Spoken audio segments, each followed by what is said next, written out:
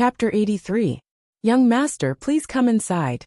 Emotinga followed a female cultivator in the first layer of the aura refining realm. They passed through layers of curtains, bypassed one passageway after another, and finally arrived at a hall. This hall was naturally much smaller than the hall of the Market Square Dao conference a few days ago.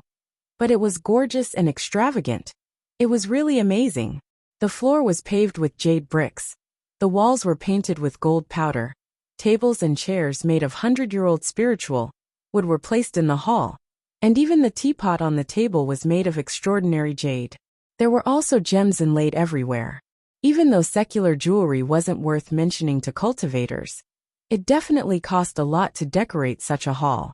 Moreover, most of them carried spiritual aura, so they obviously weren't ordinary objects. This Hu clan was indeed worthy of being the #1 clan in the #1 sect. It was so rich and overbearing. Emotinga stood at the entrance, dazzled by these furnishings. They were really too gorgeous. Young Master, please record your identity tablet. A voice came from beside her. Emotinga turned around and saw a low-level female cultivator standing respectfully on the side. She realized she had lost her composure. Fortunately, this female cultivator didn't show any mocking expression, as if this was a common occurrence. Most cultivators didn't like jewelry, so such a gorgeous scene was very rare. Emotinga handed over her identity tablet. The female cultivator took it, wrote down her number, then returned it to her and said with a smile, "Young Master, please help yourself. If you like anything, just bring it to the back and pay for it. If you don't understand, you can also ask a maid to introduce you."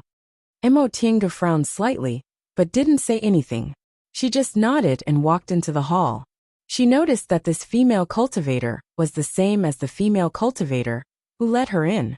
She didn't call her fellow Taoist but young master, and her attitude was very respectful. Obviously, she was a maid, not a cultivator. When she entered the hall, she saw many beautiful female cultivators waiting in the corner, waiting for the guests' orders. They should be the maids mentioned by the female cultivator who recorded the identity tablet. This Hu clan was really generous. There were at least 50 or 60 of these female cultivators, and their cultivation levels ranged from the first layer to the 5th layer. All of them were beautiful, polite, gentle, and submissive. They were actually using their beauty to please the guests. Emotinga felt very uncomfortable when she saw some guests strolling around with so-called maids, teasing them, especially when she thought about how the #1 clan of the #1 sect actually used such methods to entertain guests. It caused her to instantly lose a good impression of the Hu clan. However, it didn't matter whether she had a good impression of him or not. She was here to buy things, not to make friends. Once she got what she wanted, it didn't matter. Looking around, although this underground hall couldn't be compared to the main hall of the market, it wasn't small either. Currently, the hall was filled with over 100 tables, but it still gave off a feeling of spaciousness. These tables were densely packed with all kinds of objects. Most of them were materials, but there were very few spirit tools and elixirs. This was normal, as there was never a lack of people wanting spirit tools and pills. Only materials that were hard to identify, or had relatively few uses, would become a backlog of goods. It was likely that the spirit tools and pills displayed here were just for show by the Hu clan. At this time, there weren't many guests. Most of them were cultivators in the 8th layer of the aura refining realm or above. A small portion of them were foundation building cultivators. There weren't any core formation cultivators. Thinking about it, it made sense. Although this market was selling so-called top-grade items, what cultivators in the core formation realm or above wanted were all natural treasures. How could ordinary top-grade items satisfy them? These cultivators surrounded the tables filled with objects and gossiped about them. Emotinga glanced at them, but her line of sight was blocked, so she walked to the wall and asked the female cultivator standing there, "Excuse me, may I ask where the spiritual plants are?" Upon hearing her question, the maid respectfully bowed, then raised her head and said, "I'll take young master there." "No need." Emotinga immediately refused. Being served like a young master by a female cultivator was something she couldn't accept. But as soon as she spoke, She realized her tone was stiff, so she added, I just want to stroll around slowly. I'll go by myself. The female cultivator didn't say anything. She just pointed at something and said in a soft voice, It's over there. Following the direction, Emotinga saw the target. She nodded and said, Thank you. The female cultivator bowed again. Please help yourself. If you need anything, please call us. Although her attitude was good, Emotinga felt more and more uncomfortable. She already knew that female cultivators generally had low cultivation levels, so their status wasn't high. However, she still couldn't accept that female cultivators were obviously using their looks to serve people. But how could she say anything about other people's behavior? What the eye doesn't see, the heart doesn't grieve over. There were a lot of customers at the spiritual plants tables. Emotinga was a bit anxious, so she walked directly towards the spiritual plants. She secretly prayed that the purple Ganoderma hadn't been bought yet. In addition, the purple Ganoderma had to be more than 500 years old. Otherwise she'd rejoice in vain. Spiritual plants were naturally one of the most popular items. Right now, most people were walking around the tables with spiritual plants. As soon as Emotinga approached, she saw 5 or 6 people surrounding a table.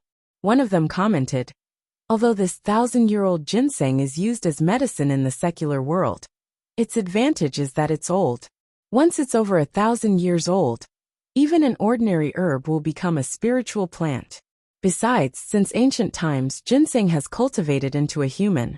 Once it's over 1,000 years old, it's completely comparable to spiritual plants. Another person said, This star leaf grass isn't bad, but it's a kind of spiritual plant that's hard to find. Some specific pill recipes require it. So although it's not old, it's worth buying. There's also this neither flower nor leaf grass. Everyone knows it's a good thing.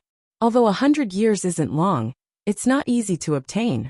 However, this kind of spiritual plant is only used for look-preserving pills, so it's not very useful. Emotinga pretended to be interested. She leaned closer to listen for a while, and found a gap to glance at the table. She didn't see the purple Ganoderma, so she went to the next table. She repeated this process until she finally saw her target at the 7th table. This purple Ganoderma looked like a lump of dark purple stone. It was about the size of a palm, and had thick leaves. It was lying quietly in the box. Emotinga looked at the description on the box. Purple Ganoderma, 600 years old. Finished product, 500 spirit stones. She then leaned closer and sniffed it. It had a strong and slightly sweet smell, which matched what was written in the book. Seeing that no one was paying attention to her, Emotinga calmed herself down. She picked up the box unhurriedly and went to another table.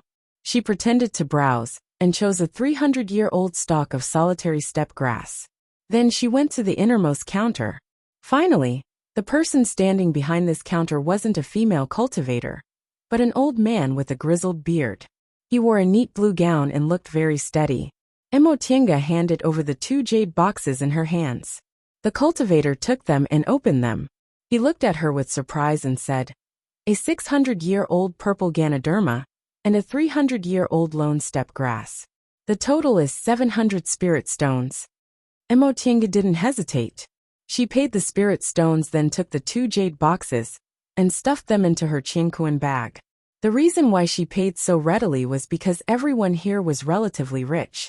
700 spirit stones for a 600-year-old purple Ganoderma and a 300-year-old lone steppe grass was already considered cheap. If she didn't do it readily, people would suspect that she came to this sale fair. Besides, Hu clan was the #1 clan in the #1 cultivation group. 700 spirit stones was only a small business. If she bought 1 or 2 items, other people might not remember. At this moment, Emotinga breathed a sigh of relief when the purple Ganoderma was safely stuffed into her chinkuan bag. She was finally in the mood to stroll around this sale fair. Although she had news about the purple Ganoderma yesterday, she didn't expect things to go so smoothly. She imagined many possible situations she might encounter, but she didn't encounter any of them. She was really too lucky.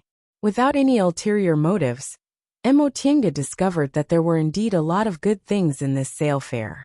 Many materials she had only seen in books were placed on the tables one by one, making her want to buy them. However, after thinking about it for a while, she felt it was unnecessary to buy them. What was the point of buying things with special purposes if they weren't used to concoct special medicinal pills or spirit tools? If they weren't useful, no matter how good they were, they would still be wasted. However, there were occasionally some lucky people who suddenly saw the materials they wanted to buy. They would go wild with joy, pick them up and rush over to pay the spirit stones. As time passed, the number of people gradually increased. Although the hall was large, it seemed crowded because it was full of tables.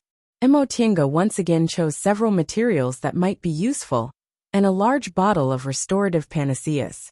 After she finished paying, she wanted to find a quiet place. But when she did, she was startled. Jiang Qingxian. Not far from her, Jiang Qingxian and two other youths wearing Tiandao sect's disciple robes were walking together. They were accompanied by several female cultivators. The three of them chatted and laughed as they walked, seeming to be very happy. Emotinga quickly walked around a table to avoid them, feeling extremely baffled. Has this Jiang Qingxian been going the same way as me?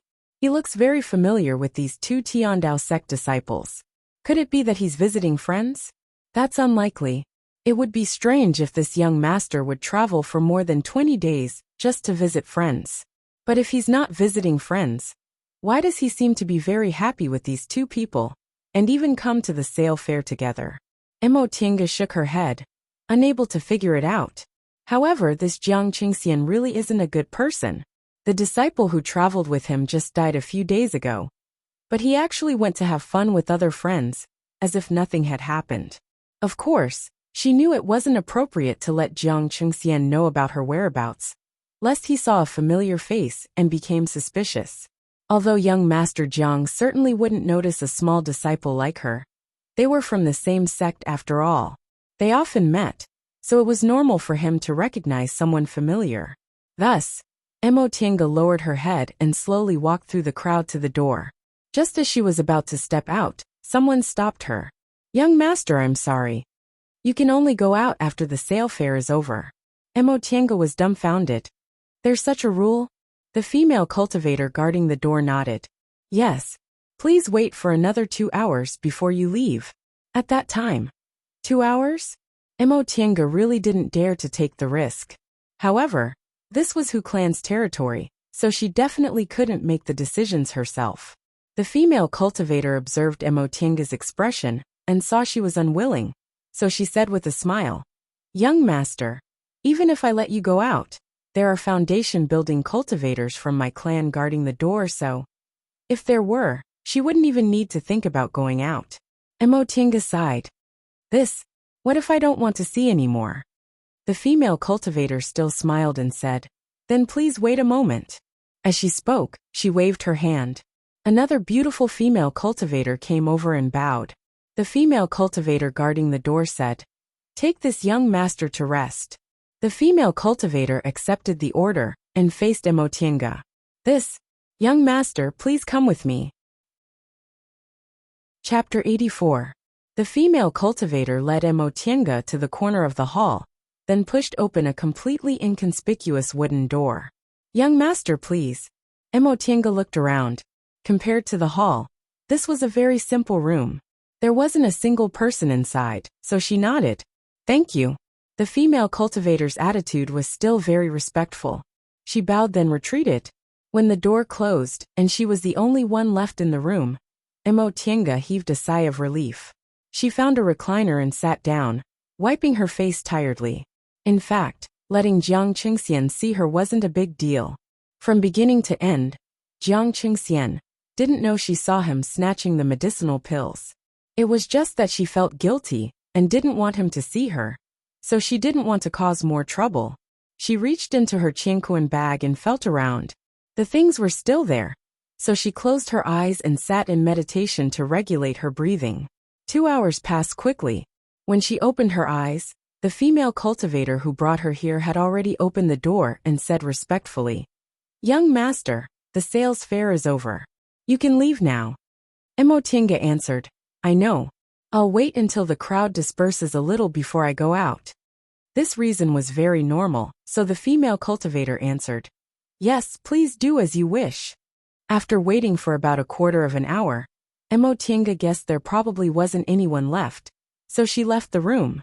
Sure enough, the only people left in the hall were those female cultivators, who were packing up under the direction of several stewards. She glanced around but didn't see Jiang Chengxian, so she swaggered out of Hu Clan's Cool Breeze Pavilion and quietly returned to the small room she rented.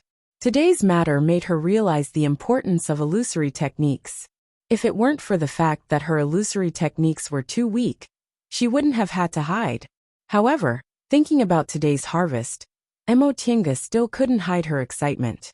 Purple Ganoderma wasn't easy to find, but green ferns were common. When she returned, she just needed to ask the sect to buy them. She should be able to get them very soon. After lying down for a while in a good mood, Emotinga suddenly felt a sharp pain in her heart. She frowned and thought for a moment, but her face suddenly turned pale with fright. She took out Second Uncle's natal spirit tablet, which she kept close to her body. Sure enough, the dark red color of the jade tablet faded a little and turned into a pink color. Second Uncle, it's Second Uncle, with a pale face. Emotinga jumped up and put her things away. Without stopping, she opened the door and rushed out of the town.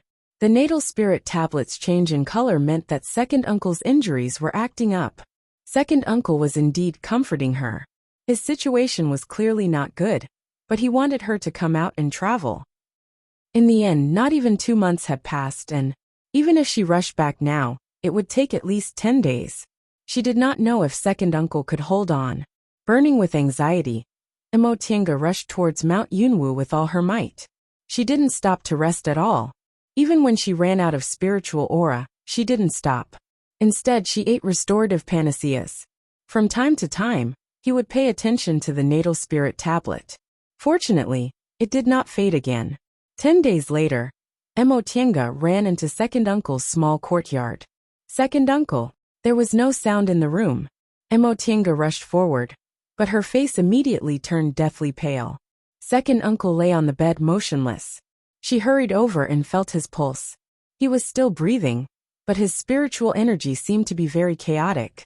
She let out a sigh of relief and fed the small revitalizing pill to Second Uncle. She didn't know how long she had been waiting anxiously. Perhaps it was only a short while, or perhaps it was a very long time. Finally, she heard Second Uncle's weak voice. "Second Uncle," she shouted. Yi Jiang opened his eyes and forced a smile. With great difficulty, he managed to squeeze out 2 words. "Medicinal pills." Emotinga hastily took out all the small revitalizing pills from her Qianquan bag. "Second Uncle, is this it?" Yi Jiang nodded. After she fed him all the pills, he sat up and adjusted his breathing with her help. This time, however, it took him a whole day. Day after day, day after day. Finally, Second Uncle's complexion slowly improved, and he opened his eyes. Seeing that Second Uncle was no longer in danger, Emotinga's nerves, which had been tense for the whole day, slightly relaxed. However, she was still a bit nervous. "Second Uncle, what happened to you?" Yi Jiang shook his head. "I'm fine." Seeing that his complexion was still ashen, Emotinga was a bit anxious. "You're already like this and you're still fine? Second Uncle, tell me honestly what happened in the end." Yi Jiang smiled at her to appease her. "I'm really fine." Second Uncle forgot and finished all the small revitalizing pills. "As a result, my injuries relapsed. I didn't have any medicine with me, so I couldn't hold on and had an accident." After he finished speaking, he looked at her with concern. "Xiaotian, did you rush back because of me?" It's all Second Uncle's fault for being careless and implicating you." Emotinga hastily shook her head. "It's okay. I found something outside that'll be very helpful to me in building my foundation. So I was just about to come back." "Second Uncle, are you really okay?" "I said I'm fine, so I'm fine. Don't worry about me." "What did you find?" Emotinga carefully examined Second Uncle. Although his breathing was weak, it was much more stable than before, so she reluctantly believed him. She then took out the pill recipe for constitution-enhancing pills and said with a smile, "Second Uncle, look." Yi Jiang took the pill recipe with a skeptical look on his face. After he probed it with his divine sense, His expression suddenly became solemn. After a long time, he finally exhaled and said, "So it's constitution-enhancing pills. Where did you get them?" Emotienga was surprised. "Second uncle, you know about them?" A nostalgic expression appeared on Yi Zhang's face. 200 years ago, this constitution-enhancing pill set off a reign of terror. There's no cultivator over 200 years old who doesn't know about them. A reign of terror? Yi Zhang slowly nodded. He seemed to be recalling something. At that time, second uncle was still an aura-refining cultivator. Your father was still in the middle stage of the foundation-building realm, and there was also a core formation ancestor in our family who hadn't passed away yet. This constitution-enhancing pill appeared in an ancient place, but it set off a storm that affected most nascent soul and core formation cultivators in the celestial pole. At first, it was discovered by core formation cultivators, so they fought over it incessantly. Later on, many nascent soul cultivators also fought over it. Our core formation ancestor was injured and died early because of this. But in the end, the pill recipe was lost. We don't know who got it. Where did you get it? Emotienga said. It was an individual aura refining cultivator. I also happened to meet him by accident. She then recounted what happened that night. After she finished, Yi Zhang remained silent for a long time. He thought for a long time, but still couldn't figure it out. He finally said, "Maybe this person is just lucky. This is also a kind of fated chance." After he finished speaking, he looked at Emotienga and said with a smile, "Little Tian, this thing's value is hard to estimate. It seems the heavens are helping you." Emotienga was also very happy to see second uncle so happy. "Also, I happened to buy a 600-year-old purple Ganoderma at the auction. I'm really lucky." "Oh, that's rare. 600-year-old purple Ganoderma is very rare." "Yes, if it wasn't a coincidence, I don't know how long it would have taken me to buy it." "Right, second uncle, I've been thinking about it, and I think it's better for me to learn how to concoct pills by myself. What do you think?" Yi Zhang nodded slightly. "Of course." He then praised her. "You're becoming more and more steady in your actions." Second uncle is relieved. "But it seems I really don't have any talent in concocting pills. I've refined more than 100 sets of materials for low-level medicinal pills, but only 6 pills were successfully concocted." Yi Zhang couldn't help but laugh. "This is normal. You don't have to look down on yourself. Most concoctions masters are like this at the beginning. Talented people are always in the minority, but only those who persevere are masters. Take your time. You're still young. You have more than 100 years to squander." "I understand, second uncle." After hesitating for a moment, Emotienga asked again, "Second uncle, your injuries?" Seeing that he couldn't hide it from her, Yi Zhang finally sighed and said, "All right, second uncle will tell you the truth. My condition is indeed not good. Before you came back, second uncle was unconscious for too long, so my injuries were even more serious. Since you've come back, you should accompany second uncle in these last moments." Chapter 85. While making tea, Emotienga leaned against the table in a daze. When she came back that day, the meaning of second uncle's words was already very clear. These days, she was absent-minded and kept thinking about this matter. That day, second uncle had said that she still had 100 years to squander. Second uncle, who had always been forcing her to cultivate, had actually said those words to her. It was clear to see how bad the situation was. Second uncle had basically treated her as a dead person. Now she no longer asked herself what she would do if second uncle died. Seeing second uncle's calm expression, she made up her mind to let second uncle, who had been worrying about her for 10 years, leave in peace. But thinking about this result still made her sad. The tea leaves in the pot unfolded, and the tea gradually turned light green. Emotienga calmed herself down, poured a cup of tea, and handed it to second uncle. "Second uncle, drink some tea." She added some mind-calming spiritual herbs to the tea, hoping second uncle would feel better after drinking it. Yi Zhang was even older now. In fact, even if a cultivator's lifespan was nearing its end, they would still be able to maintain their youthful appearance. They would not wither like mortals. The reason why he was like this was because he was injured. After drinking the tea, he seemed to be a little more spirited and asked, Xiaotian, last time, you said the spiritual aura in your body changed? Emotinga nodded. Yes, it became very strange. A trace of very cold spiritual aura gradually appeared in my dantian. And it also swallowed other spiritual auras, and transformed them into this kind of spiritual aura. I didn't know the reason, so I didn't dare to continue cultivating. Yi Zhang thought for a while, then said slowly, It doesn't matter. You should continue cultivating. Second uncle once heard that when female cultivators practiced certain cultivation techniques, their spiritual aura would change. Presumably, it was because the cultivation technique leaned toward yin. Your situation should be, because of the special nature of the cultivation technique you practice. In the past, your cultivation level wasn't high enough, so you couldn't transform it into pure yin spiritual aura. Now that you've reached the peak stage of the aura refining realm, and your cultivation level is gradually increasing, the spiritual aura in your body changed. This change must be the preparation your dantian made for building your foundation. Since that's the case, you should continue cultivating and wait until your spiritual aura completely changes before building your foundation. This answer made Emotinga happy. Does that mean I'll have a better chance of building my foundation? Yi Zhang nodded. That should be the case. He thought for a while, then said, Otherwise you should go back to the sect. Of course, don't ask anyone. Just go to the sect's ancient records collection to check. Okay, got it. How about you go now? Second uncle isn't feeling unwell right now. Go or else you won't be able to get away. Emotinga understood the meaning behind his words. Second uncle was worried that her injuries would worsen, so he didn't dare to refuse. She said, All right. Second uncle, be careful. Half an hour later, Emotinga returned to Yunwu sect.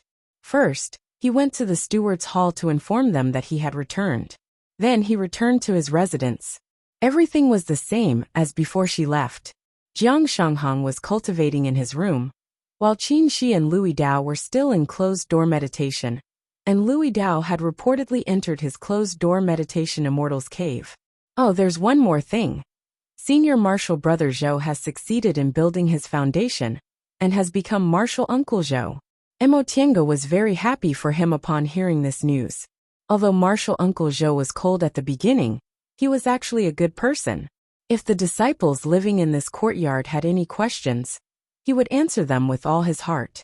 Moreover, it was thanks to Martial Uncle Zhou's care that she could live so comfortably here.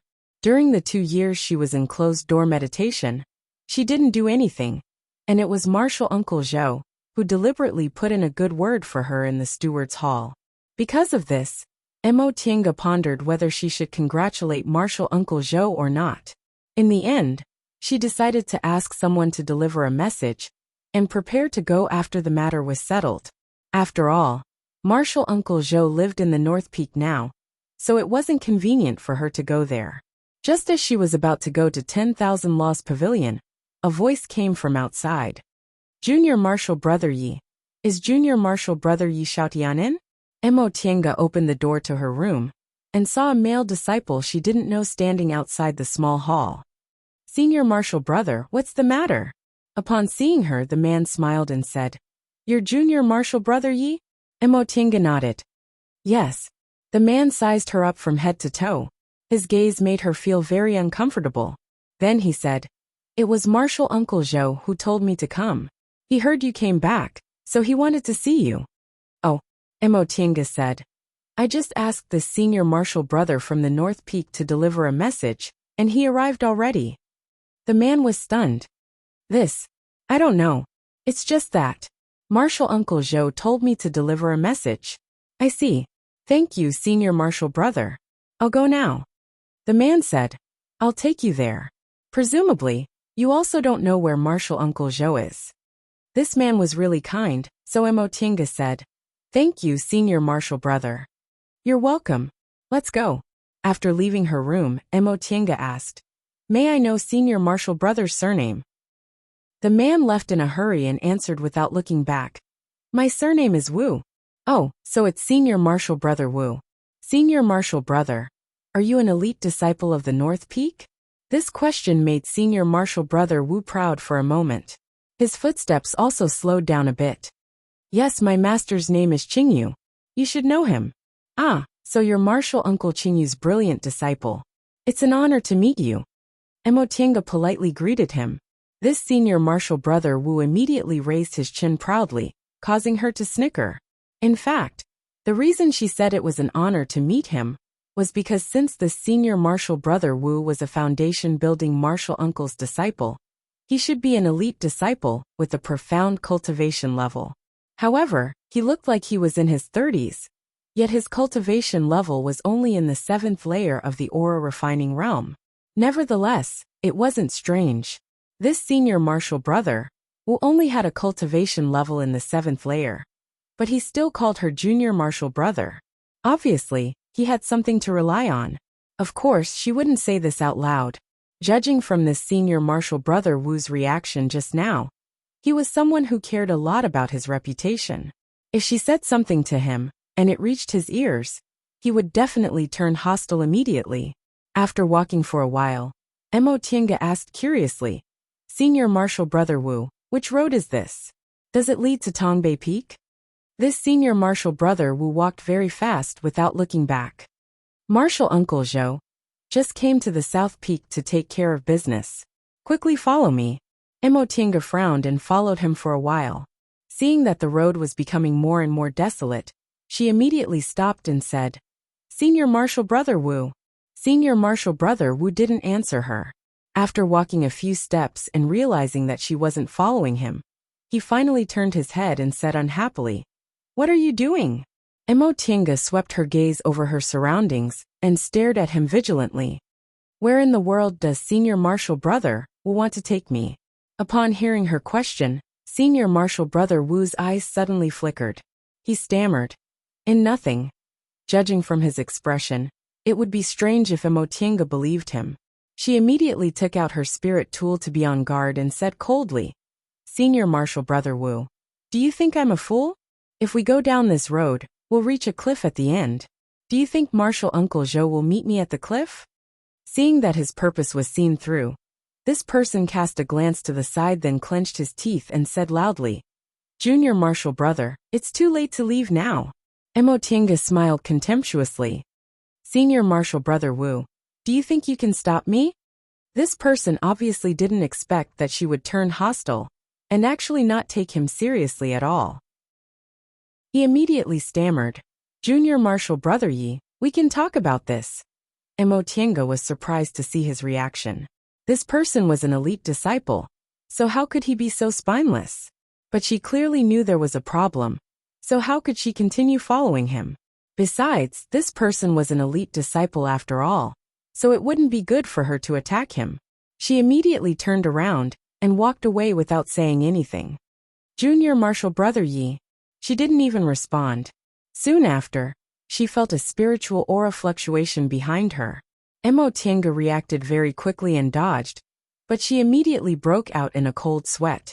What was attacking her was actually a high-level blue sea freezing ice talisman. If she was hit just now, she would probably be frozen on the spot and be trampled on. What does this senior martial brother Wu want to do? Seeing that she was glaring at him fiercely, senior martial brother Wu first looked scared, then angry. Finally, he took out another talisman. High-level talismans weren't cheap, and they were also very powerful. Even ordinary talismans weren't easy to deal with if there were many of them. In the previous fights of magical power, Emotinga always tried her best to avoid directly facing the opponent's talismans. Usually, the outcome of the fight would be decided before the opponent's talismans were used. But now, because she didn't want to fight, senior martial brother Wu took the initiative. Senior martial brother Wu, she asked coldly, what's your objective? I don't think I've offended you, have I? At that moment, a very slippery voice answered, You haven't offended him. The one you've offended is me. Emotinga turned her head to look and was shocked. Not far from her, a person was walking down the path leading to the valley. It was Jiang Qingxian. Her expression changed, and her mind raced. The first thing she thought of was that she picked up the pill recipe for the constitution-enhancing pill that he accidentally missed. However, She was also puzzled as to how he discovered it. Soon after, she thought about it. Jiang Chengxian was hiding here, but she didn't sense him at all even when he approached her. He must have used a breath-concealing technique, which meant he must have long been prepared to deal with her. But if she killed Jiang Chengxian, would she still have a foothold in Mount Yunwu? That Mount Yunwu's master would most likely eat her alive and cook her alive. That's not right. If he was a core formation cultivator from Jiang clan, would he need to deal with her like this? She was only a small aura refining cultivator. To a core formation cultivator, she was nothing more than an ant that could be pinched to death. However, the current situation didn't allow her to think too much. She reached into her Qingquan bag, and several formation discs and flags flew out. Jiang Chengxian snorted contemptuously, then angrily said to Senior Marshal Brother Wu, "Really useless. You can't do anything at all. Go stand guard." In front of Jiang Chengxian, Senior Marshal Brother Wu immediately lowered his head and bowed. "Yes, Senior Marshal Brother Jiang." Emotinga couldn't help but snort. So this Senior Marshal Brother Wu was Jiang Chengxian's little follower. No wonder he was so spineless. Once Senior Marshal Brother Wu walked far away, Jiang Chengxian turned around to size up the 5 elements life and death formation she laid temporarily. A mocking expression appeared on his face. "Using formations to deal with me? Umph." Emotinga suddenly remembered that Jiang Chengxian had a heaven-breaking mirror in his hand. It was precisely a magic weapon that could restrain formations. At this time, Jiang Chengxian indeed took out that mirror. A blue light shot out from the mirror and shone on her formation disc. With a loud boom, the formation disc immediately exploded. This formation was modified to be suitable for temporary formations, but its power was still somewhat lacking. Emotinga's expression changed, but she soon calmed down and sneered. "So what if I don't use formations? What do I have to fear? You." Jiang Chengxian naturally knew she was mocking him for not being skilled in Taoist techniques, so he immediately shouted angrily. Emotinga stared at him and asked in a heavy voice, "May I know how I offended Senior Marshal Brother Jiang? Why did Senior Marshal Brother Jiang set such a trap to deal with me?" Upon hearing her question, Jiang Chengxian burst into laughter. After laughing for a long time, he finally said mockingly, "Even if I didn't believe you were the one who followed me and took away the pill recipe for constitution-enhancing pill, judging from your reaction, I believe it. Do you still think I don't know?" Emotinga originally didn't believe in luck. She just thought she would confess without being pressed if Jiang Chengxian didn't do it because of this matter, so she asked again. Now that she knew it was because of this matter, she wasn't disappointed. She already knew she had a slim chance of survival, so she calmed down and stopped thinking about other things. She asked, "Then, how did Senior Marshal Brother Jiang know?" Chapter 86. Emotinga couldn't figure it out. She was obviously very careful in everything. So how did this hedonistic son know she was the one who took it? At that moment, Jiang Chengxian's gaze suddenly became very strange. His gaze was filled with malice, making Emotinga feel like she was a fish on the chopping block, waiting to be slaughtered. Jiang Chengxian looked at her with great interest and said, "Do you know how I found out the recipe for constitution-enhancing pill was in that boy's hands?" A slight frown appeared on Emotinga's face as she said, "Senior Marshal Brother Jiang, please speak." Jiang Chengxian, however, didn't care about her attitude. He just laughed arrogantly and proudly said, "There's no harm in telling you now. I'm so lucky. Great-grandfather sent me to the Tiandao sect to do some work, so that I can make friends with some famous disciples." Unexpectedly, as soon as he arrived at the Huanshan dock, he saw that lad asking if there were any purple Ganoderma older than 500 years in the store. Naturally, the store didn't have any. At first, I didn't pay much attention to him, but I happened to bump into him in another shop. He was selling constitution-enhancing pills. That store owner is ignorant and doesn't know what it is, but I know what the constitution-enhancing pill is. Then, I asked Junior Brother Chen to pretend to have a conflict with him, to probe his background and figure out if there was an expert behind him. So that was how it was. Presumably, this individual cultivator hadn't heard about the commotion caused by the constitution-enhancing pill. So he'd used the constitution-enhancing pill to exchange for spirit stones to buy materials. As a result, he'd attracted a disaster and lost his life. That's right, purple Ganoderma. She could more or less guess how she was discovered. At the Tiandao Sexhu clan. Did you arrive at the auction early and saw me buying the purple Ganoderma? Jiang Chengxian burst into laughter. You don't know, do you? When I came to the Tiandao sect, I went to the Hu clan to handle some matters. I also became friends with the Hu clan, so I was already in the room next to the counter. I heard that someone was buying a purple Ganoderma, so I went to take a look out of curiosity. I didn't expect to see you again. The more I looked at you, the more familiar you seemed. Later, I finally remembered that you were also a disciple of Yunwu sect. After listening up to this point, how could Emo Tienga still not understand? She had underestimated him. Now that she thought about it, the only time she saw Jiang Qingxian's behavior was when she first entered Yunwu sect and saw him beating up Jiang Shanghang on the road. How could she be certain that Jiang Chengxian was an idiot just because of that? Besides, even if he beat up Jiang Shanghang, could it prove that he was incompetent?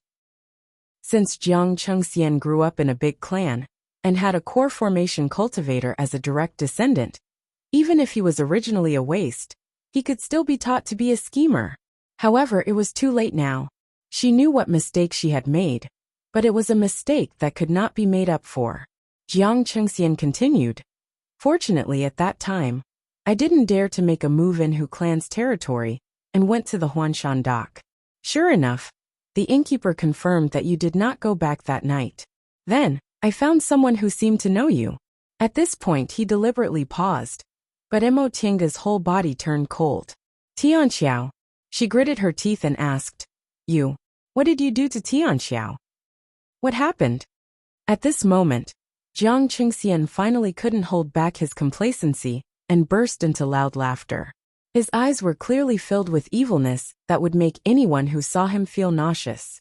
Junior Marshal Brother Yi, if you were dressed as a woman, you'd definitely be a delicate and pretty woman. Why do you have to dress like this? Her secret was suddenly exposed, but Emo Tienga just stood there in a daze and didn't say anything for a long time. She felt very desperate. She didn't know whether it was because of Tianxiao or because of herself. Jiang Chengxian sized her up, seemingly already considering where to start.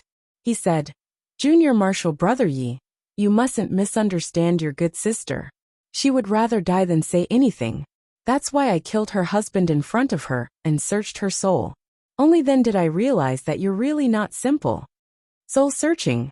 This word caused Emo Tienga's eyes to widen. She clenched her fists so tightly that her nails almost embedded into her palms. Soul searching could be said to be the cruelest spell in the cultivation world. It used a secret technique to extract a person's memory while they were still alive. The person whose soul was searched would suffer a fate worse than death. However, this spell could only be used on cultivators whose cultivation levels were one realm lower than the casters. Jiang Qingxian was only an aura refining cultivator, so he couldn't use the soul-searching technique on Meng Sigui. However, he could use it on Tianxiao. Even a cultivator would become an idiot if the soul-searching technique was used on them, let alone a mortal. Tianxiao was already dead. She was dead because of her. Emo Tienga took a deep breath and felt extremely calm. She said slowly, Other people might not know who Yi Xiaotian is, but you're from Yunwu sect. Therefore, you immediately came back to lay a trap and waited for me to walk right into your trap. Jiang Qingxian smiled and said, Correct. Junior Marshal Brother Yi, you're very smart. Unfortunately, sometimes you're too smart for your own good. Although in your eyes, I'm not a smart person. The things your sister knows are already enough. After some thought, I can roughly guess why you disguised yourself as a man. Pure inconstitution. Haha, heaven is really helping me. How could I let you off? Emo Tienga, on the other hand, was very calm. She said faintly, In that case, Senior Marshal Brother Jiang didn't tell anyone about this? Jiang Qingxian said, Of course. How could I let other people have a share of the loot?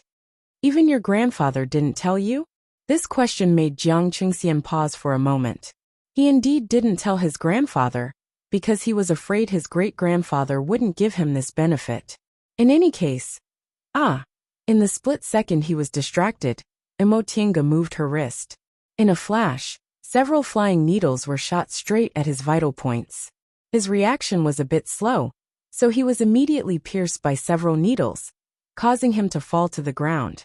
With spirit tools and talismans clasped in her hands, Emotinga said coldly, "I know since you dared to fight me alone, you must have some kind of unique skill, but I'm not a pushover." Anger appeared in Jiang Qingxian's eyes. When she shot out the talismans, he touched his Qingquan bag, and a small and exquisite light shield appeared in front of him, blocking all the attacks. Emotinga immediately controlled her greenwood sword to rush forward. Sure enough, Jiang Qingxian was flustered. After being attacked by many talismans, the light shield on his body was already shaking and on the verge of breaking. Now that Emotinga was closing in on him, he could only retreat and take out several things from his Qingquan bag. Seeing the large number of talismans in his hands, Emotinga frowned and quickly retreated. In fights of magical power, aura refining cultivators relied too much on talismans, so she didn't have any advantage against the descendants of clans. If Jiang Qingxian didn't have these talismans, dealing with him would have been very easy. However, he used a high-grade defensive talisman to block all her attacks. Emotinga took out another talisman and decided to risk it all. Although the talismans she had weren't as high-grade as Jiang Qingxian's, it wasn't like she didn't have a chance to win. However, Jiang Qingxian once again searched his Qingquan bag and threw something out. Emotinga quickly dodged it and threw an earth-splitting talisman. Jiang Qingxian once again slapped a defensive talisman on his body. The corners of his mouth curved into a sinister smile as he stared behind her. In an instant, a surge of spiritual aura rushed towards her from behind. Emotinga dodged, but when she turned around to see what was behind her, her expression couldn't help but change. It was a rope-like magic weapon overflowing with spiritual aura. As if it had eyes, it rushed straight towards her. Under the pursuit of this magic weapon, Emotinga didn't even have the strength to throw more talismans. She could only run away. Aura refining cultivators used spirit tools, foundation building cultivators used magic tools, and core formation cultivators, and above used magic weapons. Magic weapons were originally refined by core formation cultivators and above, so how could their power be compared to spirit tools? Even if aura refining cultivators could only display a little bit of their power, they still weren't something cultivators in the same realm as them could deal with. At this moment, Emotinga was filled with regret. It wasn't that she didn't have any magic weapons on her. She had that enchanting lantern. However, she never had the time to refine it, so she couldn't use it. Another talisman rushed towards her. She dodged with great difficulty, but her footsteps stagnated. In an instant, the thing behind her sprang forward and firmly bound her. The spiritual aura in her body stagnated, and she fell to the ground. Seeing that she was firmly bound, Jiang Qingxian stopped and burst out laughing. "I begged my great-grandfather for this dragon-trapping rope. What do you think? Can you still move?" Dragon-trapping rope. Correct, dragon-trapping rope. Even a core formation cultivator would be bound if they weren't careful. Jiang Qingxian walked forward complacently, sensing that all the spiritual aura in her body was imprisoned by the dragon-trapping rope, and that she didn't even have any room to resist. Emotinga suddenly felt powerless. She had been cautious for 10 years, but because of a moment of carelessness, she actually revealed something and trapped herself in a dangerous situation. Jiang Qingxian cautiously pulled out several flying needles from his body. When his injuries were slightly better, he walked towards her and pulled the Qingquan bag from her waist.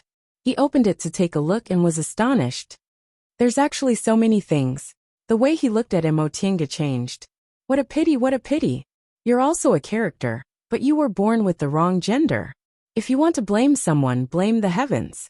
Under Emotinga's glare, Jiang Qingxian stuffed her Qingquan bag into his robe and leaned closer to look at her face. After staring for a while, he pulled down her hair bun and lifted her face. "TSK, you don't look bad. Although you can't be considered an outstanding beauty, you can still be considered a beauty." Emotinga turned her head away in disgust.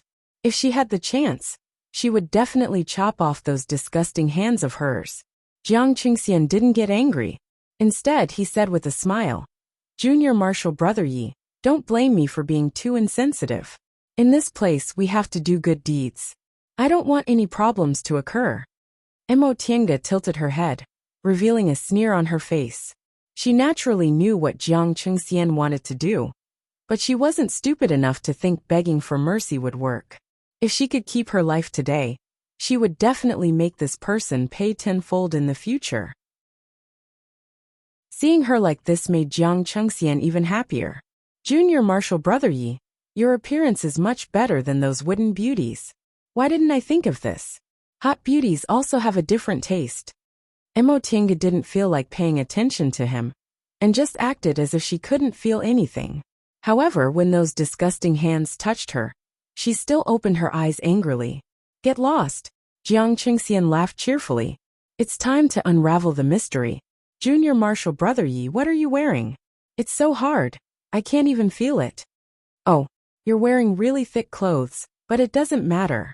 I'm very happy to undress a beauty."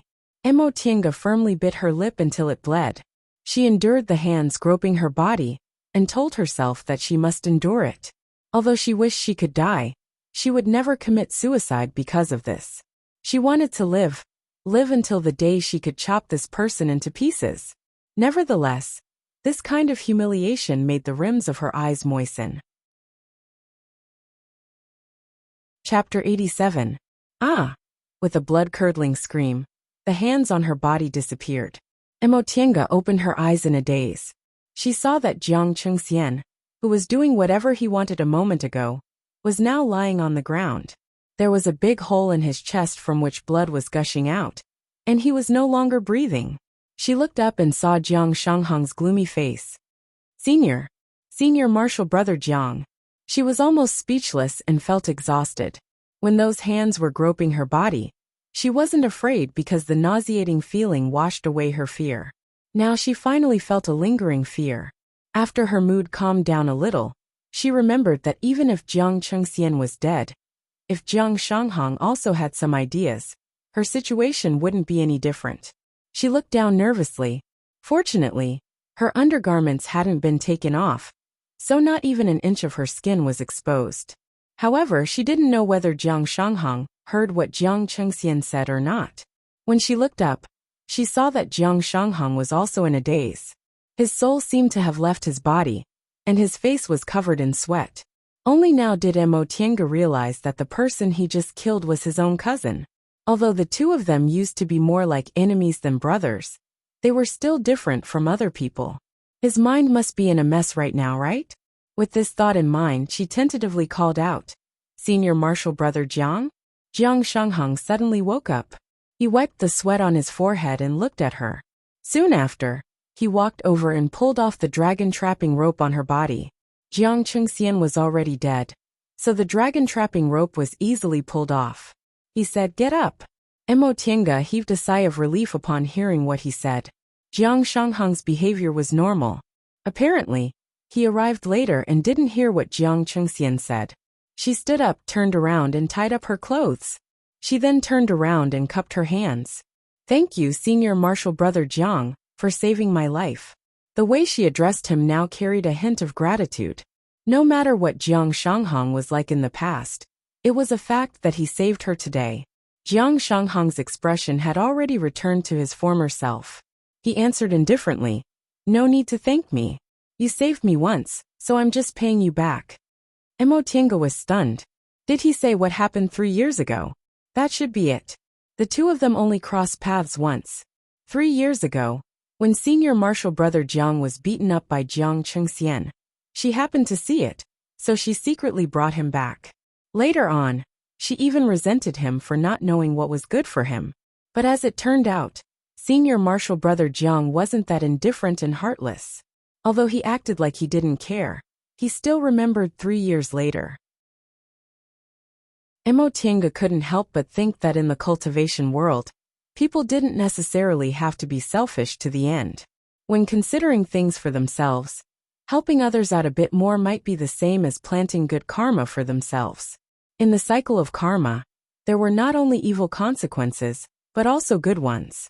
With this thought in mind, she no longer felt uncomfortable as she looked at Jiang Shanghang, who was still covered in a gloomy and cold aura. Honestly speaking, Jiang Shanghang simply didn't like being with them. His words weren't pleasant to hear, and his attitude was cold, but there wasn't anything bad about him. But how did he know that he was in danger, and how did he come so timely? Mo Tiange stared at the corpse on the ground. Jiang Shanghang had already lowered his body to search Jiang Qingxian's corpse. She couldn't help but ask, "Senior brother Jiang, how did you know I was in danger?" Jiang Shanghang didn't raise his head and only said, "I know that person." "Huh. The person who told you to come. That senior brother Wu?" Mo Tiange finally understood. Jiang Shanghang had always been cultivating inside the house. So when that senior brother Wu came to look for her, he knew that person was Jiang Qingxian's attendant. What Martial Uncle Zhou wanted to see her, and so on were all lies. When she realized this, Mo Tiange finally realized how lucky she was. If it wasn't because Jiang Shanghang happened to be inside the house and overheard their conversation, she really would have. Then what about that person now? Jiang Qingxian told him to watch over her. Killed him, Jiang Shanghang said faintly. Mo Tiange was once again stunned. This senior brother Jiang was also very cruel and merciless. When he needed to kill someone, he didn't show any mercy. But now, she had a different impression of Jiang Shanghang. She actually thought this was a good thing. In the cultivation world, when it was time to be cruel, one couldn't show any mercy. Otherwise, one wouldn't be able to survive. At this moment, Jiang Shanghang had already found 2 Qingkuan bags. He threw the one she had taken back to her and asked, "Is this yours?" Mo Tiange took it. "Yes, thank you." After he finished searching, Jiang Shanghang stood up and said with a frown, "Junior, Martial Brother Yi, you disguised yourself as a man and entered Yunwu sect. What's your purpose?" His tone was still cold and gloomy, but Mo Tiange didn't feel uncomfortable listening to it. Maybe it was because her opinion of him had changed, or maybe it was because he wasn't questioning her. Mo Tiange smiled bitterly and answered, "If I said I didn't have a purpose, would senior brother Jiang believe me?" Jiang Shanghang said, "It doesn't matter whether I believe you or not. In any case, I'm not interested in your business. It's just that both of us can't escape responsibility for today's matter." Speaking of this, Mo Tiange naturally knew. When she was fighting against Jiang Qingxian, she already thought about this problem. If she killed Jiang Qingxian, she couldn't stay on Mount Yunwu any longer. She had to escape quickly to avoid being caught by Jiang clan's people. Moreover, Jiang clan had 2 core formation cultivators, so it was really. She heaved a sigh and said, "This matter. I implicated senior martial brother. I'm truly sorry." Upon hearing what she said, Jiang Shanghang finally revealed a trace of disappointment on his face. However, he still said resolutely, "Since I'm willing to make a move, I naturally don't care. I've long wanted to leave this Jiang clan." "You want to leave Jiang clan?" Mo Tiange was surprised. Even if Jiang Shanghang wasn't valued by Jiang clan, in the end, he was still under a big tree. He still hadn't built his foundation, so if he left Jiang clan, it would be inconvenient for him in the future. Jiang Shanghang sneered. "The last time I went home, I found out that my grandmother, the only one left alive, had already passed away. My grandmother was only a mortal and had a minor illness. They only needed to casually make a move to solve it, but they didn't care. What reason do I have to stay?" Perhaps the 2 of them were in the same boat now, so he blurted out these words. However, right after he finished speaking, he seemed to be somewhat regretful, and immediately said, "Enough with the nonsense. Now that things have come to this, we better leave quickly. If we delay and someone finds out, we'll lose our lives." Mo Tiange nodded. "Senior martial brother Jiang, I won't be polite with you anymore. I definitely won't be able to wash my hands clean of this matter. That surnamed Wu came to look for me, so someone will definitely know. At that time, their deaths will definitely be traced back to me. However, it'll be easy for you to escape." Jiang Shanghang said, "I don't dare to rely on luck. I'll take this opportunity to leave. If they all go after you, it'll be easy for me to escape." Mo Tiange also understood this principle. If the two of them committed a crime and Jiang Shanghang was in the dark, it would be easier for him to conceal it. Emotinga didn't feel unhappy. After all, the cause was herself, so she immediately nodded. I know.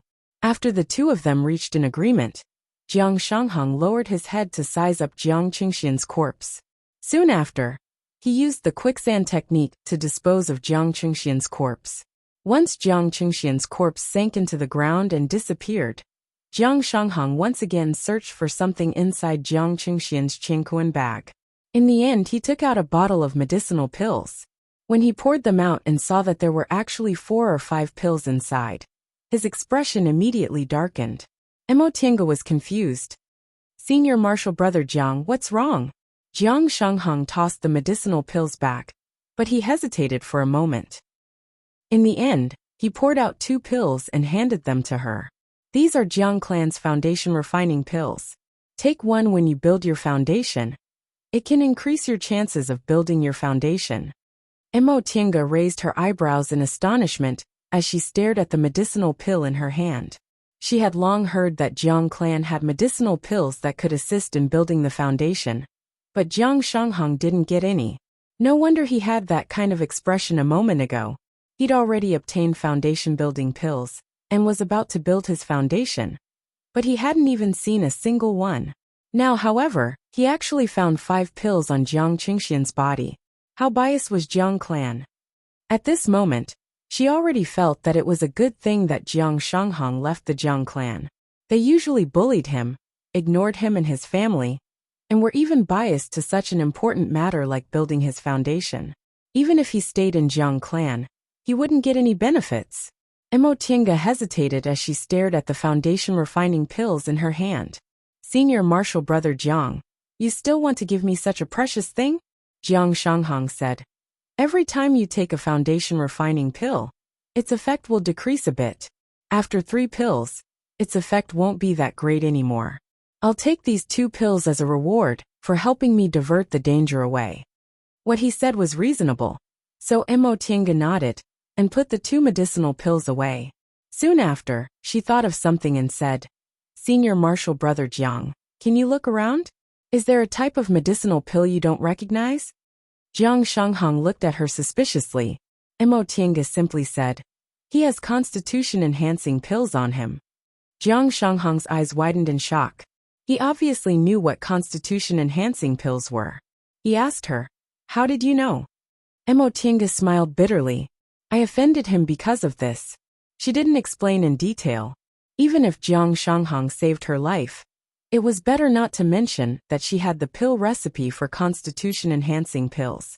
Jiang Shanghang also didn't ask anymore. After searching for a while, he indeed found a jade bottle inside Jiang Qingxian's Qingkuan bag. He opened the bottle and saw 2 white medicinal pills with a strong medicinal fragrance. Seems like it's these, Emotinga said happily. These 2 medicinal pills were exactly the same as the ones recorded in the jade slip. When she saw the pill Jiang Shanghang handed her, she waved her hand. Senior Marshal Brother Jiang, you don't need to give it to me. Just take it as me repaying Senior Marshal Brother Jiang's kindness. Since she already had the pill recipe for constitution-enhancing pills, why should she fight with Jiang Shanghang over these 2 pills? In any case, he saved her life and gave her 2 foundation refining pills. She wasn't someone who couldn't tell good from bad. Jiang Shanghang didn't suspect anything and directly put the medicinal pills away. Constitution-enhancing pills were indeed rare, but they could only show their value after taking a lot of other medicinal pills for a long time. These 2 pills really couldn't be considered much. They weren't even as valuable as foundation refining pills. After they finished dividing the spoils, Jiang Shanghang said, all right, we can't delay any longer. Junior Marshal Brother Yi, let's run for our lives. Emotinga naturally knew that time was precious, so she didn't say anything unnecessary. She just cupped her hands and said, take care, Senior Marshal Brother Jiang. We'll meet again if fate allows it. She then turned around and walked away. A voice came from behind her. Junior Marshal Brother Yi. Emotinga turned around. Jiang Shanghang, however, raised the corners of his mouth and pointed at his own head. Only then did Emotinga realize that her hair was still loose.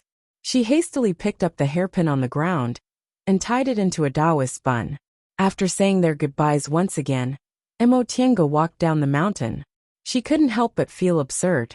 After getting along with him for 3 years, she only treated Jiang Shanghang as a stranger. She never expected that when she ran into a disaster, it would be him who came to her rescue. Unfortunately, the two of them had just gotten a little closer, but now they had to run for their lives separately. Emotinga didn't know whether they would have the chance to meet again in the future. The matters of this world really made people sigh with emotion. Chapter 88. After saying goodbye to Jiang Shanghang, Emotinga didn't immediately go down the mountain. Instead, she turned into a kernel. After checking that there was no one around, she laid a simple concealment formation and quickly changed her clothes.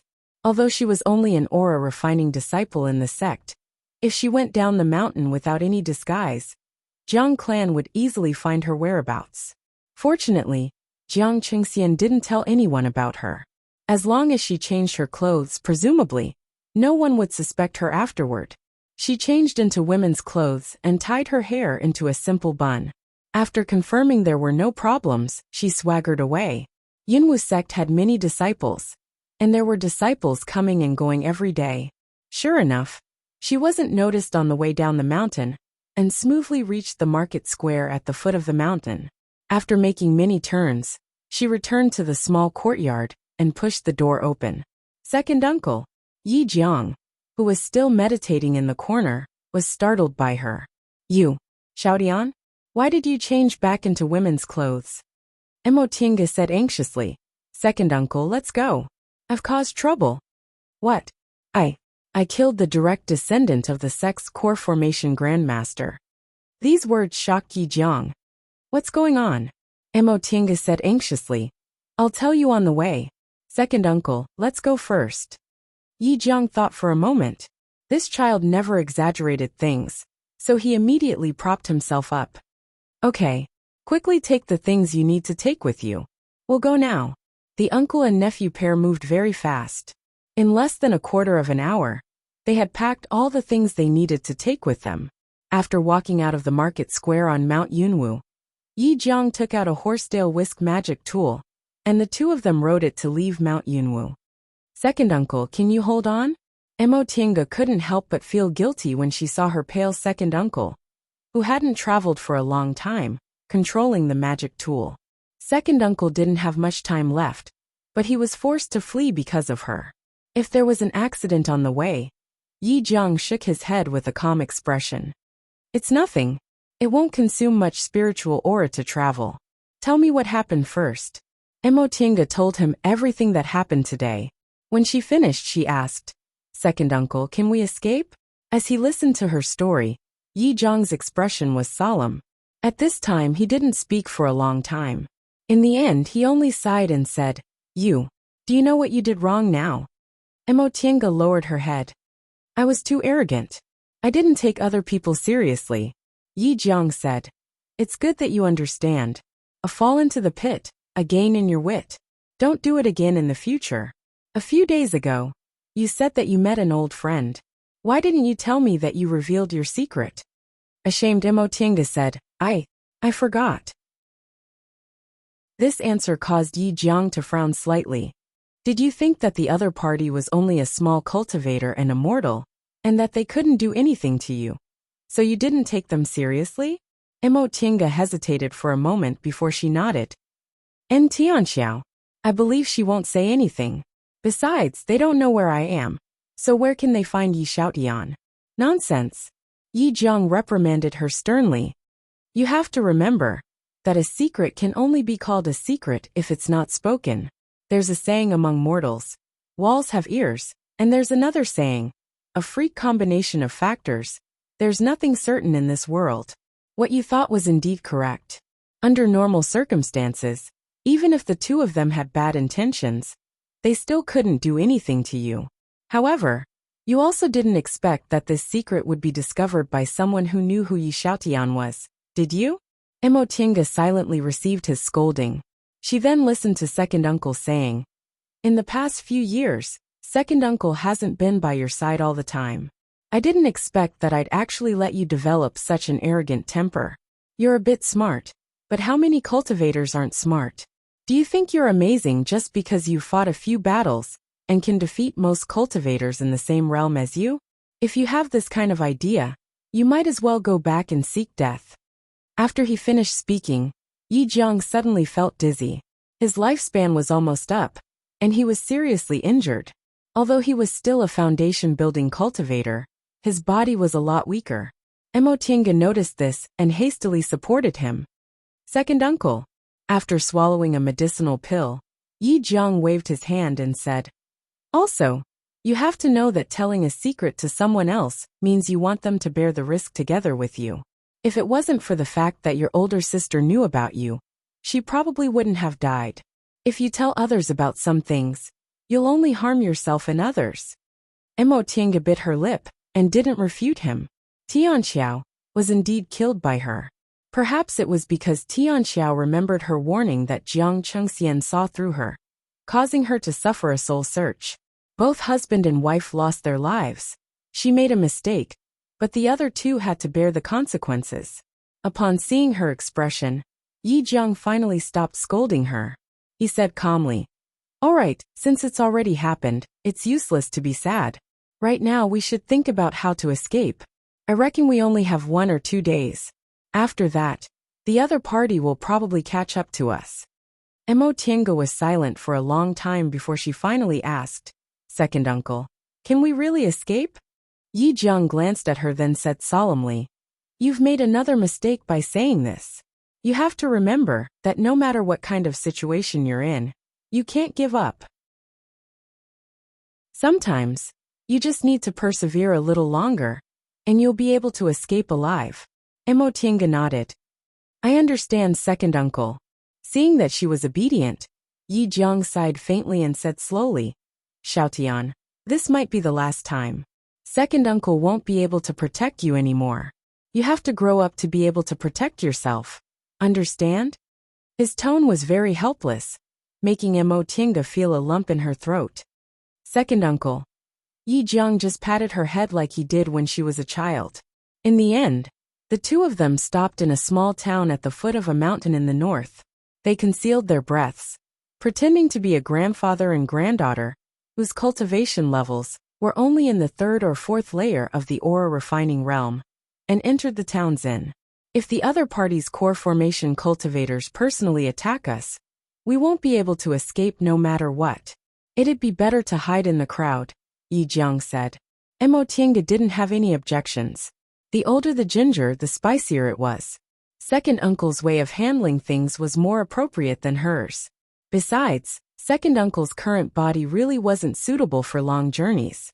After staying in this small town for 2 days, Emotinga indeed noticed that there were a lot of foundation-building cultivators flying in the sky. This place was very close to Mount Yunwu, so those were probably Yunwu Mountain's foundation-building disciples who came because of her. She felt apprehensive. If they found her, second uncle's strength would be damaged, and she hadn't built her foundation yet, so she practically wouldn't have any room to resist. Xiaotian. "Ah." Emotinga turned around and looked at second uncle, who was meditating on the bed. Yi Jiang looked at her leaning against the window and said faintly, "It's useless to look. Sit down and cultivate." But she really couldn't calm down. Yi Jiang stared deeply at her then sighed. His sigh made Emotinga feel ashamed. It seemed she was too disappointing and let second uncle down. Yi Jiang stared at her for a long time before he finally said, "Come here. Second uncle wants to talk to you about something." Emotinga obediently walked over, sat on the stool in front of the bed and said softly, "Second uncle, tell me. Xiaotian, do you remember what happened 10 years ago?" Emotinga nodded lightly. 10 years ago was the year she came to Kunwu. Yi Jingwen, a foundation-building disciple of Xianqing School, took her to Kunwu from the secular world and handed her over to second uncle. From then on, she officially embarked on the path of cultivation. "Then, do you remember Xianqing School?" Emotinga nodded again, but she was puzzled. "Second uncle, Why did you mention Xianqing School? Didn't we come to East Kunwu to avoid them? Yi Jiang shook his head and sighed. Times have changed. I've been thinking about it these past 2 days. You should go to Xianqing School. Mo Tiange was shocked. Second uncle? Yi Jiang chuckled softly. His expression was calm as if he'd already made up his mind. Xianqing School is the second biggest cultivation group in the Celestial Pole. It's very powerful in West Kunwu. If you go to Xianqing School, you can at least cultivate in peace. Second uncle, Mo Tiange said anxiously. Didn't you say they harbored evil intentions towards me? Now that we've been on the run for 10 years, why? Yi Jiang smiled bitterly and said, Yes, I eavesdropped on the conversation between Yi Jingwen and Zheng Xian. Master Taoist Zhoujing wanted you to join Xianqing School because he seemed to think highly of your constitution. I didn't dare to take risks, so I took you away from Mount Dongmeng that day. But I've been thinking about it these past few days. Your father said Master Taoist Zhoujing made a heart demon oath to him, so he handed you over to him. Now that your life is in danger and second uncle is about to pass away, no one is more suitable to be your backer than him. Mo Tiange paused for a while, then said in a low voice, Second uncle, didn't you say?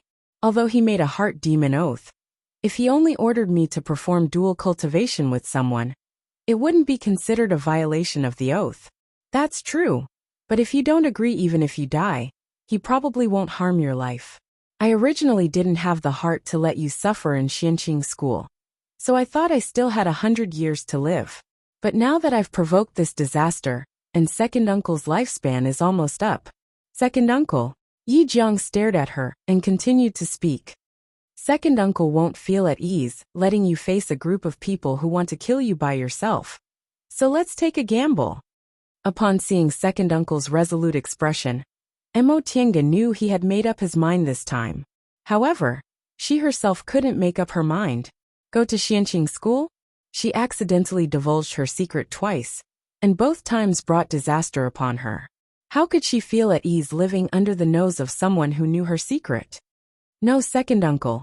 In the future, I'll go to West Kunwu.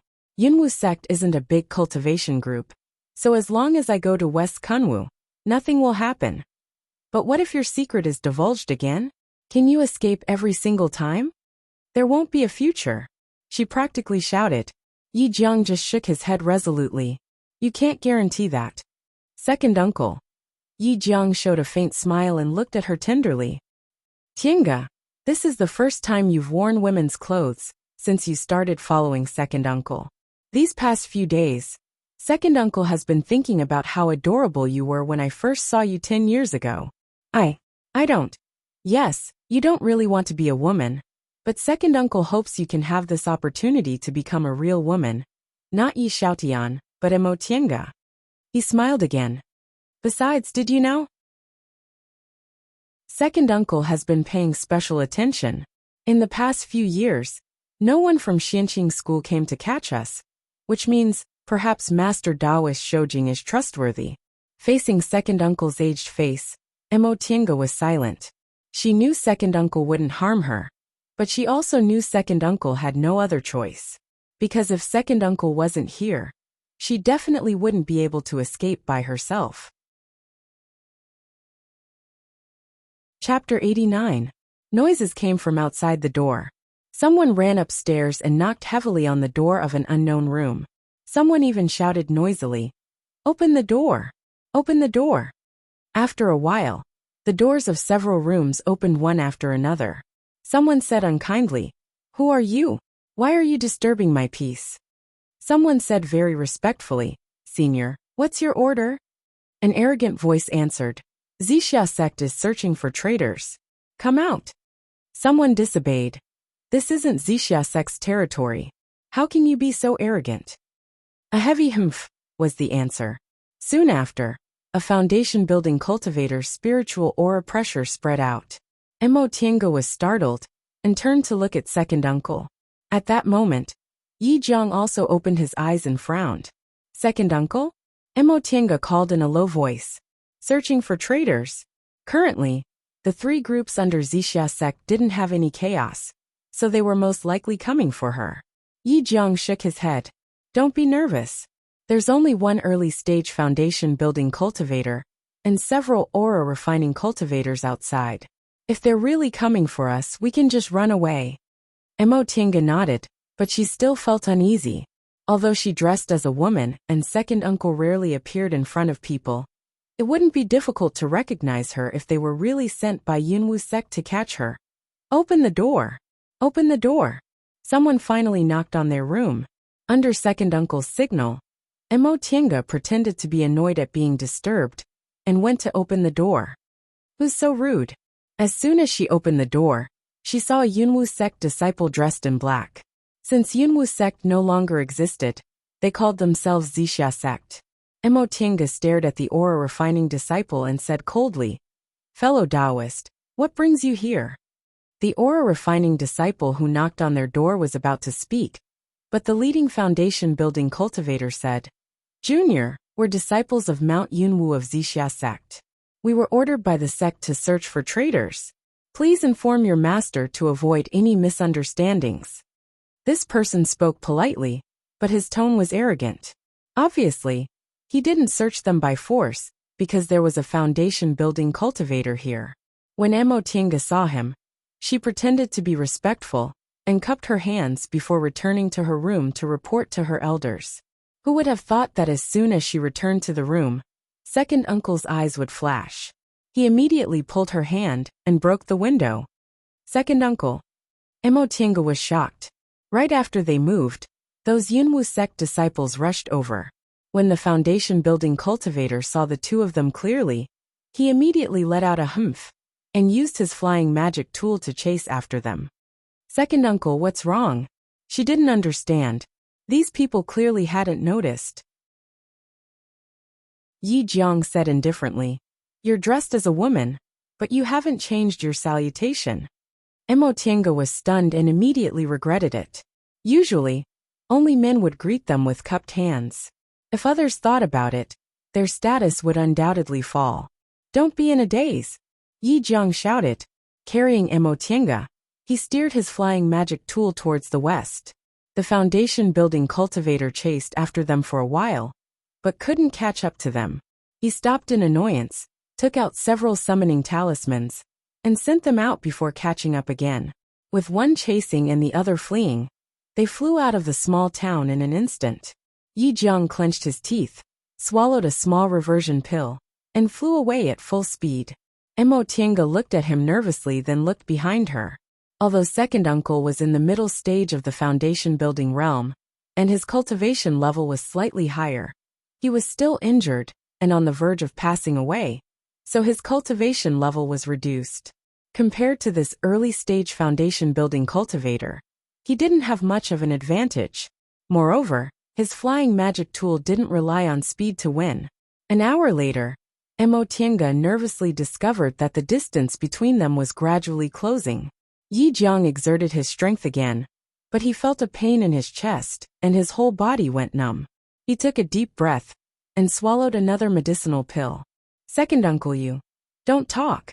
Yi Jiang stuffed a talisman into her hands. "This is a mountain stabilizing talisman. When the fight starts, put it on your body and hide." Emotinga grasped the talisman in her hand. She understood that second uncle planned to fight head-on. If they continued to chase like this, they would be caught sooner or later. It would be better to kill them directly and hide their tracks again.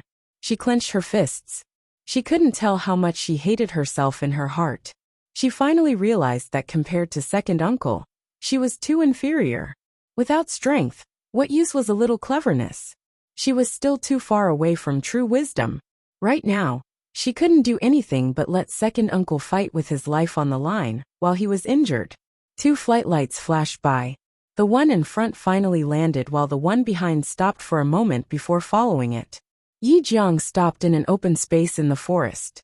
He pushed Emotinga behind a rock and coldly stared at the cultivator who followed him. This cultivator looked to be in his 30s and had an arrogant expression on his face. Apparently, he was a proud figure in his cultivation group. Once he landed, he raised his chin and said, "Are you the Yi Xiaotian's elder?" Yi Jiang didn't answer. He just waved his hand and took out a palm-sized jade plate. Upon seeing his reaction, the cultivator's expression changed.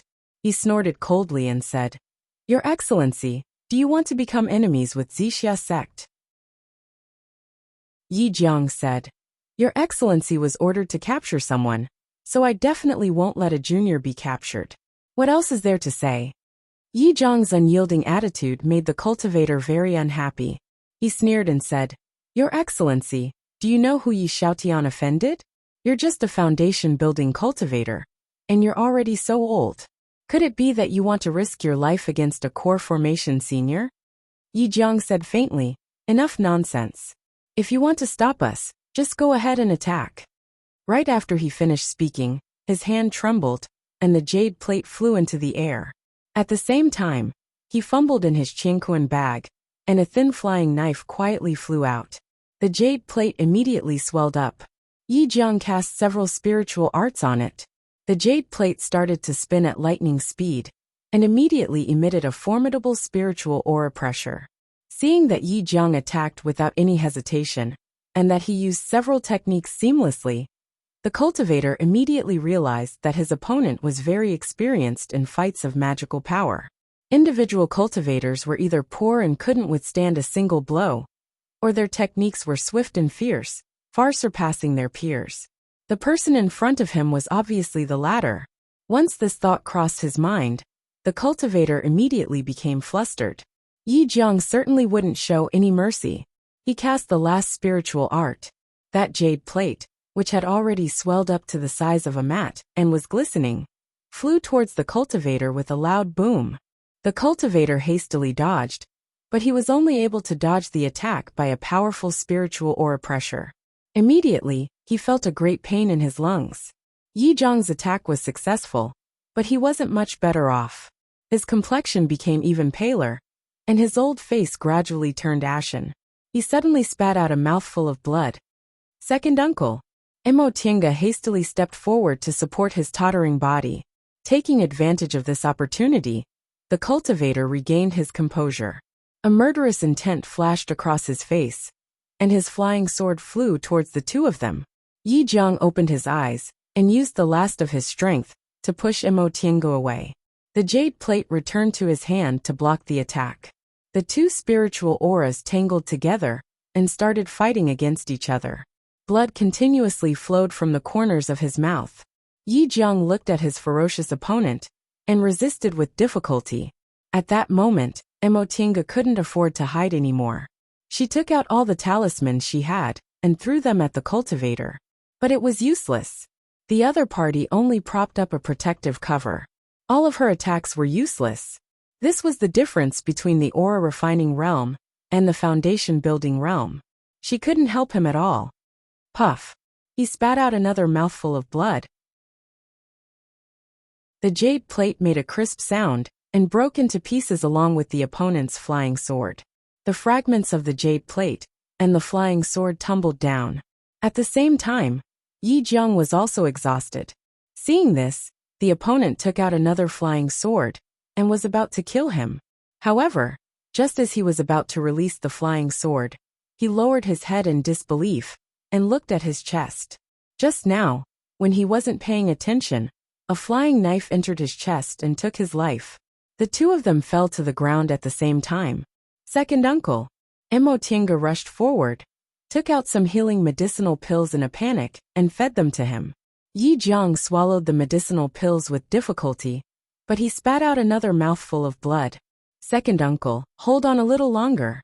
There's still medicine here," and, after a long time, Yi Jiang finally stopped vomiting blood and said with difficulty, "Quick, let's go."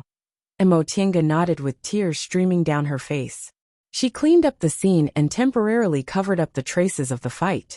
She then helped second uncle up and staggered down the mountain.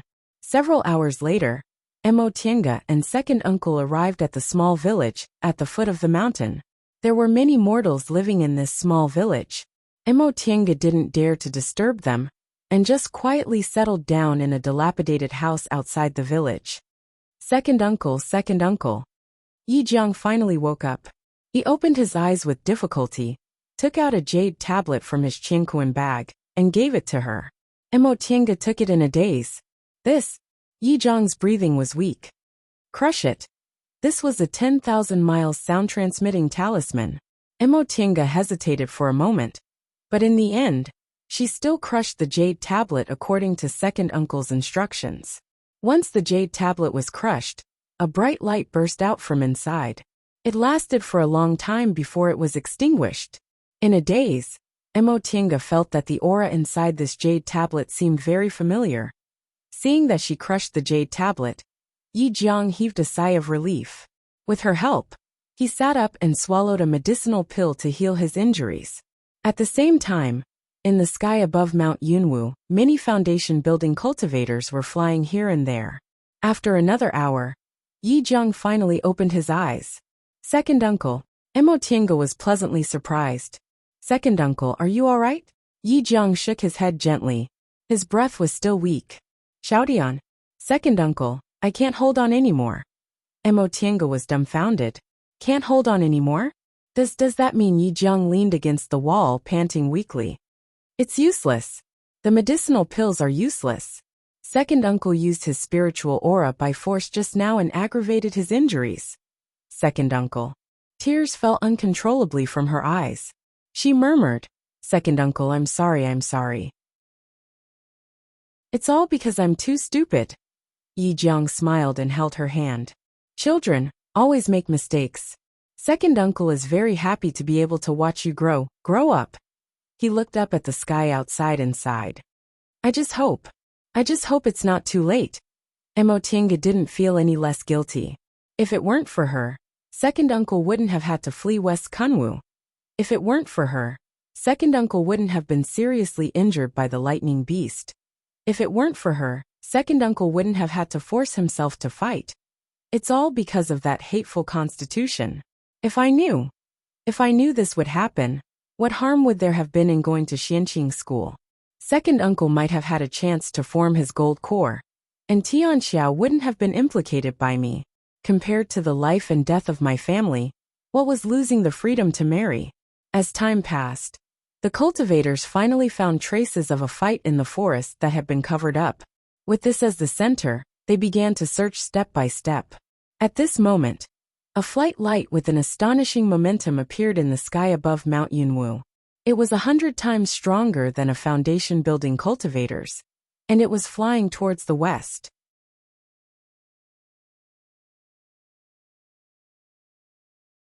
Chapter 90. Emotinga was in a daze. Second uncle had been unconscious several times, and his condition was getting worse and worse.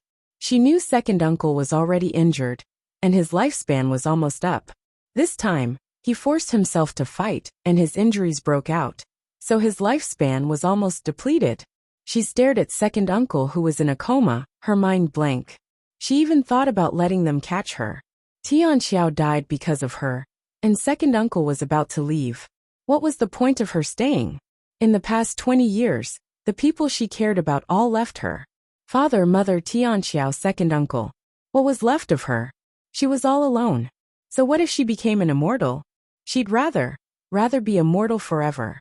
Xiaodian, Yi Jiang said weakly. Emotinga jumped up and hurriedly leaned towards him. Second uncle, I'm here. Yi Jiang opened his eyes and mustered the last of his energy.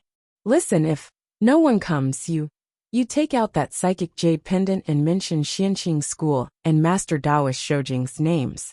Presumably, if Jiang clan wants to deal with you, they'll have to think. Emotinga nodded lightly. I understand. Yi Jiang closed his eyes again and murmured, Xianqing School is thousands of miles away from here. I wonder if there are any disciples nearby. Emotinga knew that the sound-transmitting talisman second uncle sent just now was given to second uncle along with her father's belongings when Yi Jingwen brought her to him. Second uncle originally kept it just in case, but he didn't expect it would actually come in handy. But she really didn't have any expectations. This place was thousands of miles away from Xianqing School. Even if Master Taoist Shoujing received the message and immediately called the nearby disciples to help, they might not be able to make it in time. After such a long time, those Yunwu sect cultivators probably already found the place where the fight took place. As for Master Taoist Shoujing, they originally left on their own. It was already good enough that he was willing to send people here for her father's sake, but he might not do his best to save them. Besides, so what if they used Xianqing School's name? With such a long distance, they really couldn't intimidate those Yunwu sect disciples. Nevertheless, she wasn't afraid. She had been mentally prepared for this for 10 years. She had to try her best to live, but if she fell into that kind of situation, she wouldn't be afraid even if she died. In any case, no one was left. The dozen or so foundation establishment cultivators finally gathered outside the small village, a heavily injured foundation building cultivator and an ore refining cultivator. To them, it wasn't hard to find their whereabouts. However, when they found their target, they realized that it was not as easy as they had imagined. What awaited them was a yin-yang life-seizing formation. After a cultivator who rashly entered the formation was severely injured, everyone's gaze fell on the middle-aged Taoist who led the group. If Mo Tinga saw him, she would definitely recognize him as martial uncle Qingyu, the person who often gave lectures in the Tao preaching palace. In fact, this martial uncle's full name was Jiang Qingyu, and he was a member of the Jiang clan. Jiang Qingyu said nothing. This formation was called Yin-Yang Life Reaper. With such a vicious name, it was naturally not easy to break. Within this formation, Yin and Yang were reversed, and danger lurked everywhere. It was truly the most powerful formation a foundation establishment cultivator could create. He didn't expect this aura refining disciple's elder would actually have such attainments in formations. Even in the school, this elder would be one of the best. Someone shouted, "No matter what kind of formation it is, with so many foundation building cultivators attacking together, we'll definitely be able to break it." Upon hearing this, Jiang Qingyu snorted coldly. "Then with so many of us, we can only die with them." Everyone was surprised. Another person asked, "It's that powerful?" Jiang Qingyu said, "This formation is actually a simplified formation. Its original form is the Heaven and Earth Life-Seizing Formation. I don't need to tell you what the Heaven and Earth Life-Seizing Formation is, right?" Everyone looked at each other in dismay. They had naturally heard of the Heaven and Earth Life-Seizing Formation. This formation was one of the few great formations left behind from the distant past era.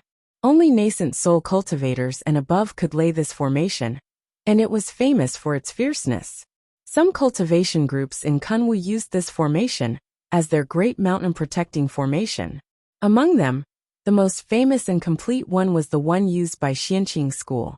Reportedly, demonic beasts from the forest south of Kunwu came out in full force, catching all the cultivation groups in Kunwu off guard.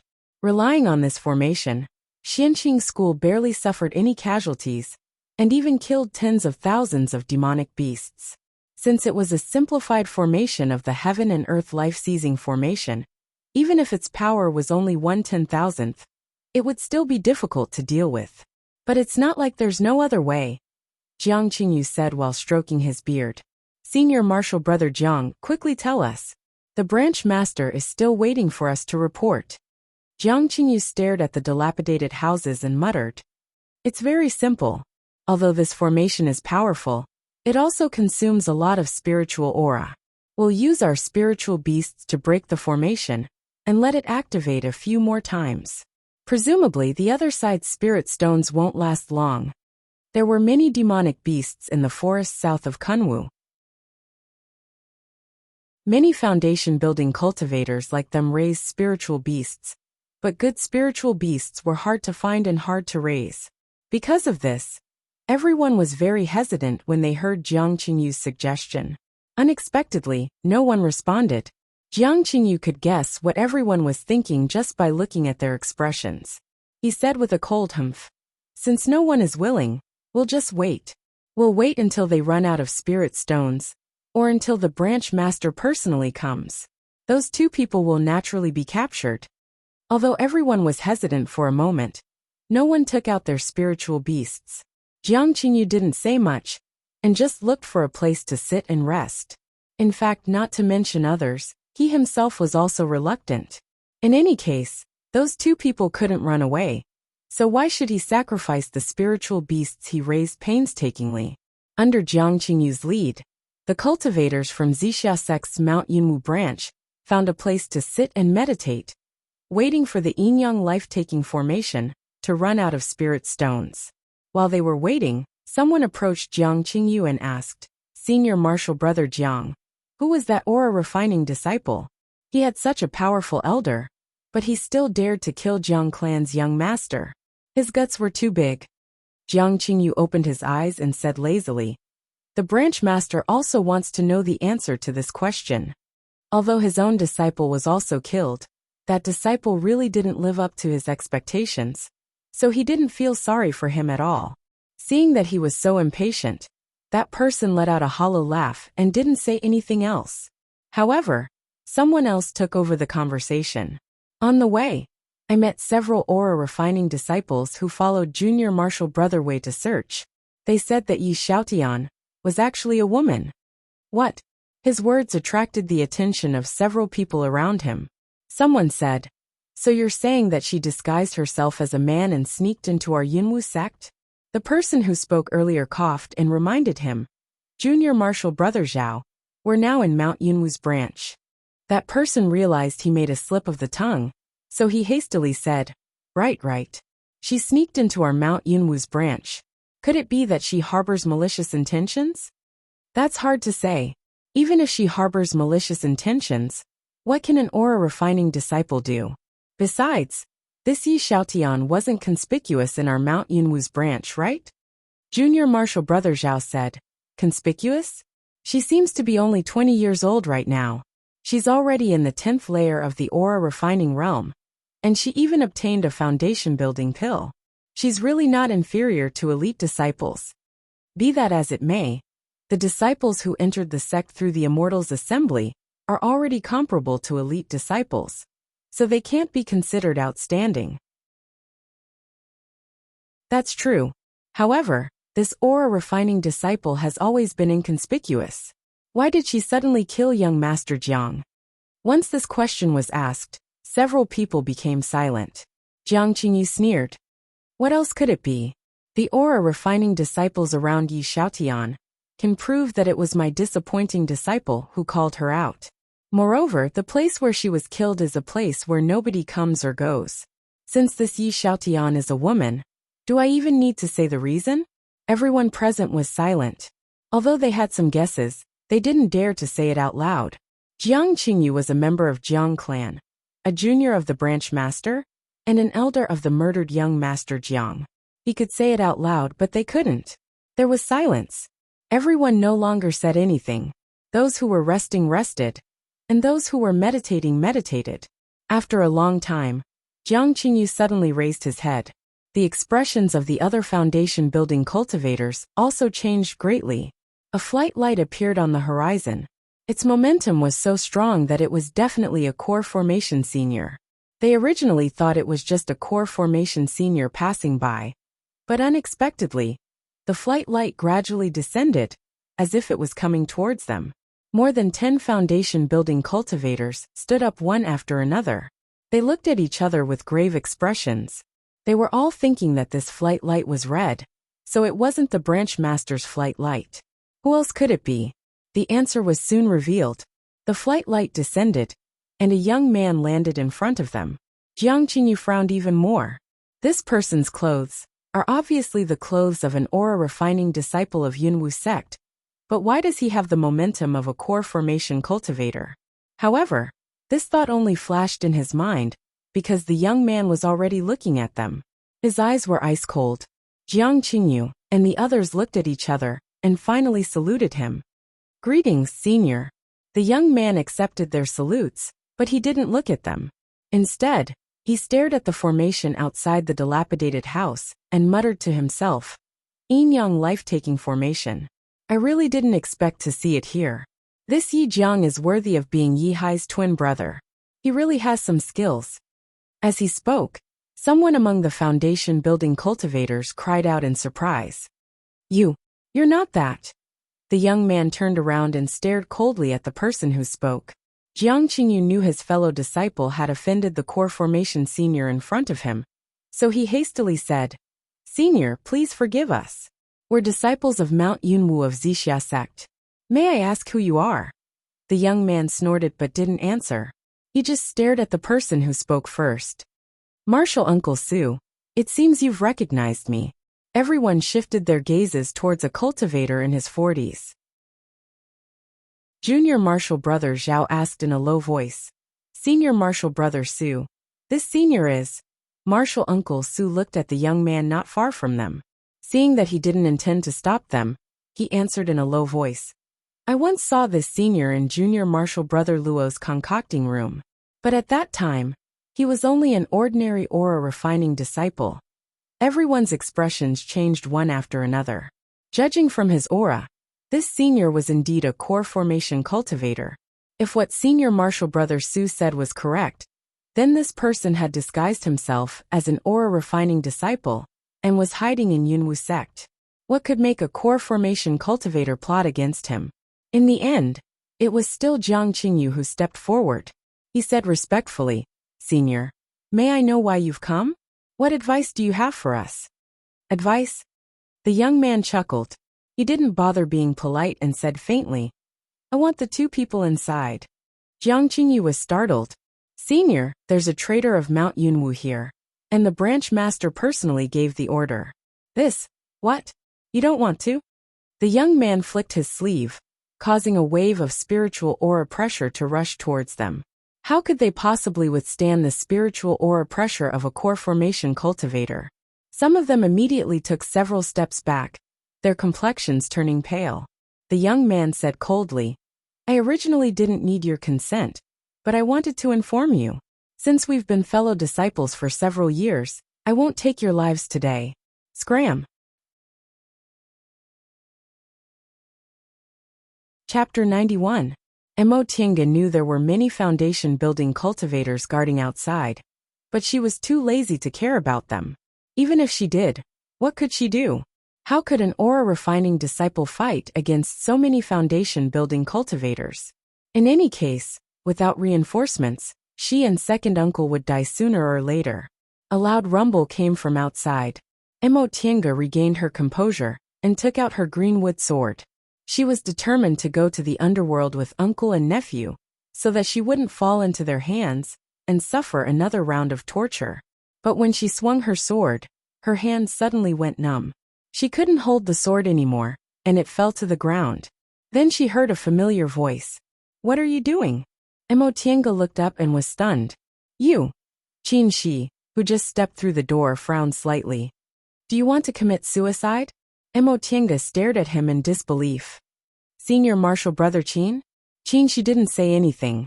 He walked towards Yi Jiang, held his wrist, and injected his spiritual aura to examine his injury. His brows wrinkled. He then took out a jade box from his Qianquan bag and opened it. Inside was a verdant spiritual plant. He plucked one of the leaves and stuffed it into Yi Jiang's mouth. Then he made a hand seal, sending a fiery light into Yi Jiang's body along with the leaf. His movements were very fast. It wasn't until he was done that Mo Tinga finally reacted. Senior Martial Brother Qin? Why are you here? What did you give second uncle to eat? Qin Shi, who was still injecting spiritual aura into Yi Jiang, looked up and glanced at her. Don't worry. This is a temporary way to prolong his life. Your second uncle's injuries are too serious, so I can only keep him awake for a while. Mo Tinga didn't know what to say. The current situation was completely beyond her expectations. She had a lot of questions in her mind, but she couldn't ask them. Moreover, she felt that Qin Shi seemed different from before. It was as if she was very small in front of him. That means, Senior Martial Brother Qin, did you succeed in building your foundation? Qin Shi didn't answer. He was still concentrating on injecting spiritual aura into Yi Jiang. Judging from his behavior, it didn't seem like he wanted to harm second uncle. Mo Tinga thought about it and rushed to the door, only to see that there was no one there. She was very surprised. Even if he succeeded in building his foundation, how could he fight against more than a dozen foundation-building cultivators? Moreover, how did he get here? Mo Tinga felt her mind was in a mess. What's going on? Before he could ask, Yi Jiang groaned and seemed to have woken up. Upon seeing this, Mo Tinga hastily rushed back. Second uncle. Yi Jiang opened his eyes with difficulty. When he saw the scene in front of him, He finally fixed his gaze on Qin Shi. Your. Qin Shi said gently. My surname is Qin. Yi Jiang was startled. In an instant, his eyes were filled with ecstasy. You are. Qin Shi showed a faint smile and said, I'm from Qin clan. I just happened to receive the news and rushed over. Upon hearing Qin Shi's confirmation, Yi Jiang actually calmed down. He closed his eyes, gasped for breath, and grabbed Qin Shi's hand. Finally made it. Qin Shi raised his hand to stop him. Don't get excited. I can't cure your injury. Right now, I can only give you the final radiance of a setting sun. If there's anything you want to say, please tell me as soon as possible. These words caused Yi Jiang's eyes to dim for a moment, but he quickly revealed a smile. He already knew he wouldn't be able to live. This time, Xiaotian could be saved. Second uncle. Although she knew second uncle didn't have long to live, watching him die still made her heart feel like it was being cut by a knife. Emotinga raised her head, stared at Qin Shi and said anxiously, Senior Martial Brother Qin, you have a way, don't you? Can you let my second uncle live? Yi Jiang stretched out his hand to stop her. He said with a smile, Xiaotian, don't be sad. There'll be a day like this. How could Emotinga not know she was being unreasonable?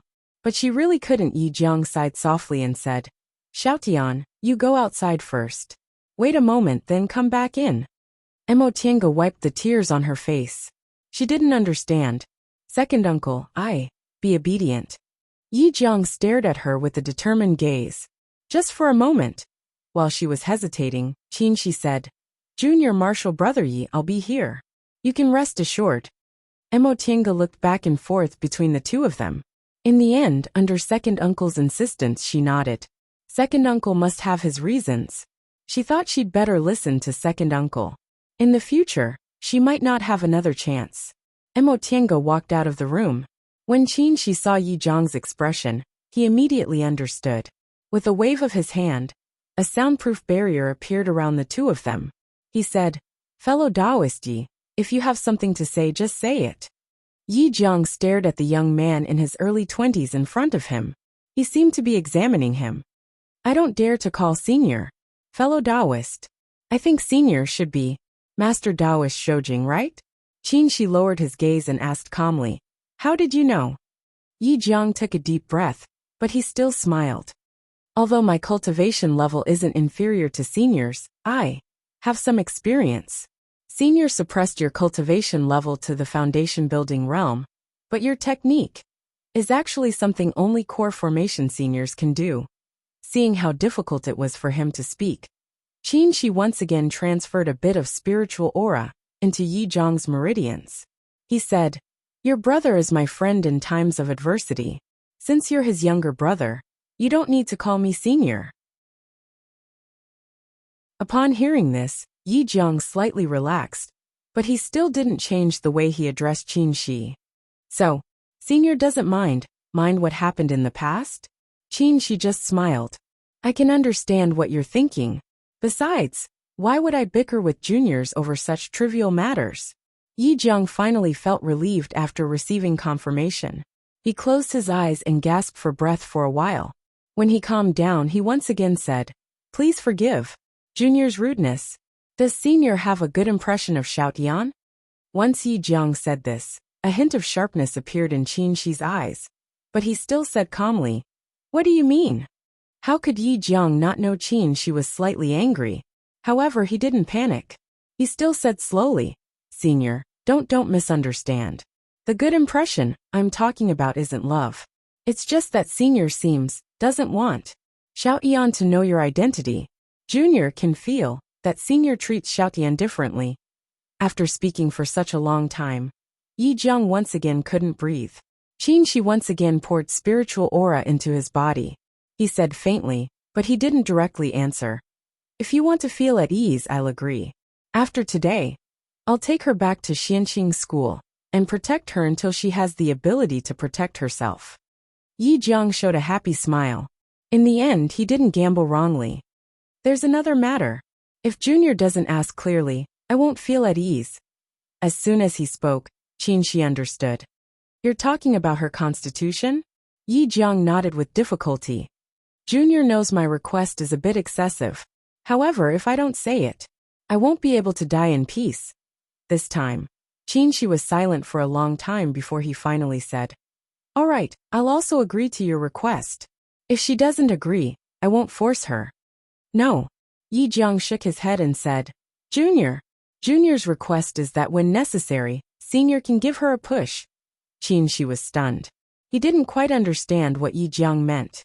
Emo Tiange was sitting outside the room, staring blankly at the sky. She couldn't hear the slightest sound inside the room, so it was obvious the room was soundproof. She was a bit surprised because she never expected Qin-shi to be a disciple of Xianqing school. Moreover, from what he said, he seemed to be a junior disciple of Master Taoist Shoujing. But she also realized something in her heart. No wonder this senior martial brother Qin has such unusual treasures, and has such an unusual demeanor in every aspect. Judging from his momentum, he seems to have built his foundation, right? It's really strange that he actually built his foundation in another cultivation group. Presumably with his identity, he must be an elite disciple in Xianqing school. Besides, he also has core formation and nascent soul elders, so it should be quite easy for him to build his foundation. Could it be that this is a quirk of disciples of famous cultivation groups? She couldn't help but feel it was funny, but she couldn't laugh. She knew very well that second uncle was going to die. What should I do without second uncle? She asked herself, but she only felt her heart was empty. After a long time, Qinshi's voice finally came from inside the room. "Junior martial brother Yi, please come in." Emo Tiange regained her senses from her meditation. She wiped the tears from the corners of her eyes, and hurriedly entered the room. "Second uncle." Yi Jiang was leaning against the wall. Qinshi was still pouring spiritual aura into his body, but his spirit was rapidly weakening. Even his eyes were almost unable to open. "Xiaotian." He stretched out his hand with difficulty. Emo Tiange hastily grasped his hand and knelt in front of him. "Second uncle, I'm here." Yi Jiang showed a smile, but he still tried to stretch out his hand and stroked her head like he did when she was a child. This action, full of love, made Emo Tiange blink her eyes, and tears started to fall down her cheeks. "Xiaotian." "Tiange, don't cry. Second uncle is leaving. You have to live well." Tears also flowed out of Yi Jiang's muddy eyes and flowed down his wrinkled face. He also felt that this was really an eternal parting. "Xiaotian, second uncle, there are two things I can't let go of." "Second uncle, tell me. I'll definitely listen to you." "Okay, listen. First, after you form your gold core, go back to Yi clan in the secular world and see if there's anyone with spiritual roots. You don't have to rebuild Yi clan.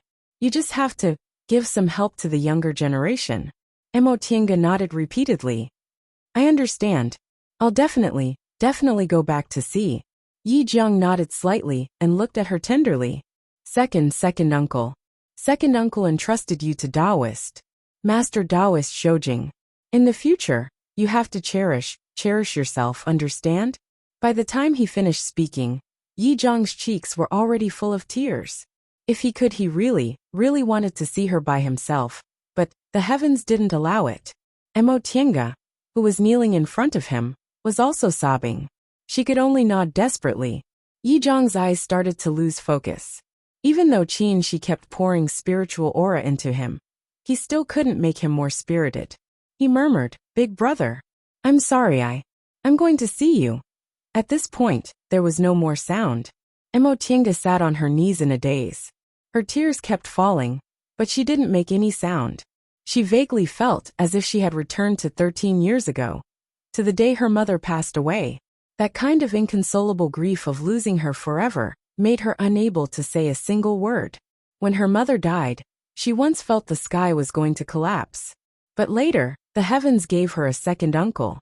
Second uncle loved her, spoiled her, and also strictly disciplined her.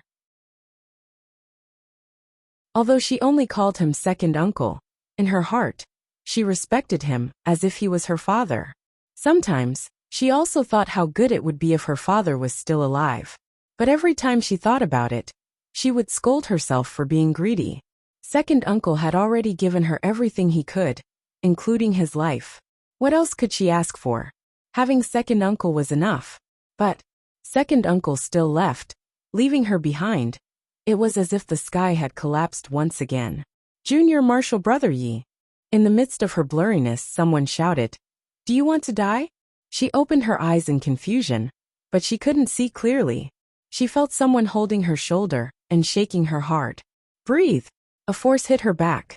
She couldn't help but cough, and the sound of crying also leaked out.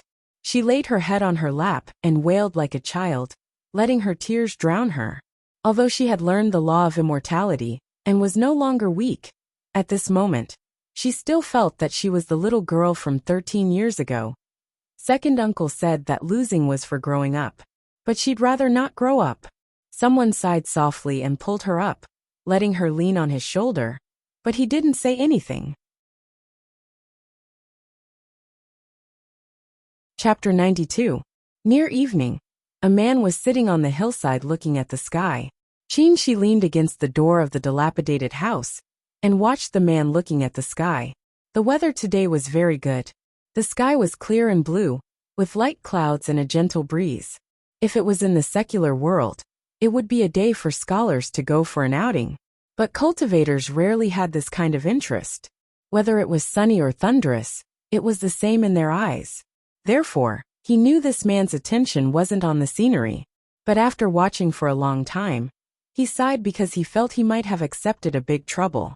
A cultivator with too many emotions. He didn't think she had any future. But since he already agreed, he couldn't go back on his word. In fact, Yi Jiang was right. He really thought highly of this child, and thought she had the potential to become a high-level cultivator, even though her aptitude wasn't good. For example, she could endure loneliness and wasn't afraid of hard cultivation. She wasn't greedy but had the heart to improve. She was smart and good at using tricks. Moreover, she didn't hesitate when she needed to be ruthless, and could make quick decisions. If a cultivator had these qualities, they only lacked fated chances. But he actually found out she was addicted to emotions. Cultivation wasn't just about advancing one's cultivation level. One's heart had to be strong enough to grasp power. A cultivator who was addicted to emotions would have a hard time achieving great things. So he was a bit distressed now. How should he deal with this person? He felt it was a pity to indulge her, but he wasn't in the mood to teach her. Junior Marshall Brother Yi.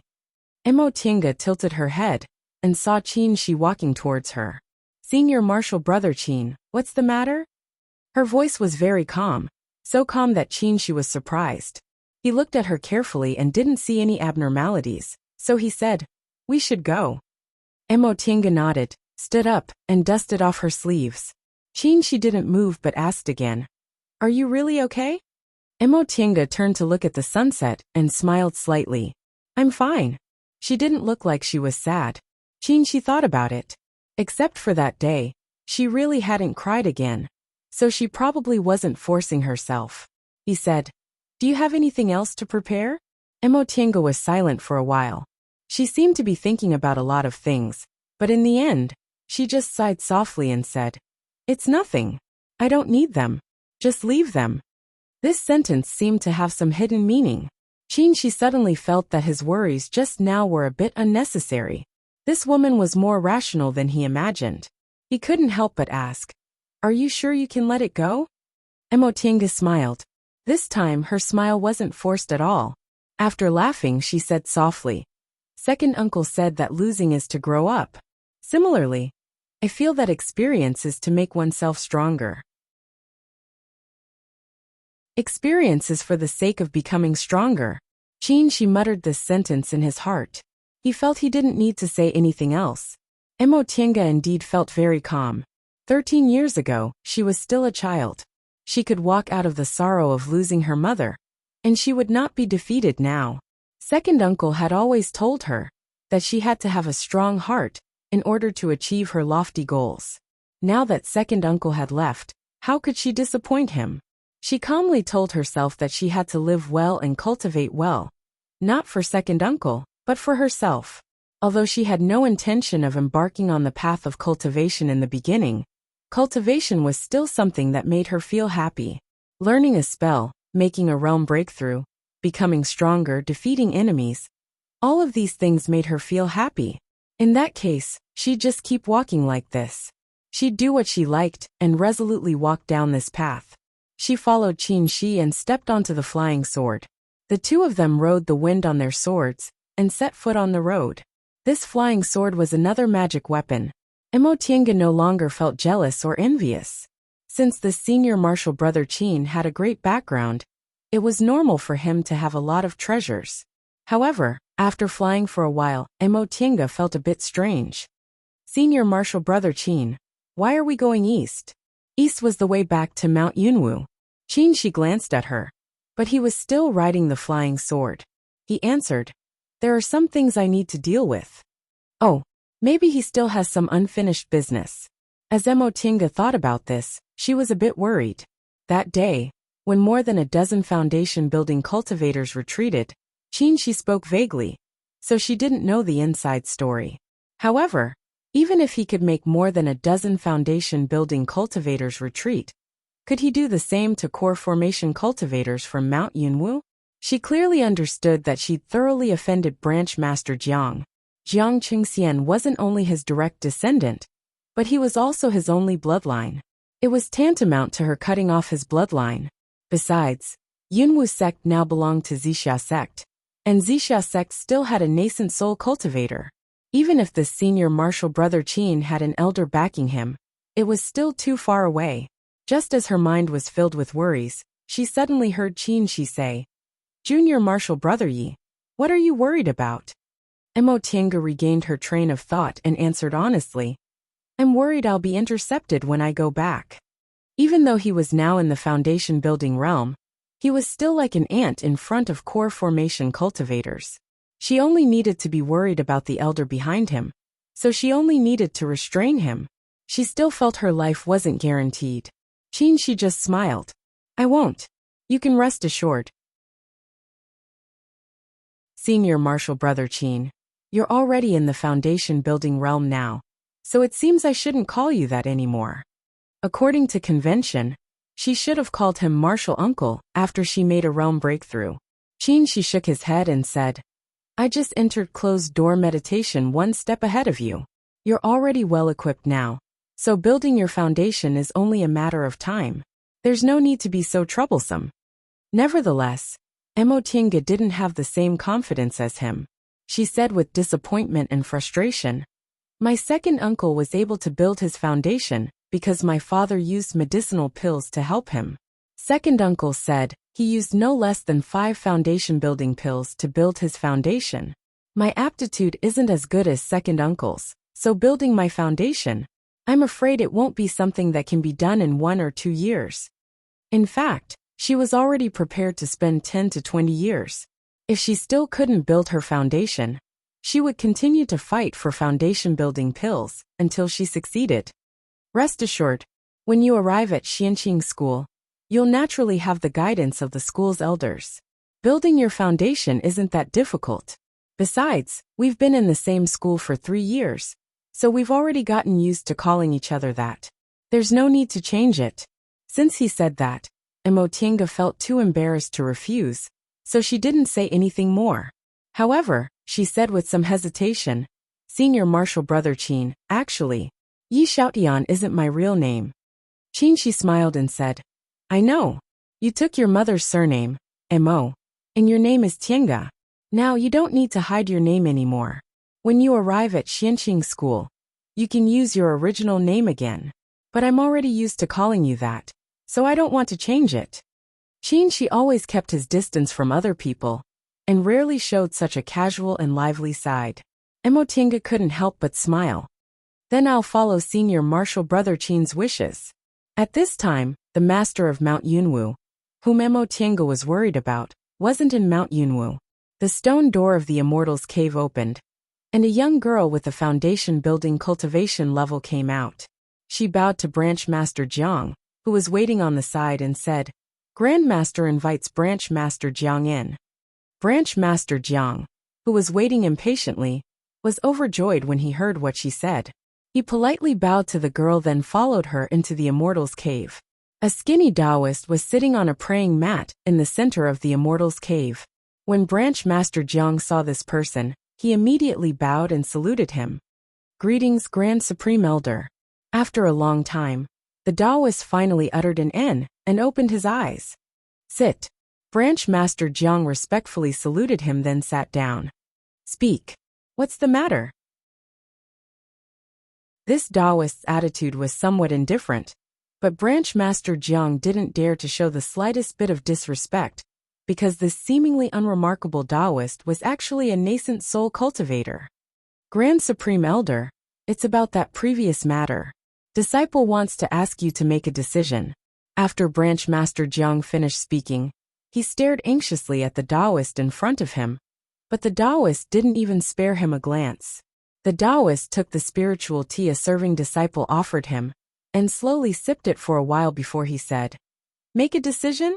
How do you want me to make a decision? Avenge your good-for-nothing great-grandson? You might as well be reborn. Although this Taoist looked amiable, his words were harsh, making Branch Master Jiang's face turn red. He naturally knew his great-grandson was good for nothing, but no matter how good for nothing he was still his bloodline. Grand Supreme Elder, Branch Master Jiang said humbly, Disciple doesn't ask you to take action. I only ask you to allow me to take revenge. Disciple only has this one great-grandson. Even if he did 1,000 things wrong, it's still my family's business. How can I let an outsider kill him? Unfortunately, his words didn't move the Taoist. The Grand Supreme Elder only snorted softly. It seems you're still not clear-headed. For us cultivators, what's the big deal about the death of a descendant? This kind of descendant who only knows how to stir up trouble and doesn't have the slightest ability should just die. Go back. Don't mention this matter again in the future. Grand Supreme Elder. Seeing that Branch Master Jiang didn't listen, the Taoist's eyes revealed a fierce look. What? Are you complaining that I didn't help you? Branch Master Jiang promptly lowered his head, but didn't refute. The Taoist snorted and said, Fine, I'll explain it to you clearly. This Qin Shoujing you mentioned isn't an ordinary core formation cultivator. He has a nascent soul elder behind him. Upon hearing those words, Branch Master Jiang was shocked. Supreme Elder, this person actually has such a background? The Taoist snorted. Otherwise, why do you think he dared to act presumptuously in East Kunwu, which is thousands of miles away? Let me tell you, behind Qin Shoujing is that old guy, Qin Jinghe. You don't understand Qin Jinghe, but I do. He's extremely protective of his people and very bloodthirsty. Usually, he won't attack casually because of Xianqing School's rules, but if you hurt his people, it's not impossible for him to come from thousands of miles away and start a massacre. I'm only in the early stage of the nascent soul realm. I can't defeat him, so you'd better save your worries. Grand Supreme Elder, aren't nascent soul cultivators not allowed to kill indiscriminately? That's because your knowledge is shallow. The Taoist closed his eyes and said slowly, Nascent soul cultivators don't kill indiscriminately because they want to avoid inner demons appearing and stagnating in their cultivation. But if they have a reason, they can certainly attack. Branch Master Jiang lowered his head in silence. That being the case, he actually couldn't do anything to that little aura-refining disciple. The Taoist went on to say, Also, you'd better go back and investigate what Qin Shoujing is doing in your Mount Yunwu. Xianqing School is one of the biggest cultivation groups in the Celestial Pole. They have everything they want, but they just had to sneak into a small cultivation group, and even stayed for 3 years. I'm afraid they're plotting something big.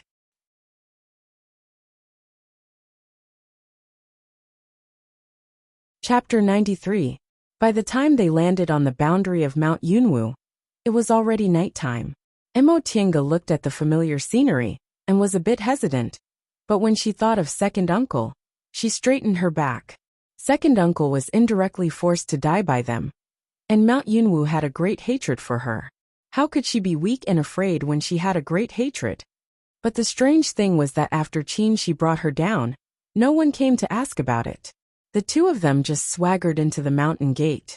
After walking for a while, Emotinga asked in confusion, Senior Marshal Brother Qin, aren't we going to 10,000 Laws Pavilion? They weren't going to the South Peak or the North Peak. This path only led to 10,000 Laws Pavilion and had no other destination. Qinshi didn't deny it and just made a gesture to keep quiet. Emotinga didn't say much and followed him. When they arrived at the entrance of 10,000 Laws Pavilion, they used their identity tablets to open the formation and entered the cave.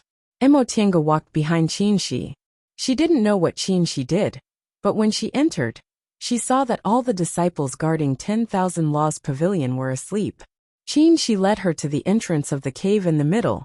He made several complicated hand seals with his hands and hit the stone door with his spiritual aura.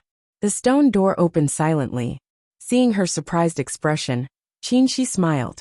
I was lucky enough to come here with a core formation grandmaster, so I memorized it. He said it casually, but Emotinga knew this required eyesight and comprehension. Making hand seals wasn't just a gesture. It also required the corresponding spiritual aura circulation. Because of this, pill recipes were so expensive. Concocting some medicinal pills required specific hand seals, and people had to slowly figure them out to be able to use them freely. She knew she didn't have this kind of ability.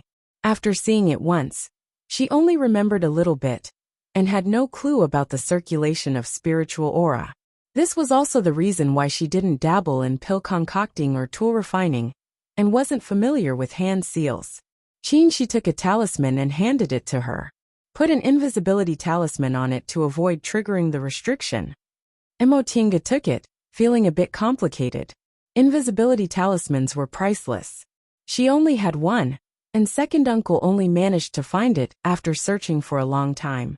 It was much more precious than many high-level talismans.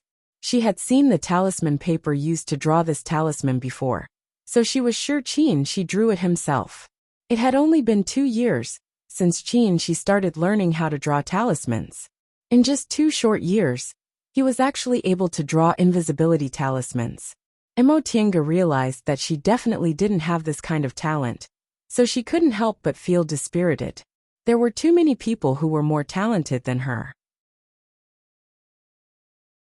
It really wasn't easy for her to have some achievements. This cave was slightly smaller than the ones aura refining disciples could enter, and there weren't many things inside. Most of them were grotesquely shaped objects. On the contrary, there weren't many jade slips, and there was only one bookshelf filled with books. Furthermore, there was also a restriction placed on top of it. Emotinga was apprehensive about these restrictions, so she just looked at them and didn't dare to make a move. Qinshi, on the other hand, didn't care at all. He rummaged around and threw whatever he liked into his chinkuan bag. Unexpectedly, none of the restrictions were triggered. Upon seeing his behavior, Emotinga felt it was absurd. Did this senior martial brother Qin sneak into Yunwu sect just to be a robber? Before long, Qinshi stopped. Aside from the things he put away, there were still several things in his hand. He directly threw them to her and said, "This place is only accessible to core formation cultivators and above. These things might be useful to you, so take them." Emotinga took them and silently put them into her chinkuan bag. In any case, this was his good intention, so there was no need for her to refuse. After erasing all kinds of traces, the two of them quietly left 10,000 Laws Pavilion. As for those disciples guarding 10,000 Laws Pavilion, they were in a trance for a moment. They never expected that while they were in a trance, the library cave, that could only be opened by core formation cultivators in the sect, was stolen. Without mentioning these disciples guarding the cave, Qinshi took Emotinga and continued to walk on the unknown path. Emotinga only knew this path led to the North Peak. However, judging from Qinshi's familiar appearance, he should have taken this path often. After walking for a while, the two of them finally entered the North Peak. Facing the North Peak's formation within a formation, Qinshi only took out an identity tablet and safely led her inside. After several turns, when a building finally appeared in front of them, Emotinga couldn't tell north from south anymore. Qinshi still quietly broke the restriction and led her into a garden. Once they entered, their nostrils were filled with the fragrance of medicinal herbs, and their bodies were overflowing with spiritual aura. As it turned out, this place was actually a medicinal garden. Qinshi still asked her to stand on the side, but this time, He didn't look around. Instead, he picked several spiritual fruits or spiritual plants with a specific target before he took her out of this medicinal garden. Emotinga finally understood. This senior martial brother Qin was simply here to steal something in passing.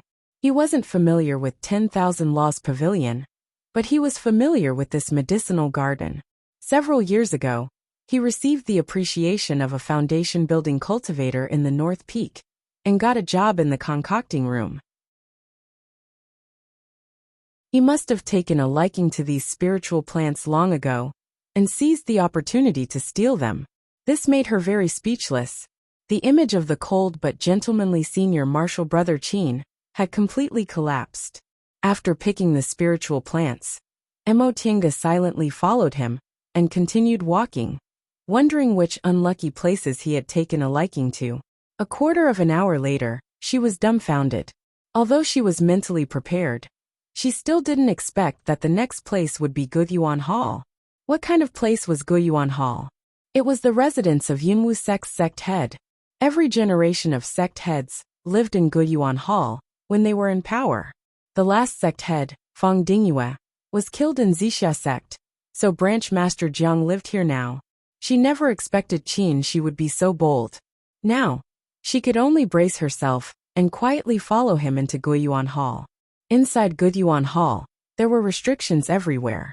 She didn't know how he did it, but as they walked, these restrictions seemed to exist in name only. They weren't triggered at all. Moreover, they weren't discovered by the disciples guarding the hall. She knew Qin she must have done something, but these methods were usually secret techniques, so she didn't ask him about it. The two of them walked back and forth in Guyuan Hall, avoiding several groups of disciples guarding the hall. In the end, they unexpectedly entered a stone passage through a restriction. Even if Emotinga didn't know much about Guyuan Hall, she knew this kind of protection was definitely an important place. However, she didn't think about it anymore.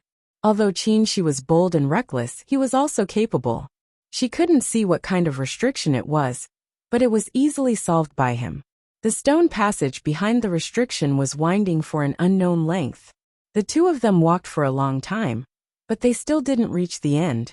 Occasionally, they came across one or two stone rooms with some treasures inside, but Qin she didn't even spare them a glance. Emotinga suddenly realized that he must be going for a certain treasure. These things weren't his goal. After walking for a while, they finally arrived in front of a stone room. Qin she suddenly raised his hand to stop her. Then he took out a peach branch from his chinquan bag. The green leaves on the peach branch looked like they were new, and the peach blossoms looked like they had just been plucked from the tree.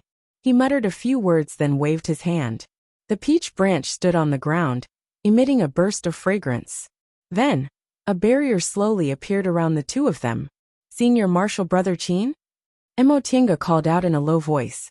Qin she just raised his index finger, signaling her not to speak. The two of them stood in the passageway of the stone room for a while.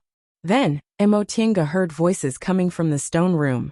Senior martial brother Lin, what do you think of this 9 dragons cauldron? This voice, it's Branch Master Jiang. Emotinga raised her head to look at Qin Shi, hoping he could explain what he was doing. Branch Master Jiang was here, and there seemed to be another core formation cultivator. Were they courting death by squatting here? However, Qin Shi just shook his head at her without saying anything. After a moment of silence, they heard another voice. This person said bluntly, "What do you want?" Branch Master Jiang let out a hollow laugh and said, "Senior martial brother Lin, you're now the branch master of Jindao School, and I'm the master of Mount Yunwu. We're in the same situation, so we should be more intimate." The other person snorted. This old Taoist doesn't dare to be mentioned in the same breath as Branch Master Jiang. You're the great hero of Wuxia sects merging with Mount Yunwu. Hai Lin, I'm just an old Taoist who doesn't know how many years I have left to live. I'm afraid I'll shorten my lifespan if I get too close to you. His words were sarcastic. Emotinga felt that this voice and attitude seemed a bit familiar. Right, wasn't the Taoist who led Jindao School's team during the foundation building pill trial the branch master of Jindao School? Emotinga also heard some gossip about this matter later. This Taoist Lin was the former head of Jindao School. Later, when his lifespan was about to end, he passed on the position of head to school head Jin. Unexpectedly, Jindao School suffered a great disaster due to the change in Wuxia sect, and school head Jin and several core formation cultivators died. Jindao School was really weak and couldn't compete with Wuxia sect, so the former head could only plead with Wuxia sect. Jindao School voluntarily joined Wuxia sect and asked them to stop the purge. Later, Wuxia sect felt that his reputation was high enough, and his lifespan was about to end. Since he could buy people's hearts and wasn't afraid of any mishaps, Wuxia sect appointed him as the branch master of Jindao School. This retired former sect head could only stand in front of the storm again. This branch master Lin only became the branch master appointed by Wuxia sect for the sake of the other disciples of Jindao School. So he naturally looked down on branch master Jiang, who relied on Wuxia sect and betrayed Yunwu sect. His words were also extremely harsh. However, because of his extremely high reputation, even Wuxia sect respected him very much, so branch master Jiang didn't dare to offend him.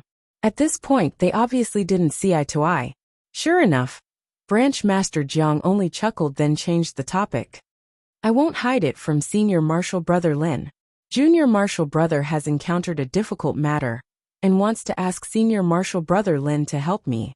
Branch master Lin didn't seem surprised at all.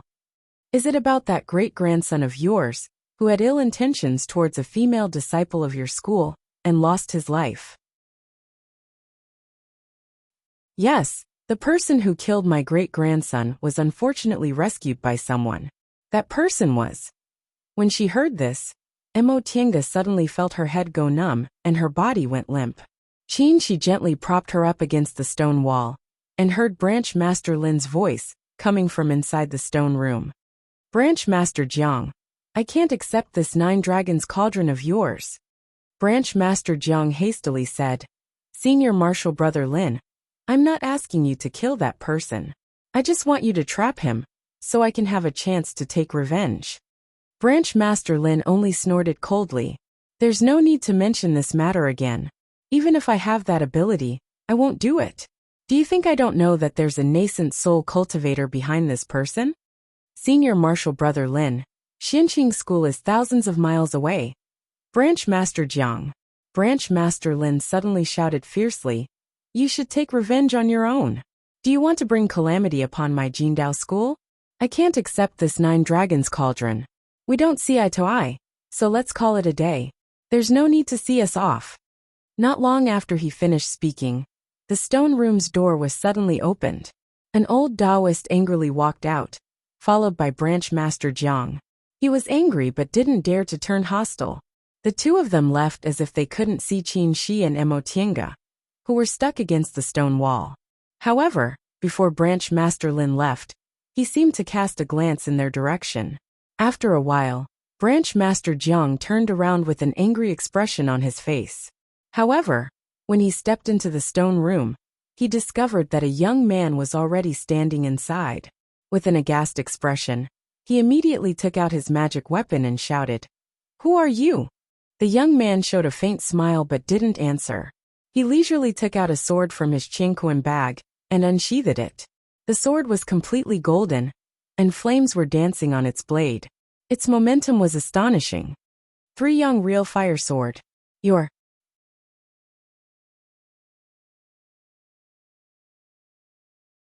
Chapter 94. When she woke up, Emotinga was a bit confused. She slowly recalled what happened before she fainted and jumped up in shock, looking around nervously. This seemed to be a room in an inn. The furniture was simple, the floor was gray, and the quilt had a slightly moldy smell. Junior Martial Brother Yi, you're awake? Emotinga turned her head and looked in the direction of the voice. Qin Shi was sitting at the table in the outer room. He seemed to be drawing talismans with his back to her, and didn't look back. Seeing this scene, she felt a bit relieved. Qin Shi looked so relaxed, which meant they should be fine. However, she was a bit confused. Senior Martial Brother Qin, were we discovered? Qin Shi put down the brush, burned the broken talisman paper, and answered, No, I knocked you out. Huh.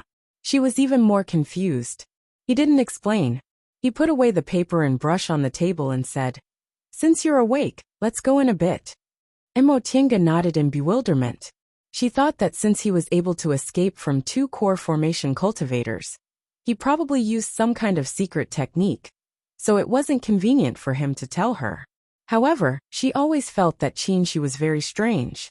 He could always do things she thought were basically impossible, but his attitude was too calm. It made her want to doubt him, but she also felt that she was being too paranoid. Maybe it's because he has a high-level cultivator elder, so he has too many treasures? Oh right. Qinshi took out several things from his Qingquan bag and threw them to her. "I got these yesterday. Take them." Emotinga took them. They were soft armor and a jade ruler. These are the heaven and earth cloud silk armor and the land fleeing ruler. The former is a defensive item. When worn, it can withstand several attacks from cultivators in the same realm. As for the land fleeing ruler, it's a good thing. If you use it to escape, you'll be hundreds of miles away. Emotinga was shocked. She knew how precious these 2 things were. Although they weren't magic weapons, they weren't far off. "Why are you giving them to me?" Qinshi said. "I don't need them, but I thought it would be a waste not to take them, so of course I'm giving them to you." But before she could say anything, Qinshi interrupted her. "No buts. You're usually very straightforward. Why are you acting like a little girl now?" Wasn't it because he knew her gender and didn't want to owe her a favor? However, she couldn't say this out loud. Otherwise, she would offend Qinshi. He had saved her when she was in danger, so it could be said that she owed him a favor. She still wanted to keep some distance, but if he knew, he would think that she didn't know what was good for her.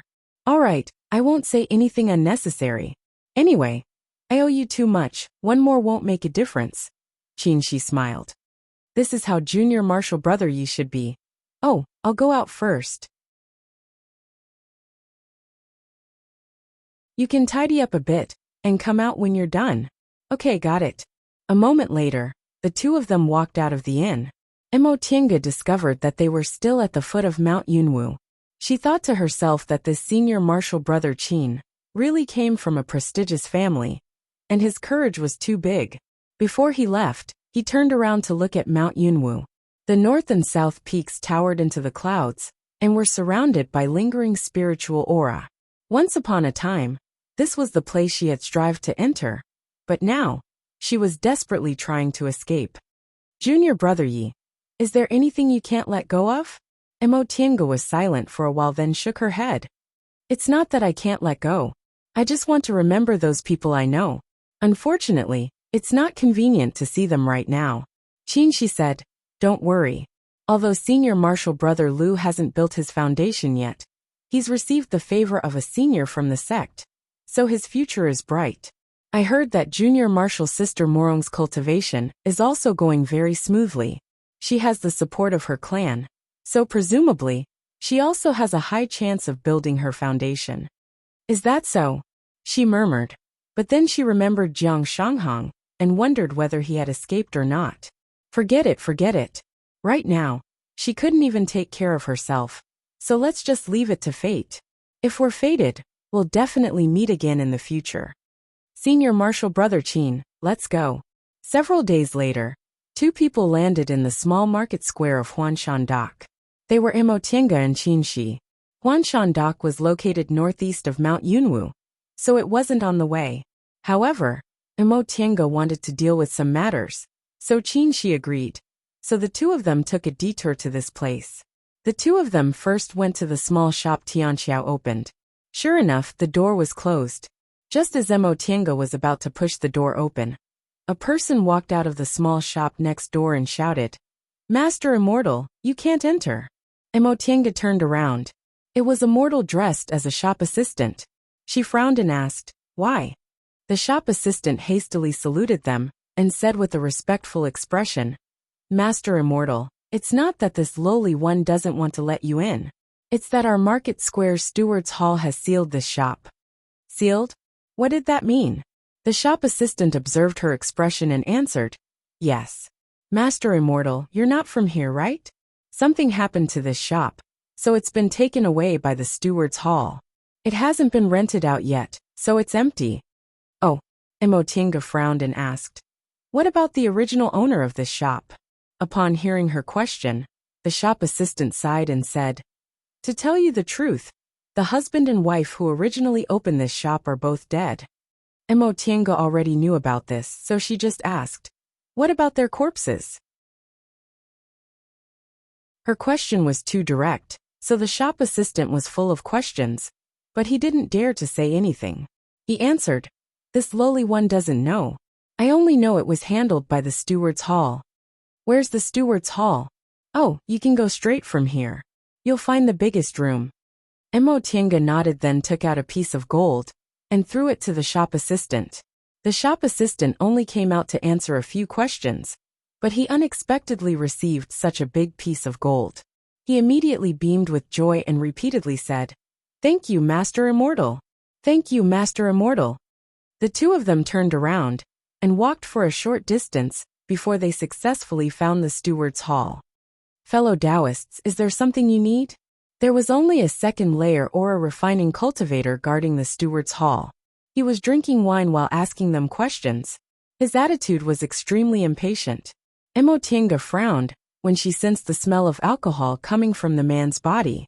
"Is this the steward's hall?" The cultivator burped and looked at them from the corner of his eyes. However, he didn't correct his attitude because of their cultivation levels.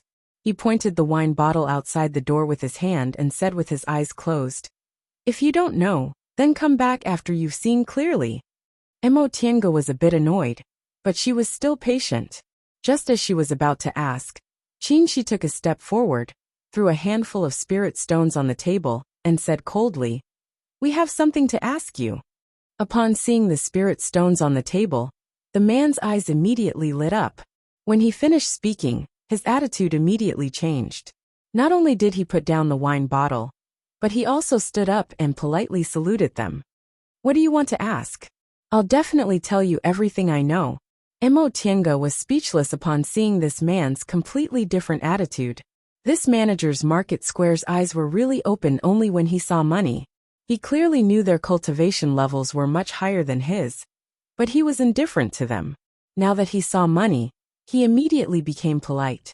Emotinga directly asked, "A few days ago, a husband and wife died in your market square. May I ask where their bodies are?" Upon hearing her question, the man pondered for a moment, then answered, "Fellow Taoist, you're talking about the one surnamed Meng, right?" Emotinga nodded. "Yes. How did you deal with their funeral?" "About that." The man raised his eyes and carefully sized her up. "May I ask how fellow Taoist is related to them?" "Relatives." Upon hearing Emotinga's answer, the man cast a somewhat guilty glance at her and said, "Fellow Taoist, we never heard that brat surnamed Meng had any relatives." Emotinga frowned and said bluntly, "Sir, you only need to tell us where their bodies are." The cultivator looked at the spirit stones on the table, then finally answered, "Fellow Taoist, we really didn't know they had relatives, so we burned them according to our usual practice and buried their ashes in the back of the mountain." Emotinga's heart sank. "So you're saying the bodies are gone?" "Not really." Upon seeing her cold expression, the man answered honestly, "You can still find them if you want, but they're all buried in the ground, so you can't tell which part is the soil and which part is the ashes." "Fellow Taoist?" Emotinga took a deep breath, then turned around and walked away. She didn't want to stay here any longer and think about killing this man with her sword.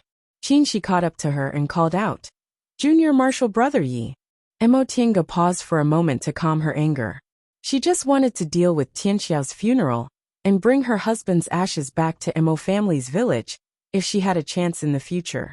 "Junior Marshal Brother Yi, who are you looking for in the end?" Emotinga was silent for a while, then answered, "My cousin. We grew up together when we were kids, and she took care of me the most." "Oh, you seem to have known about them." Emotinga smiled bitterly. "Of course I knew. They were implicated by me." "Implicated?" Emotinga nodded and lowered her head with a gloomy expression. If she hadn't taken the pill recipe for the constitution-enhancing pill, Jiang Qingxian wouldn't have noticed her. If she hadn't been too careless and was discovered in Hu clan, Jiang Chengxian wouldn't have recognized her, and Tianxiao wouldn't have had her soul searched. It was all because of her that Tianxiao lost her life.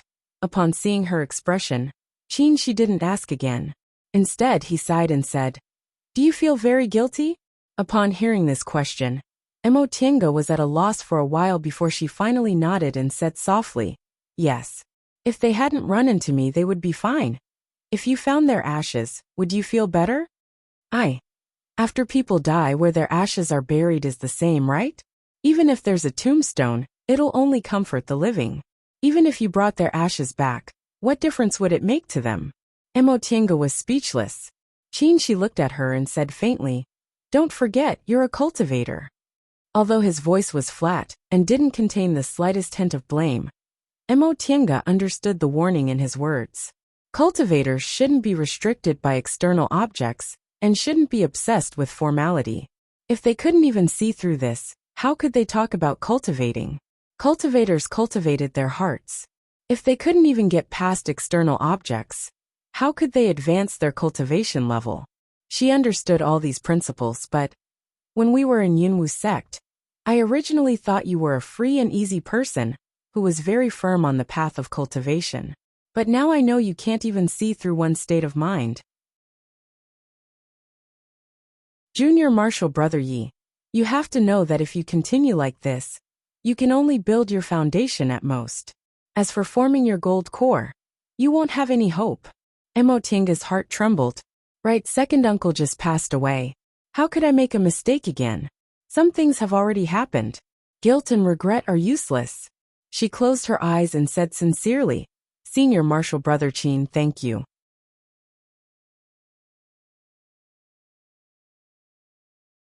Chapter 95. Standing on the flying sword, Emotinga looked down at the ground. The mountain peaks gathered together, the clouds billowed furiously, and the mountains stood towering. This was West Kunwa's Mount Taikong, the main gate of Xianqing School. If she hadn't been to Tiandao sect and seen Mount Yuheng and Demonic Mountain, she would have been shocked by the scenery under her feet. Compared to such a lofty and rich spiritual aura, Mount Yunwu was simply not worth mentioning. Even Zixia sect, which she once exclaimed in admiration, now seemed to be petty. Mount Taikong was several thousand feet high. Although it wasn't as high as Demonic Mountain, it was one of the rarest peaks she'd seen along the way.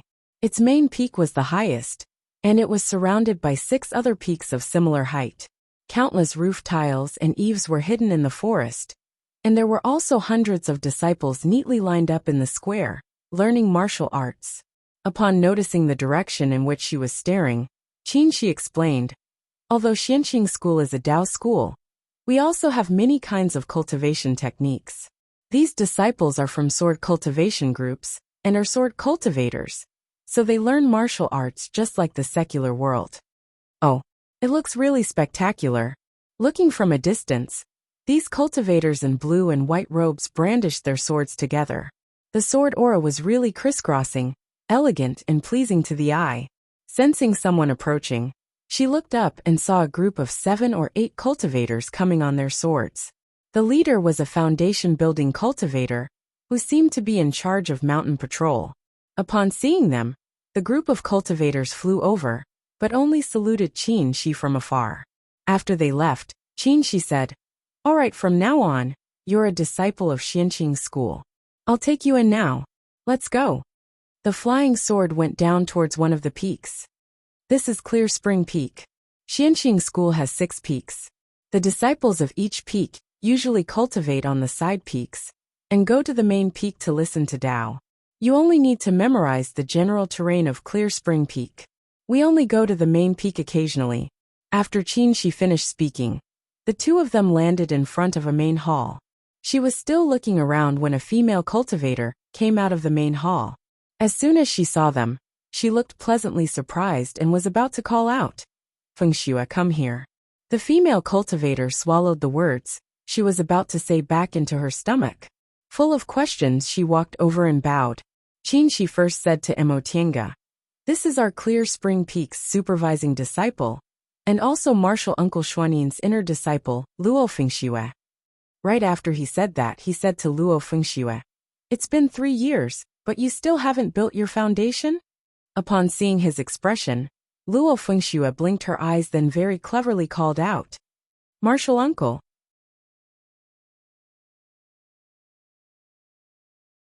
Qin showed a faint smile and said, "Yes, now you have to call me martial uncle." Oh, Luo Fengxue's eyes wandered back and forth.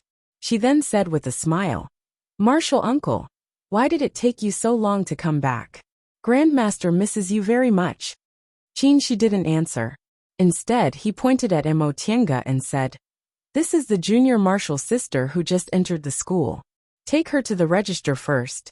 Later, we'll make arrangements." "Oh, I see."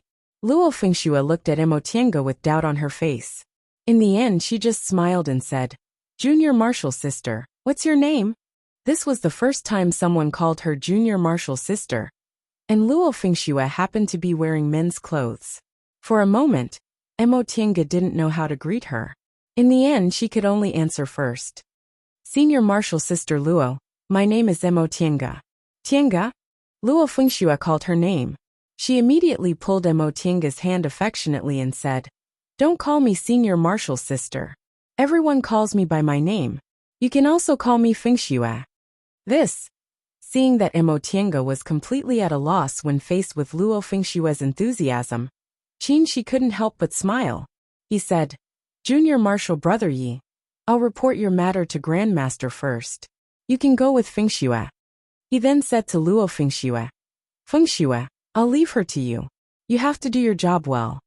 Luo Fengxue smiled and said playfully, "I know. Martial uncle, you haven't come back for a long time. You should go and pay your respects to Grandmaster first. I'll take good care of her." Facing the lively Luo Fengxue, Qin seemed to be somewhat helpless. Without saying anything, he waved his hand and left. Mo Tiange watched as his figure disappeared. He didn't say anything else to her and didn't look at her again. Mo Tiange's mood was a bit complicated. The journey from Mount Yunwu to Xianqing School was almost across the entire Kunwu mountain range. They walked for 2 whole months. During these 2 months, the two of them had become many times closer. Perhaps it was because Qin had been taught by a famous teacher since he was a child, but his knowledge was extensive. Not only did he tell her a lot of cultivation insights, but he also talked about a lot of things he had seen. In fact, his temperament wasn't as cold as it was when they first met. On the contrary, he was gentle and polite. When he talked, he made people feel like they were bathing in a spring breeze. Moreover, he helped her a lot. When she realized that she was starting to rely on him, she realized that the situation wasn't good. She made a prompt decision and distanced herself from him. She came from a prestigious school, and he also had a high-level elder. Even if they performed dual cultivation together, with her aptitude, she definitely wouldn't have any hope. So why should she be delusional? Therefore, when she realized that she was a bit moved, she rationally cut it off. This was the first time she developed a different kind of feeling towards a person. Even she herself was surprised that she could make such a rational decision.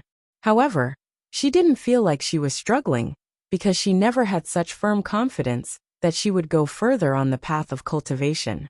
Qin approached the highest Immortal's Cave on Clear Spring Peak. Although it was called an Immortal's Cave, it would be better to call it a palace. Although it was located in the belly of the mountain, the entrance was completely palace-like. When the disciple guarding the entrance saw him, he called out in surprise, "Martial Uncle Shoujing, you're back." He nodded and asked, "Is Grandmaster here?" The disciple answered, "He's here. Please come in." After stepping through the entrance, they saw that the ground inside was paved with spirit jades, and the walls were made of strange stones. Although it wasn't dazzling with gold and jade, it had an indescribable air of nobility.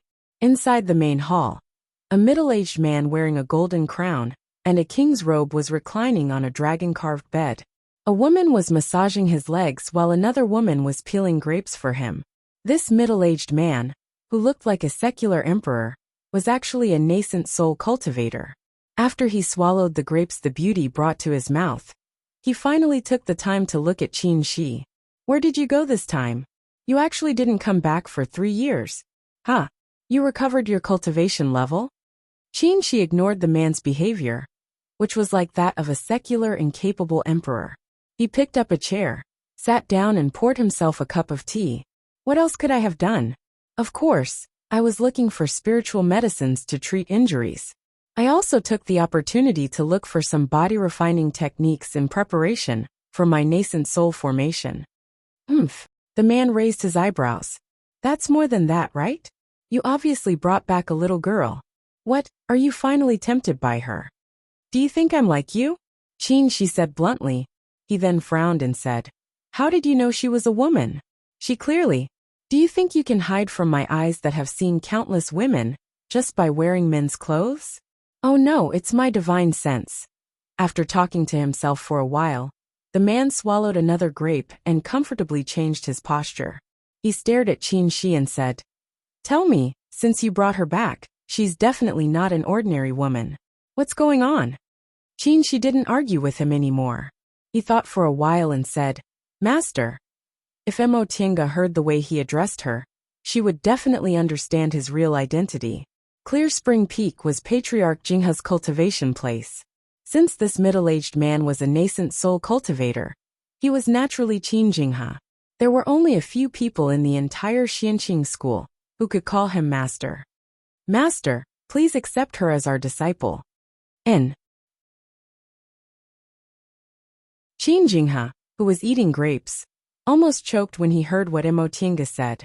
He swallowed the grape in his mouth, thought for a while, then waved the two women away and finally sat up straight. You want me to accept her as my disciple? Who's this woman? She's actually worthy of your attention? Qin Shi didn't answer the latter question. He only said, I just want you to accept her as your registered disciple. I'll take care of everything else. Tell me who she is first. Qin Shi had no choice but to tell him. Do you remember someone entrusted an orphan to me 20 years ago? Qin Jinghe, who didn't look like a nascent soul cultivator at all, but more like a fatuous and mediocre monarch in the secular world, thought for a while and understood. Oh, so she's that family's girl. Alas, I'm really disappointed. I thought you were enlightened. He then lay back down, but this time, he didn't have a beauty to serve him, so he used a spell to peel the grape. Seeing his behavior, Qin Shi felt even more helpless. Master, the man said discontentedly, I'm your granduncle and also your master. Can't you be a bit more respectful? Can you blame me for being disrespectful? Qin Shi wasn't polite at all. Look at yourself. Do you look like an elder? You brat. The man jumped up. You're obviously taught by me, so why are you acting like those smelly old Taoists? Who said that cultivators have to be pure in heart and few in desires? Only by wholeheartedly cultivating can one achieve success? Didn't I, your master, cultivate to the middle stage of the nascent soul realm? I'm just talking about acting like an elder. I didn't. Do you think I don't know what you're thinking? Smelly brat, you just came back, but you're already making me angry. Qin Shi was about to explain, but he was retorted. He could only take back what he wanted to say and spread his hands. Fine, whatever you say. Who told you to be an elder? In any case, he was already used to it. That's more like it. He continued to eat grapes with satisfaction. After a while, Qin Jinghe said, tell me your plan first. I remember the disciple you sent 10 years ago brought back news, saying this girl really has a pure Yin constitution? Qin Shi nodded. Correct. In fact, her spiritual roots aren't good, but she's very diligent and has a good perception. With some nurturing, she might be able to become useful. Become useful? Are you talking about the core formation realm? Qin Jinghe shook his head. Don't use your example on other people. Brat, you have double spiritual roots, so you won't be burdened by your aptitude. I remember that child has 5 spiritual roots, right? For a cultivator with 5 spiritual roots, no matter how diligent she is, and how good her perception is, it'll be very difficult for her to achieve anything. If she can build her foundation, she'll already be thanking the gods. Qin Shi didn't refute him. Master, since you think so, how about we make a bet?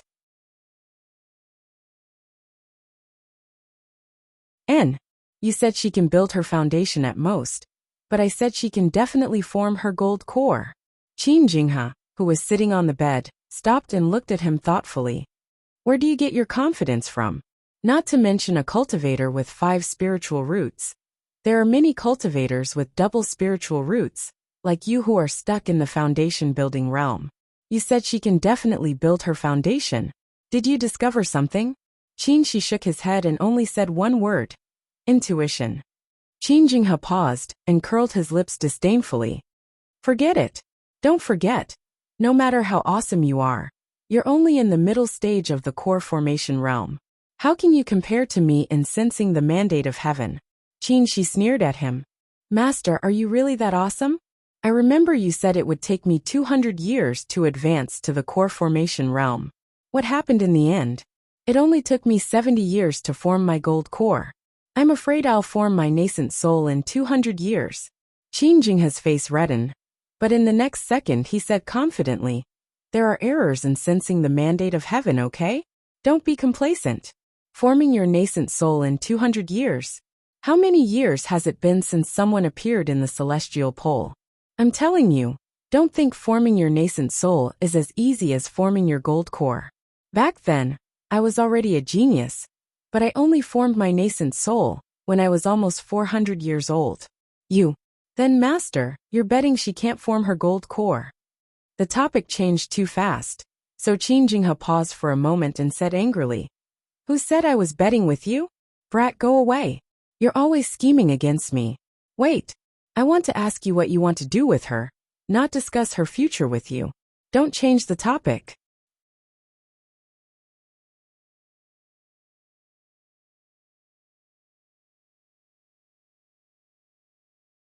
Chapter 96.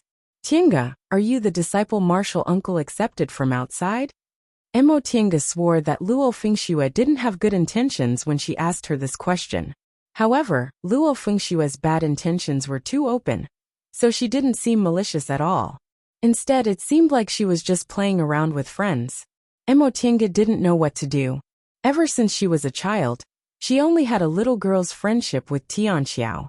Apart from her, she had never had a close friend. But Luo Fengxue was really too enthusiastic and acted too friendly. They just met, but she was already so intimate. Even Morong Yen wasn't like this when she first met her. Senior Martial Sister Luo, I told you not to call me Senior Martial Sister Luo. Just call me Fengxue. But those disciples just now all called me that. Because I'm not familiar with them. I'm not familiar with you either, okay? Jinghe swallowed her words in time. Luo Fengxue approached her again with a curious expression on her face. I seem to have heard Martial Uncle call you Junior Martial Brother Yi just now. What's going on? How was he supposed to explain the connection between these two things to others? But facing Luo Fengshue's curious and harmless expression, she couldn't refuse. Because Senior Martial Brother Qin. Ah! Luo Fengxue screamed, startling Jinghe so much that she almost dropped the sect identity tablet she just received. Luo Fengxue grabbed her and shouted, Senior Martial Brother Qin? Her voice was so loud that the people passing by all turned to look at her. Luo Fengxue pulled her to a corner and whispered, Did Martial Uncle go to some cultivation group? Jinghe nodded. Seeing Luo Fengshue's reaction, she carefully worded her words. I was originally in East Kunwu. I entered a cultivation group through the Immortals Assembly and met Senior Martial Brother Qin there. Oh, Luo Fengxue calmed down a bit and asked again. Martial Uncle called you Junior Martial Brother. Have you been pretending to be a man? There was nothing to hide. In Xianqing School, there was Master Daoist Shoujing, who knew most of her secrets, and Qin Shi who heard about her experiences. These things would be known sooner or later. Luo Fengxue thought about it, and temporarily accepted this explanation. Then, why did Martial Uncle bring you back? Because, Senior Sister Luo, it's a bit complicated. Can we talk about it later? Luo Fengxue was stunned. Once she saw Jinghe's expression, she chuckled and said, I almost forgot. You came from afar, so I should let you rest after you finished your business. We're done with the registration. Let's go get some clothes and ask where you'll be staying. Let's go. Jinghe secretly heaved a sigh of relief. She really would not associate with such an overly enthusiastic person, and she felt that there was something wrong with this.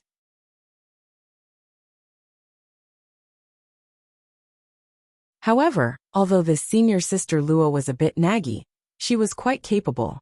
Following behind her, the matter of entering the sect was handled properly. It was no wonder that she could become a deacon disciple. These are your clothes. We aura refining disciples must wear it. However, aren't you going to build your foundation soon? After reaching the foundation establishment realm, one could receive a new design or make their own, as long as the sect's totem was embroidered on it. Of course, if you form your gold core one day, you can wear whatever you want. Emo Tiange took the clothes and listened to Luo Fengshue's endless chatter. Xianqing School was an orthodox Dao school, so the sect's clothes were naturally Taoist robes. The white robes and blue coats were very simple and tidy. However, she didn't know what kind of material it was made of. It felt soft and smooth, but it was also very tough and had a faint spiritual aura. Compared to Yunwu sect's black robes, it looked more like a spirit tool. Our Xianqing School's Taoist robes are woven from Mount Taikong's unique cloud brocade. After being burned by innate true fire, wearing it is very beneficial in fights of magical powers, so it can also be considered a spirit tool. Sure enough, Emo Tiange stroked the robes inside. It's really unusual.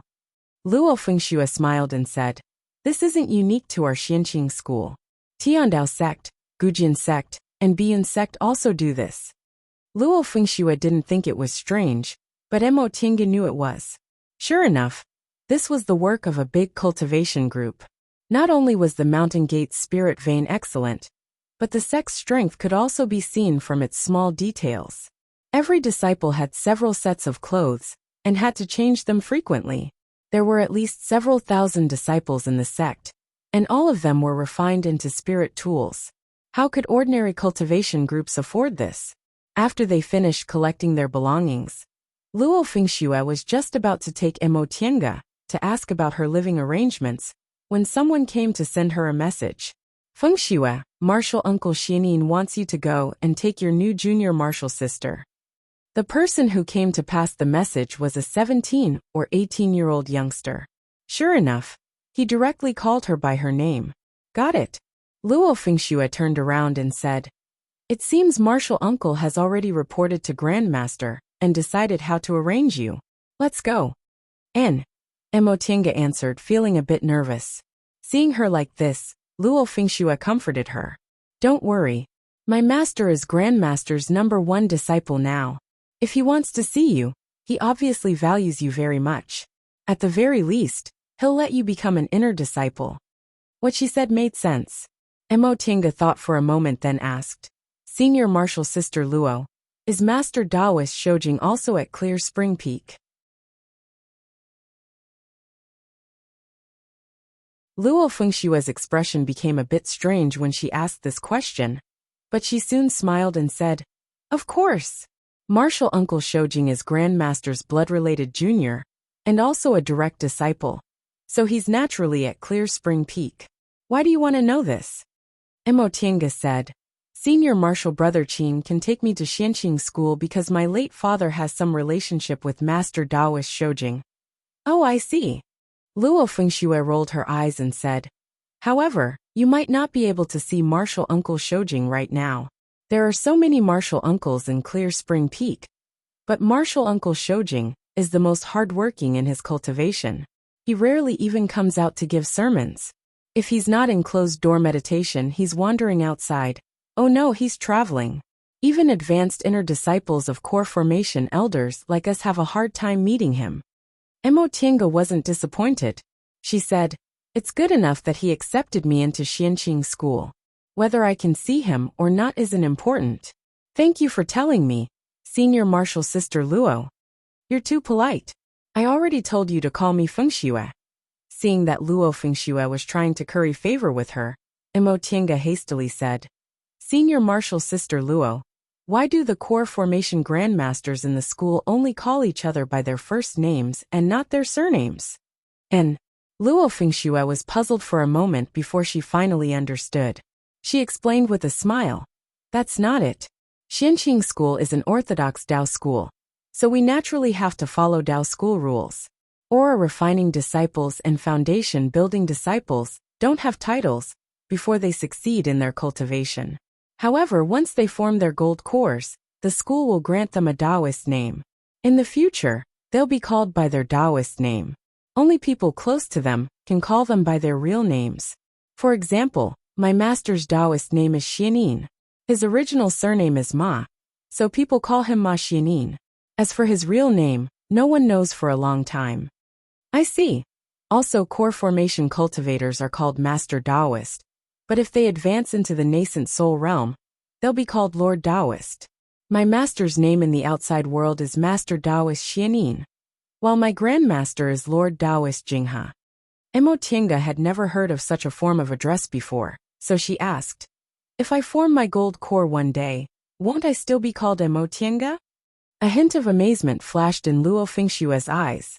She smiled and said, "If you form your gold core, the elders in the school will grant you a Taoist name.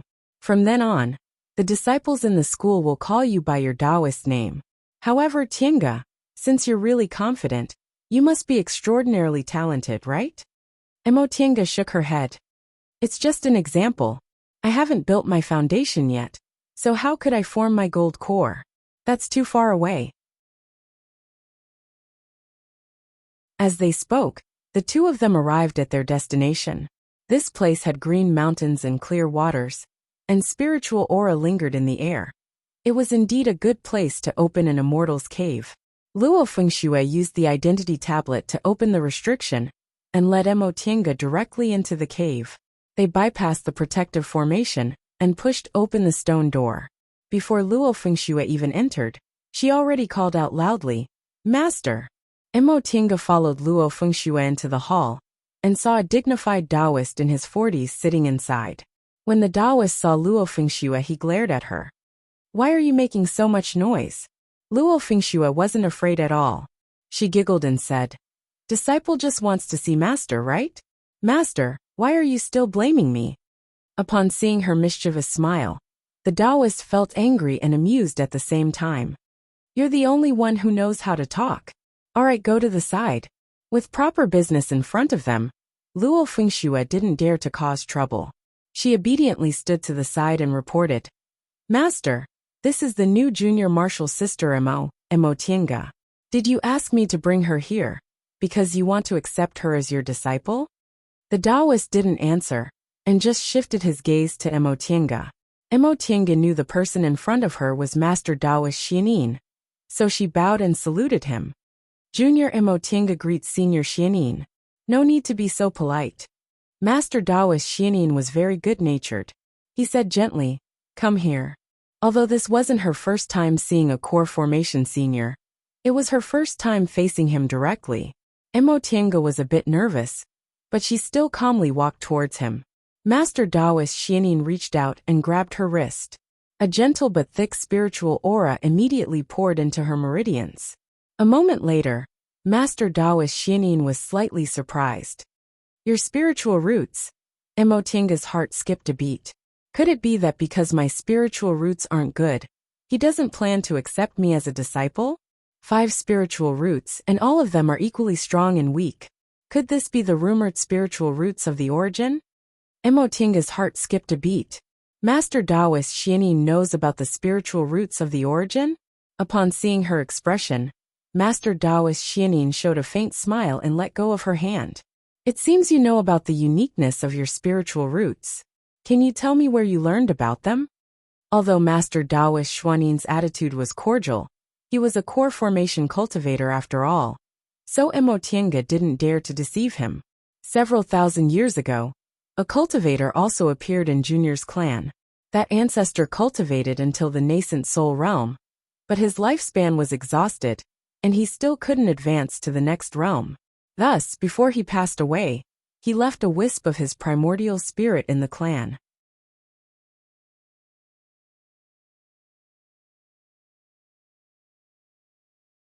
Junior has spiritual roots, so the restriction my ancestor left behind was triggered.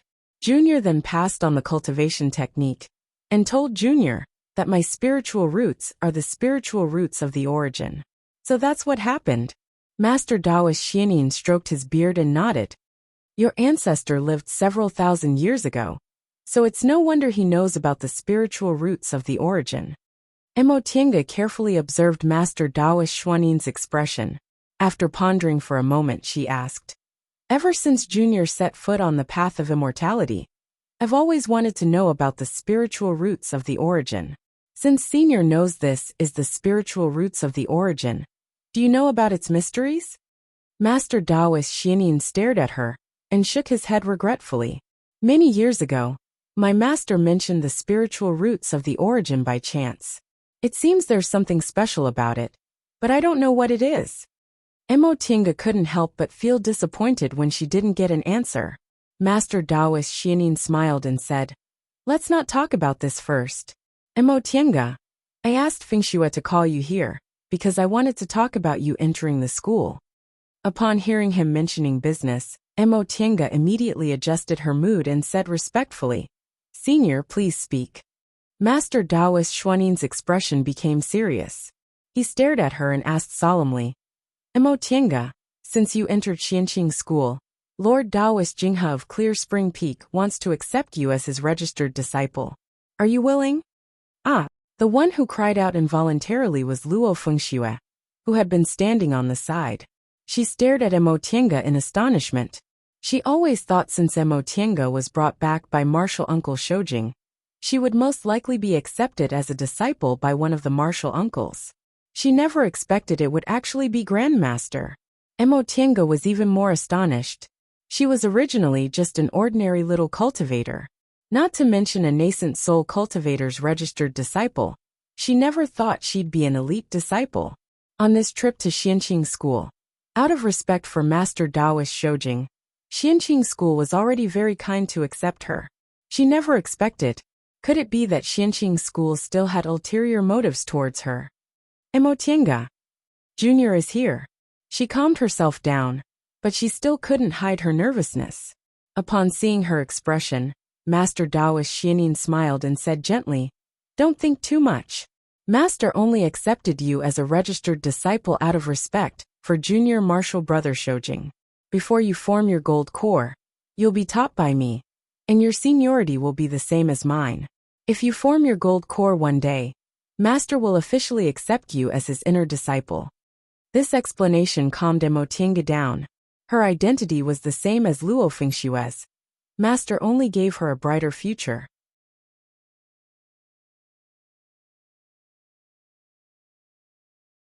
In the future, if she really formed her gold core, it would be very normal for a nascent soul cultivator to accept her as a disciple.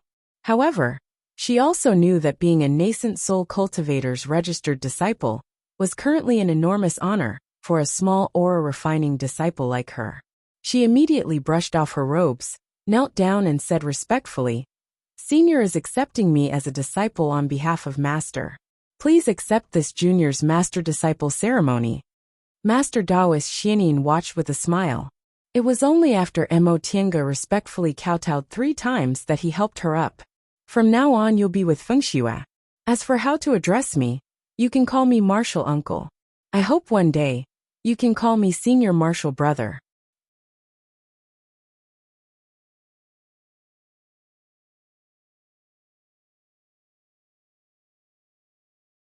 Chapter 97. Tiange, you're really lucky. Luo Fengxue was half envious and half joking. She looked at the sky and sighed. "Grandmaster's registered disciple.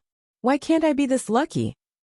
Mo Tiange just smiled without showing any joy. "Aren't I the same as you now? I'll have to ask Senior Martial Sister Luo to take care of me in the future." Martial Uncle Xuanin said she'd be with Senior Martial Sister Luo in the future, so she'd have to take care of Senior Martial Sister Luo, who was very popular and capable. Luo Fengxue just said it casually, so she didn't take it seriously. She smiled and said, "Of course. You'll become my martial uncle in the future, so of course I have to take advantage of this opportunity to please you." The two of them chatted for a while before Luo Fengxue took her to settle down. Cultivation group disciples were divided into several categories. The general categories were part-time disciples, formal disciples, and elite disciples. When Mo Tiange was in Yunwu sect, she was only a formal disciple, which was above part-time disciples. She was also the most common disciple in the sect. She didn't have a master, so she could only listen to a senior's lecture together with hundreds, or even thousands of people. As for elite disciples, they were disciples who had a master. Although seniority was determined by cultivation level in the cultivation world, the seniority of a real master was strictly regulated and wouldn't change with the change of cultivation level. Therefore, although Luo Fengxue was in the aura refining realm like her, she could call a senior in the core formation realm martial uncle. Disciples with a master were divided into several categories. Those with the lowest status were registered disciples. Registered disciples couldn't be regarded as real disciples because masters wouldn't teach them personally. Therefore, Imo Tiange could only be with Luo Fengxue now, which made her one generation lower. However, because the one who accepted her as a registered disciple was a nascent soul cultivator, her status was naturally different. Even Master Taoist Xianin had to be polite to her. The most common ones were inner disciples. Those who were accepted by high-level cultivators were inner disciples and could receive guidance from their master. If their master was satisfied with their cultivation level, they would be promoted to an advanced disciple. Once they became an advanced disciple, their master would teach them some secret techniques and divine abilities, and they would be ranked in the sect. Master Taoist Xianin was ranked first among Lord Taoist Jinghe's advanced disciples, so he was called the first disciple. Finally, the closest to him were his direct disciples. Direct disciples could obtain their master's true teachings, and they were also their master's successors. Generally, there would only be one or two direct disciples among all the disciples. Right now, Imo Tiange was only a registered disciple.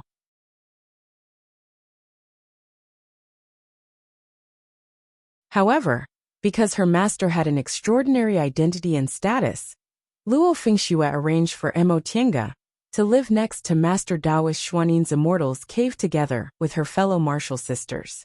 Originally, Luo Fengxue wanted to introduce Master Taoist Xuanin's several martial sisters to Imo Tiange, but they were either out or in closed-door meditation, so she had no choice but to drop the matter. Since Luo Fengxue was on duty today, she let Imo Tiange rest by herself. By the time Luo Fengxue left, Imo Tiange was already very tired, but she couldn't help but smile. She originally thought it would be hard for a large cultivation group like Xianqing School, where the relationships in the school were complicated and the disciples were arrogant, to adapt. Unexpectedly, the first person she came into contact with, Luo Fengxue, was kind and enthusiastic. Furthermore, this Grandmaster Jinghe also accepted her as a registered disciple. All of this was going too smoothly for her, making her feel as if it wasn't real. Ever since she stepped onto the path of immortality, she had always been struggling bitterly. She had never had such a bright future. She also wondered whether they had ulterior motives, just like her ancestor, Imo Yaoqing. It was only after she formed her gold core that she discovered the school had already decided her future. However, after thinking about it carefully, she felt there was nothing to worry about right now, let alone the fact that she was only an aura-refining disciple. Even if Grandmaster Jinghe really harbored evil intentions, he could just use his cultivation level to force her. Why did he have to arrange these things? With this thought in mind, she settled down in a relaxed manner. Elite disciples were indeed elite disciples. The treatment they received was completely different from that of ordinary disciples. This place was very close to Master Taoist Xuanin's Immortals Cave. It was full of spiritual aura and had a quiet and beautiful environment. The people living in the vicinity were all female disciples of his school. Each of them had a small Immortals Cave, and each small Immortals Cave had several rooms. There was a lounge, a cultivation room, a pill concocting room, a spiritual beast room, and so on. The furnishings of the tables and chairs were all made of green jade. This was indeed an eye-opener for Imo Tiange. As far as she knew, even Yunwu Sect's foundation building cultivators didn't have such a good Immortals Cave. This Xianqing school was indeed worthy of being one of the biggest cultivation groups in the Celestial Pole. The pleasant surprise of obtaining a good Immortals Cave made her forget her exhaustion, and she began to arrange it slowly. The lounge was the simplest. Now that she was already in the 10th layer of the aura refining realm, she didn't really need to sleep, so she just arranged it casually.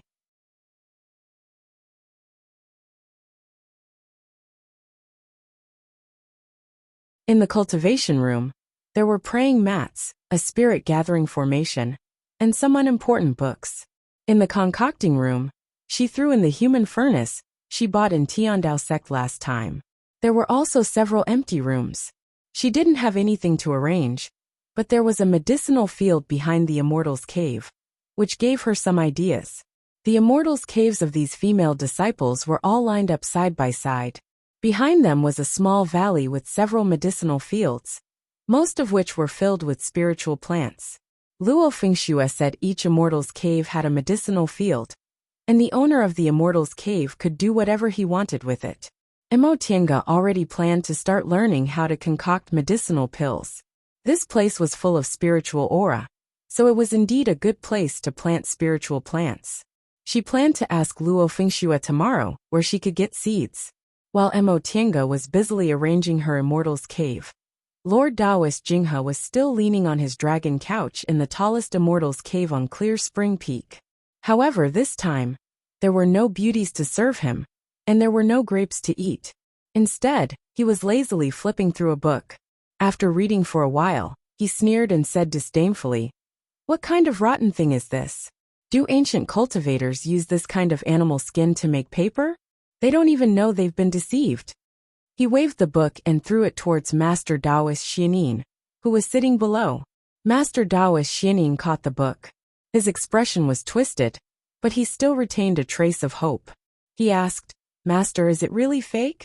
Qin Jinghe sat up and took the tea handed to him by his disciple.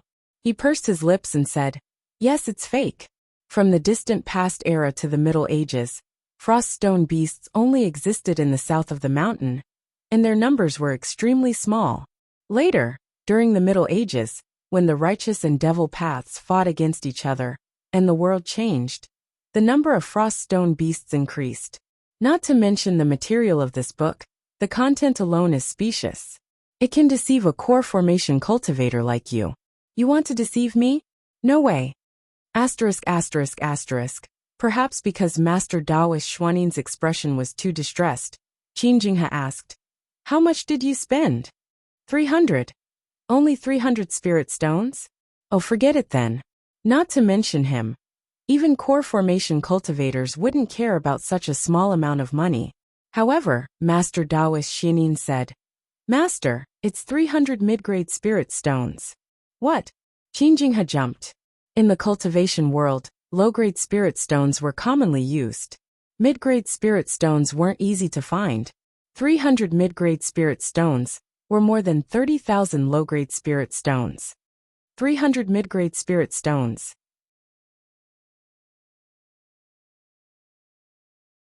Brat, you're really...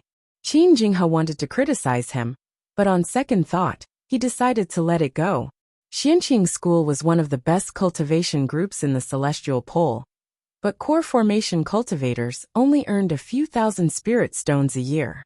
This time, he was deceived. You're really regressing the more you live. Qin Jinghe couldn't accept the loss of spirit stones, so he cursed him fiercely. Speak. Which guy deceived you?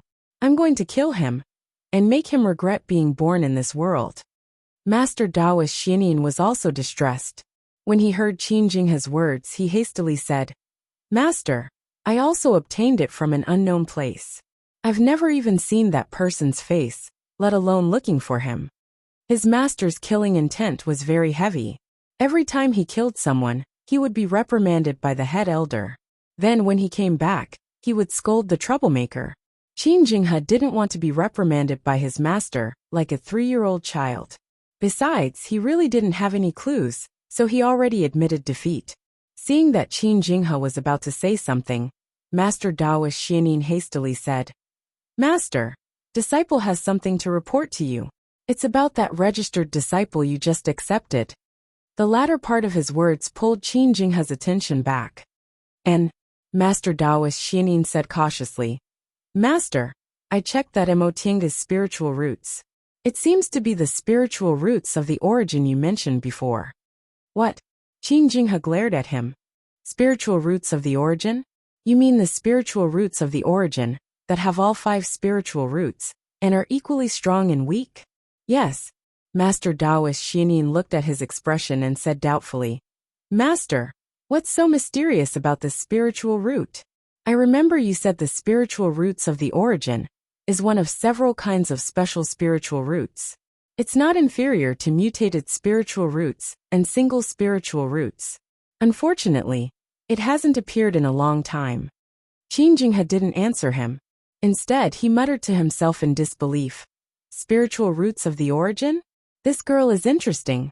Pure Yin constitution is already hard to come by in 1,000 years, and spiritual roots of the origin haven't appeared in several thousand years. Unexpectedly, both of them appeared in her body. After thinking for a while, he remembered that his disciple was still here. So he said to Master Taoist Xianin, Do you know what Tao is when we cultivate?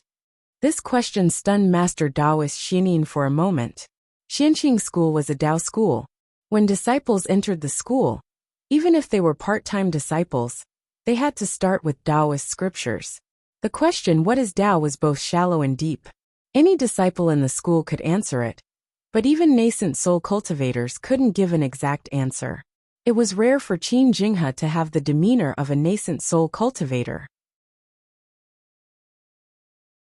With a stern expression he said, Tao is the heaven and earth, the universe, the void, the rules, the origin. It can even be considered as anything. However, in the distant past era, the so-called Tao mainly contained one meaning: balance. The so-called balance is balance, checks and balances, as well as permanence and eternity. With balance, the world can exist. With checks and balances, the rules can be maintained. Only in this way can the world be eternal. Master Taoist Xianin was startled. So, this spiritual roots of the origin is a kind of existence that completely conforms to the Tao of the distant past era? Qin Jinghe nodded slightly. Yes. With our current cultivation method, the fewer spiritual roots we have, the better it is because the spiritual aura entering the body counteracts each other. However, in the distant past era, there was another cultivation method. Master Taoist Xianin was dumbfounded.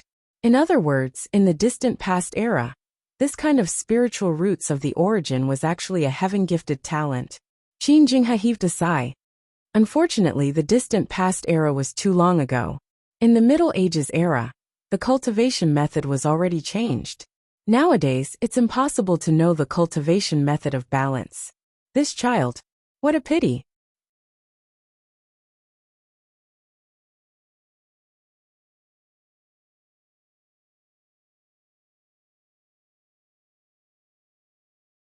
Chapter 98. A muffled sound came from inside the furnace. Emotinga stopped the fire in her dantian and opened the furnace.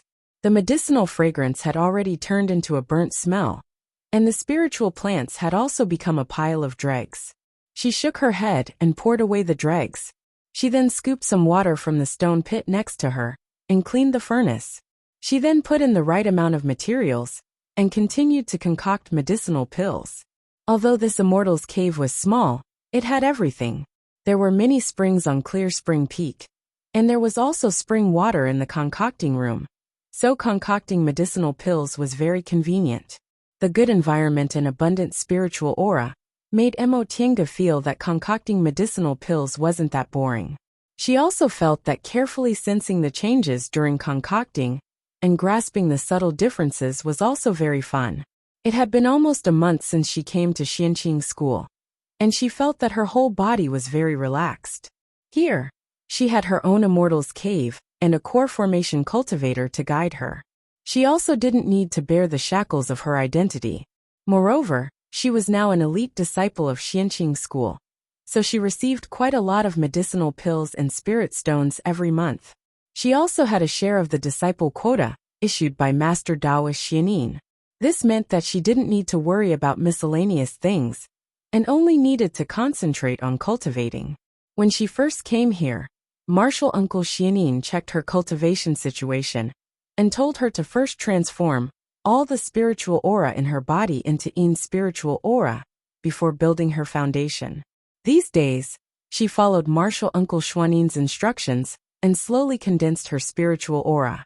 When she had free time, she slowly refined medicinal pills by herself. She didn't know whether it was because she was in a good mood or because she was overflowing with spiritual aura, but her success rate in concocting medicinal pills had also increased a lot. These days, her success rate in concocting basic medicinal pills had already reached 40%. This success rate was at the level of ordinary concoctions masters, so it made her a little more confident. In fact, her talent in concocting medicinal pills wasn't that bad. She also asked Luo Fengxue for seeds for the medicinal field behind the cave, and planted them in her own medicinal field. However, she would have to wait at least 10 years for these medicinal plants to be usable.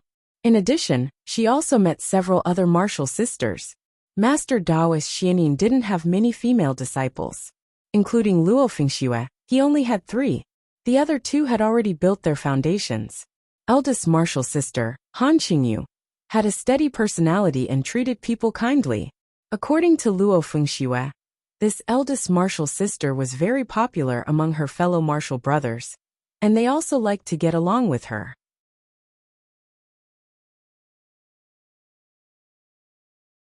If they had any problems in the future, asking her for help would definitely be the right choice. Second martial sister Wei Jiasi had a rather arrogant temperament. After a brief meeting, she said she wanted to cultivate and return to her own cave.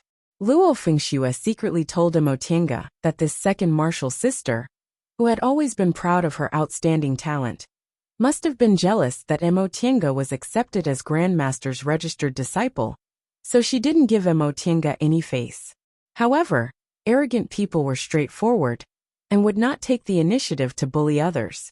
It would be fine as long as they did not provoke her. Emotianga just laughed it off.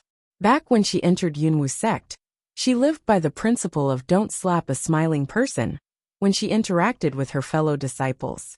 She greeted everyone with a smile and didn't want to incur any enmity. Her current situation was more than 10 times better than Yunwu sect's, so how could she possibly take Xiao Xiao's cold face seriously? As for Qin Shi, ever since he brought her back, the two of them had never seen each other again. They didn't even ask about her. Emotianga asked Luo Fengxue about Qin Shi's situation, but Luo Fengxue only told her that martial uncle was doing well, and that he entered closed-door meditation right after he came back. Apparently, Luo Fengxue wasn't willing to say anything else. This news made Emotianga feel a bit sour in her heart. She naturally knew that Xianqing School was his real sect, and that the people here were closer to him than she was. It was just that, on the other hand, she also felt relieved. Even though she was now accepted as Grandmaster Jinghe's registered disciple, the difference between her and Qin Shi's status was still like heaven and earth. If they didn't meet again in the future, she could easily suppress her emotional fluctuations to avoid them becoming an inner demon in the future. In fact, she also thought about it carefully. Was this kind of feeling really the love between a man and a woman? She really hadn't experienced it before. She just felt that Qin Shi was a bit more special than other people. She liked to see him very much, and was somewhat reluctant to part with him when they were apart. But on second thought, she also felt that if he didn't exist and she didn't see him again, it wouldn't be so hard to bear. In the end, even she herself was confused. Maybe she was just worrying too much. Maybe she was just very grateful, because he saved her in a desperate situation. Besides, when she was in pain from losing second uncle, he was by her side. Maybe she just transferred her feelings for second uncle to him. Inside the concocting room, the medicinal fragrance gradually became stronger. Emotianga sensed that the medicinal pills inside the furnace had already taken shape, so she withdrew her thoughts. She silently calculated in her heart, and opened the furnace the moment she got the right control.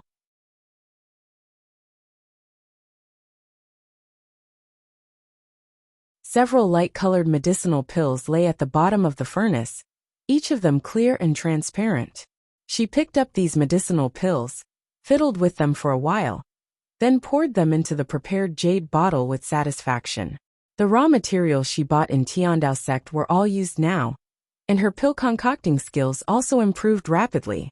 Concocting these basic medicinal pills was no longer a problem, so she could try to concoct higher-level medicinal pills.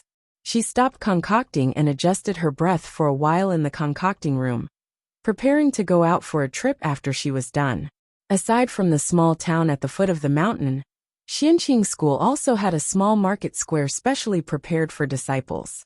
All the shops were opened by the school, and the people who came here were all disciples. The things they sold were of good quality and cheap. More importantly, it was very safe to do business here. Before she finished adjusting her breath, the formation outside the cave fluctuated, and a sound-transmitting talisman flew in. Emotinga took it.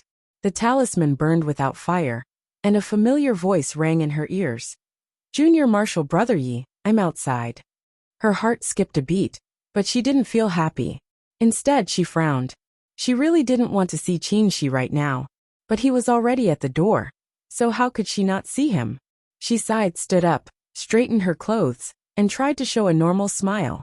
When she felt her mood didn't fluctuate, she went to the entrance of the cave. The stone door opened, and a person with his hands clasped behind his back appeared with his back facing her. He was wearing a loose robe with big sleeves, and his posture was tall and straight. Just by looking at his back, she could already feel his heroic spirit. His gaze was currently focused on something in the distance. When he heard the sound of the stone door opening, he turned around. Emotinga was dumbfounded when she turned around.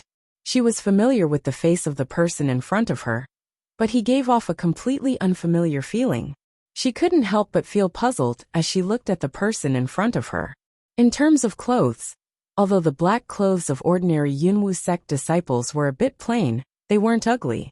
Why did this senior martial brother Qin look so inconspicuous before? Now just by changing his attire, he felt that he was elegant and noble. She had never seen Lord Taoist Jinghe, but if she did, she would definitely find that Qinshi's current appearance was 50 to 60% similar to Lord Taoist Jinghe. While she was sizing up Qinshi was also sizing her up. For a moment, amazement flashed in his eyes.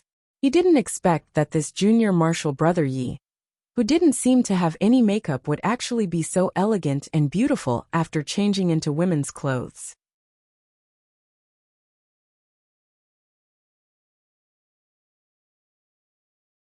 In fact, he also saw her wearing women's clothes several months ago, but at that time, she was too disheveled, so she quickly changed back into men's clothes, so he couldn't remember what she looked like afterwards.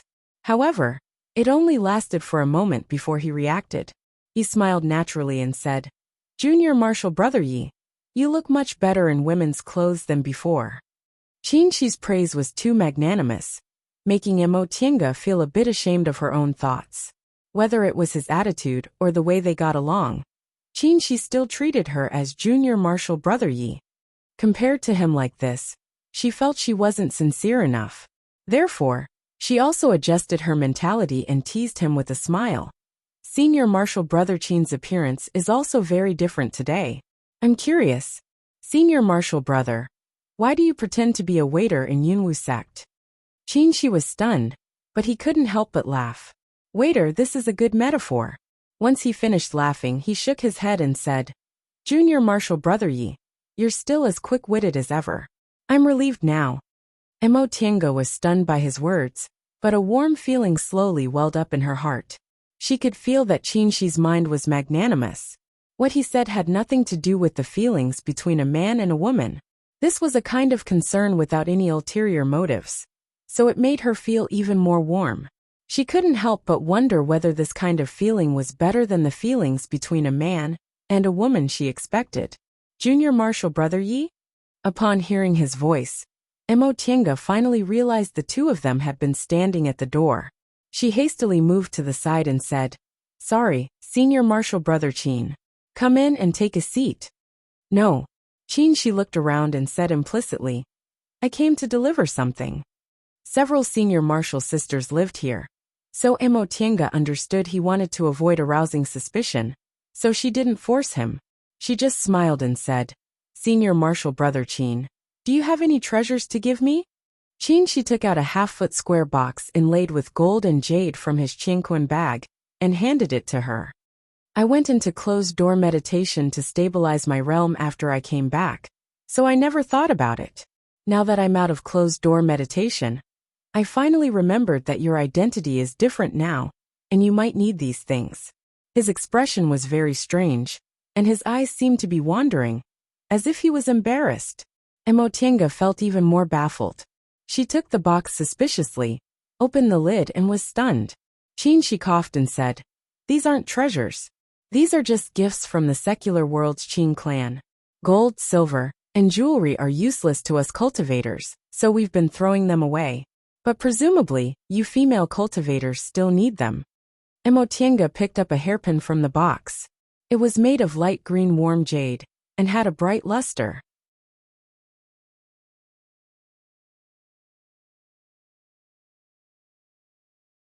There were no unnecessary carvings on it. It was simple, elegant, and exquisite.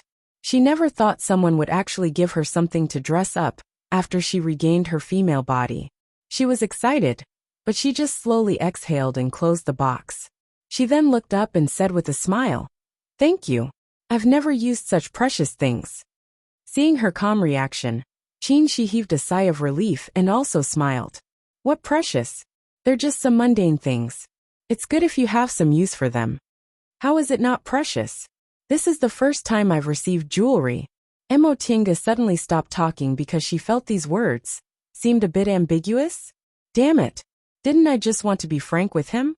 Why does it seem wrong in the blink of an eye? She didn't feel anything and continued to say, "I think so too. Junior Marshal Brother Yi." He paused, shook his head, and said with a smile, "No, with your current appearance, it's not appropriate to always call you Junior Marshal Brother. And Junior Marshal Sister Emo?" Emotinga was stunned. This seems a bit strange. True. She raised his head and thought for a moment. How about we call each other by their names? Xiaotian or Tianga? Ah. This, seeing her expression, she couldn't help but laugh. "It's just a joke, but I really don't know how to call you in the future." This was indeed a problem. In the future, he couldn't always call her Junior Marshal Brother Yi. It would make other people feel strange. And, actually, I don't mind calling you by your name. In any case, he also called Fengxue by her name, so it wouldn't be strange if he called her by her name. Really? Then I'll. He stopped talking and looked to the side. At that moment, a person came out of the immortal's cave next to them. She seemed to sense there were people here, so she looked over curiously. It was Second Marshal Sister Wei Jiaxi. She calmly turned around and said with a smile, "I'll go back first. Next time you need me, just send me a sound-transmitting talisman." Since there were other people watching from the side, Emotinga naturally wouldn't make him stay. She politely said, "Thank you for today. See you later." She nodded and walked away. When he was far away, Emotinga turned around and greeted Wei Jiaxi with a smile. "Senior Marshal Sister Wei." Wei Jiaxi's expression was a bit strange. There was shock, confusion, and displeasure on her face. In the end, she just gave Emotinga a faint glance and entered the immortal's cave.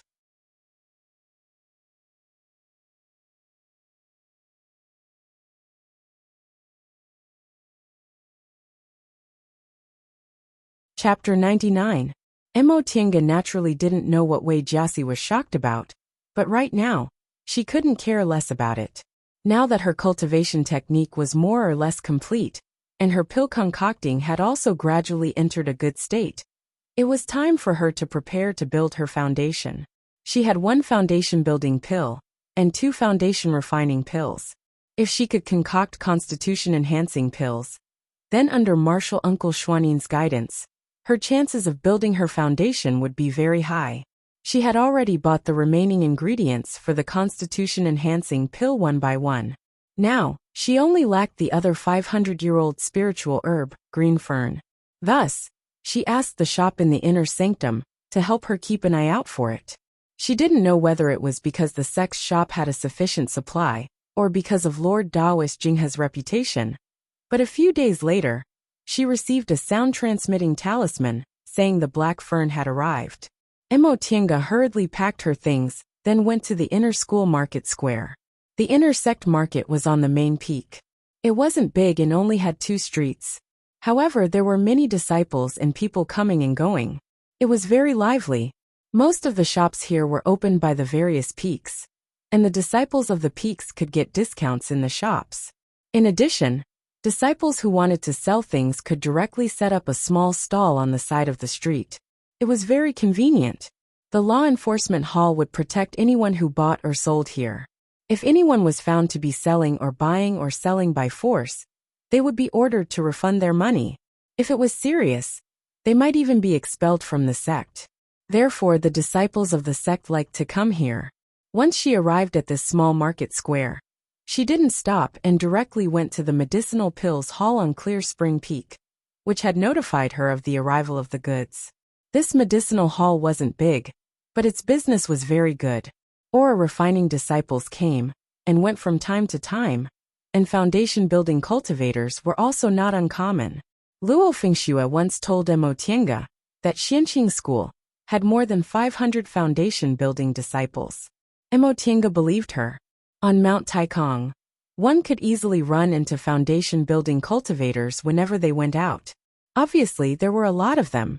Senior Marshal Brother Mo Tiange stepped into the shop and called out to the busy shop assistant, "I'm here to pick up the black fern." The shop assistant was wearing ordinary disciples' clothes, and his cultivation level was only in the 5th layer of the aura refining realm. Upon hearing her words, he turned around and saw the clothes she was wearing. He waved his hand repeatedly. "Senior Marshal Sister, you're really overpraising me. Green Fern, are you Senior Marshal Sister Mo from Clear Spring Peak?"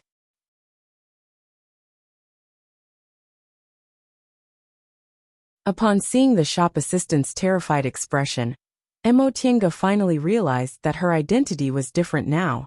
She didn't need to be as humble as she was in Yunwu sect. She was Patriarch Jinghe's registered disciple. This identity was something even foundation building cultivators coveted. In Xianqing School, it didn't matter if she was a bit arrogant, but if her attitude was too low, people would look down on her instead. Thinking to this point, she calmly accepted and said to the waiter, "That's right. You sent me a message saying that the 500-year-old fern has arrived.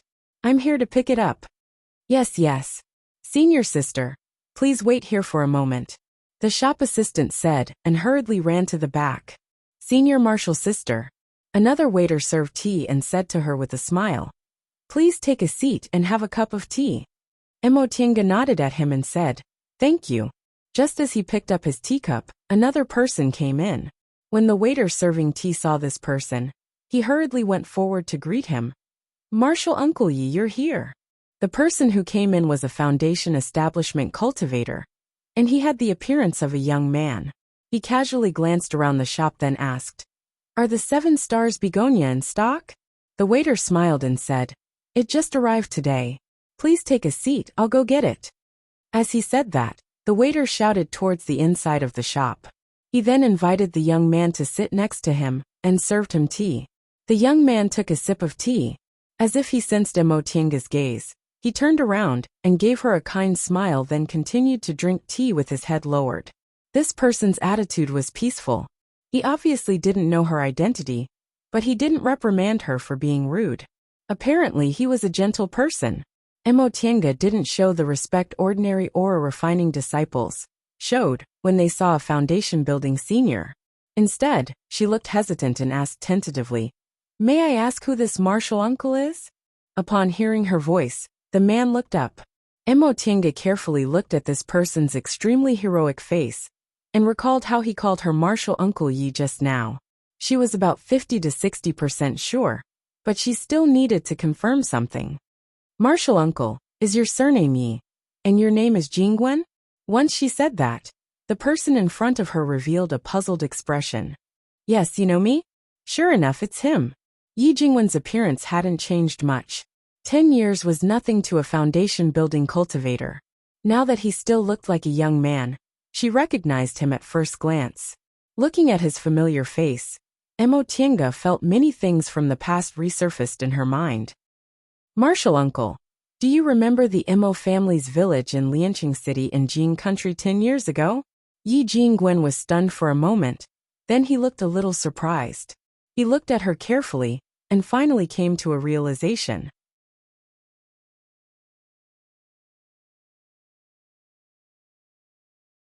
You're that little girl Emotinga nodded with a smile, then stood up and saluted him. Back then, I didn't appreciate your kindness and left without saying goodbye. Today I apologize to you.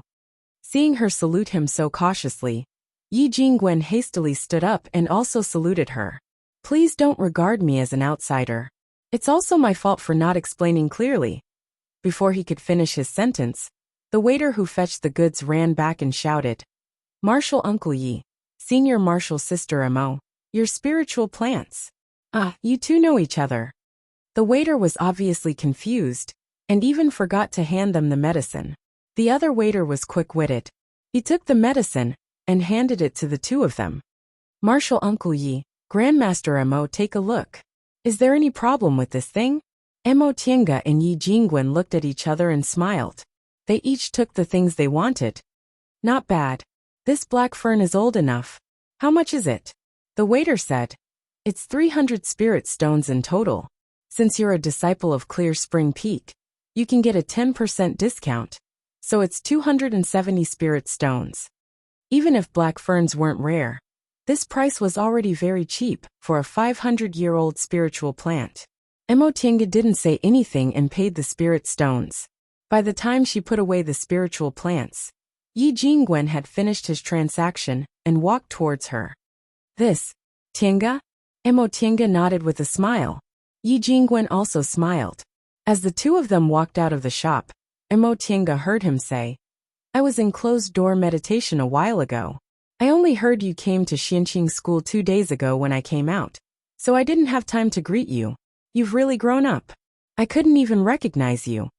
No wonder he wasn't too surprised. It turned out he already heard about it. Martial Uncle Yi. Hey, don't call me that. Yi Jingwen shook his head to stop her. I already know Grandmaster Jinghe accepted you as a registered disciple. Even if registered disciples aren't ranked according to seniority, you're still being taught by Martial Uncle Xianin now, right? According to the rules, it's enough for you to call me Senior Martial Brother. Besides, back then, you called me Big Brother Yi. This, Emotinga thought for a moment, then changed the way she addressed him. Big Brother Yi.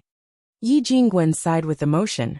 In the blink of an eye, so many years have passed. You're also a big girl now. Tinga, have you been well all these years?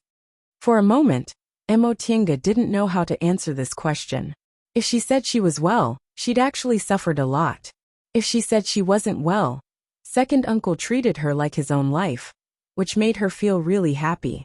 I've been doing okay. Yi Jingwen could see her complicated expression, so he thought she'd had a hard time all these years. He sighed and said, It's my fault for not explaining things clearly back then.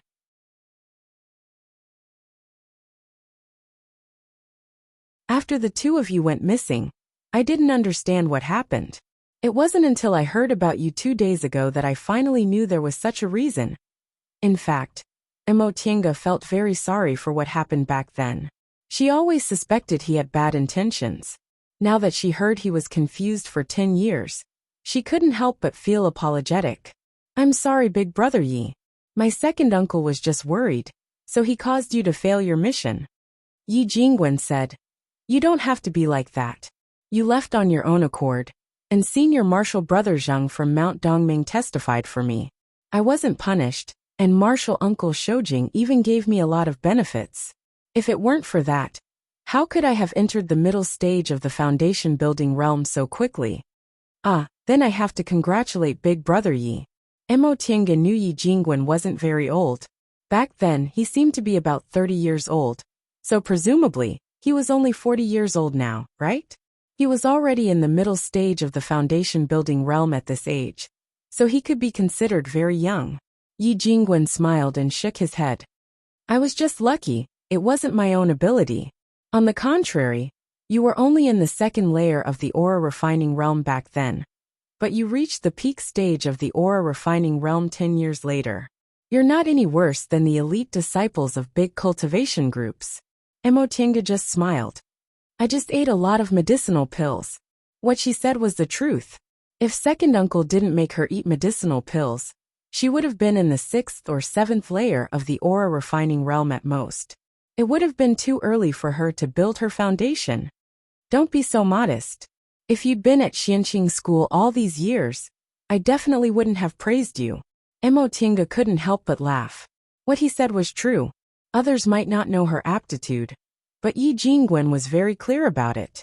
With 5 spiritual roots and no big cultivation group to rely on, being able to cultivate to the foundation building realm in 10 years was already very rare. Right, how did you meet martial uncle Shoujing? This is too much of a coincidence. Emotinga was puzzled. I didn't meet martial uncle Shoujing. I just met senior martial brother Qin Shi. My second uncle used a sound-transmitting talisman to ask martial uncle Shoujing for help. Coincidentally, he was nearby, so I was ordered to come and help. Qin Shi. Yi Jingwen was baffled. This name, he'd never heard of it. Although there were many people in Clear Spring Peak, since this person could make martial uncle Shoujing entrust this kind of thing to him, he should at least be an advanced inner disciple like them. Yes, big brother Yi, do you know him? Senior martial brother Qin is martial uncle Shoujing's blood-related junior, so he should be in the same generation as you. Blood-related junior. Although Yi Jingwen still didn't understand what was going on, his intuition told him that there must be something wrong. In fact, he also didn't know what martial uncle Shoujing's real name was. Could it be? With that thought in mind, Yi Jingwen asked again. The senior martial brother Qin you mentioned, is he about the same height as me, doesn't like to talk, has few expressions, and only likes to cultivate every day? I see. But it's not like senior martial brother Qin doesn't like to talk. After we get to know each other, he often smiles. Big brother Yi, what's wrong? Emotinga felt a bit strange. Is senior martial brother Qin not popular? Why does everyone look like this when they know I know senior martial brother Qin? It's nothing. Yi Jingwen wiped the sweat from his face and changed the topic. Are you going to build your foundation now? Emotinga nodded. Almost. After some time, I'll finish my preparations and enter closed-door meditation to build my foundation. Being well prepared is only good for building your foundation. There's no harm in doing so. If there's anything you need my help with, don't hesitate to tell me. Seeing how serious he was, Emotinga smiled and said, Thank you.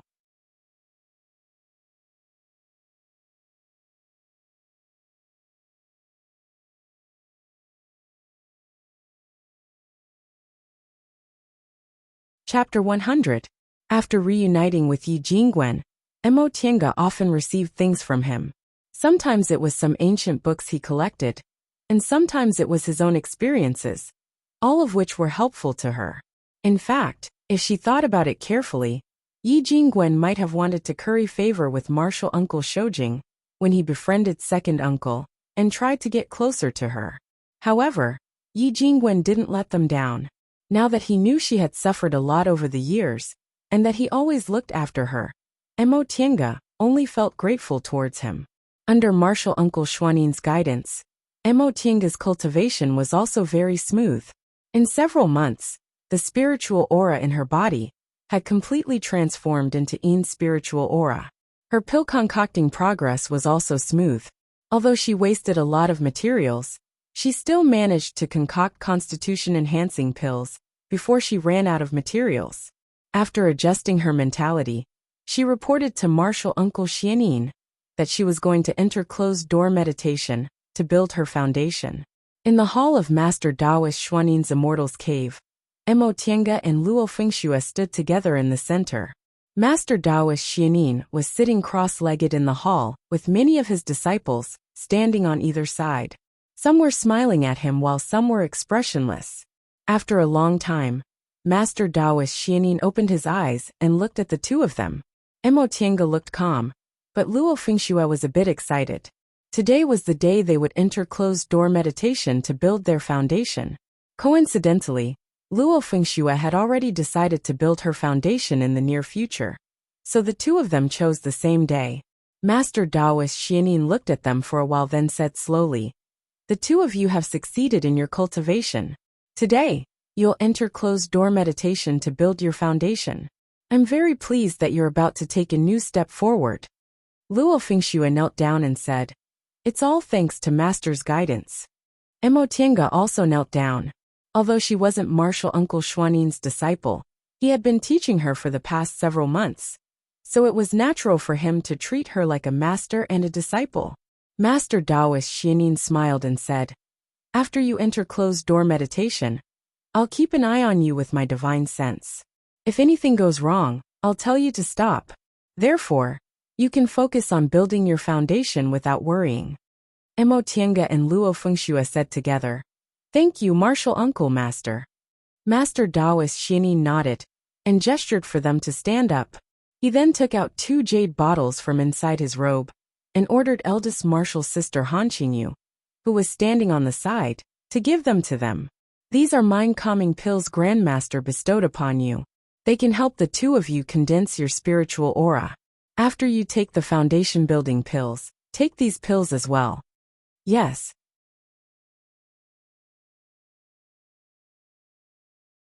"Alright, you guys can go now."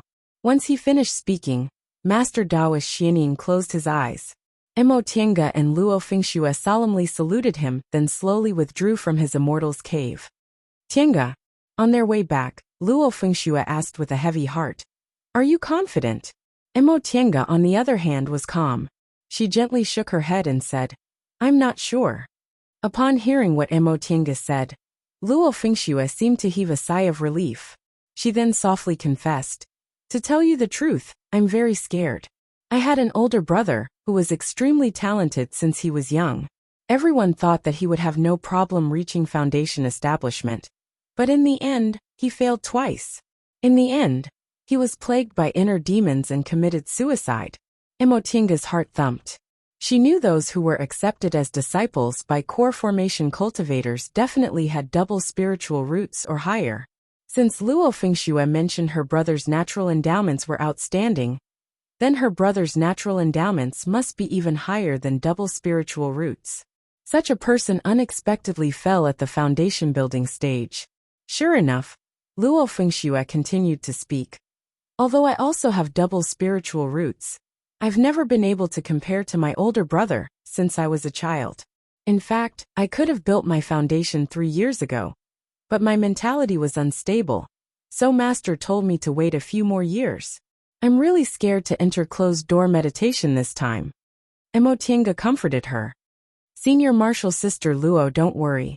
Foundation building isn't something that can be done overnight. No matter how talented you are, you can't be sure you can build your foundation on the first try. So what if you fail once or twice? We're still young.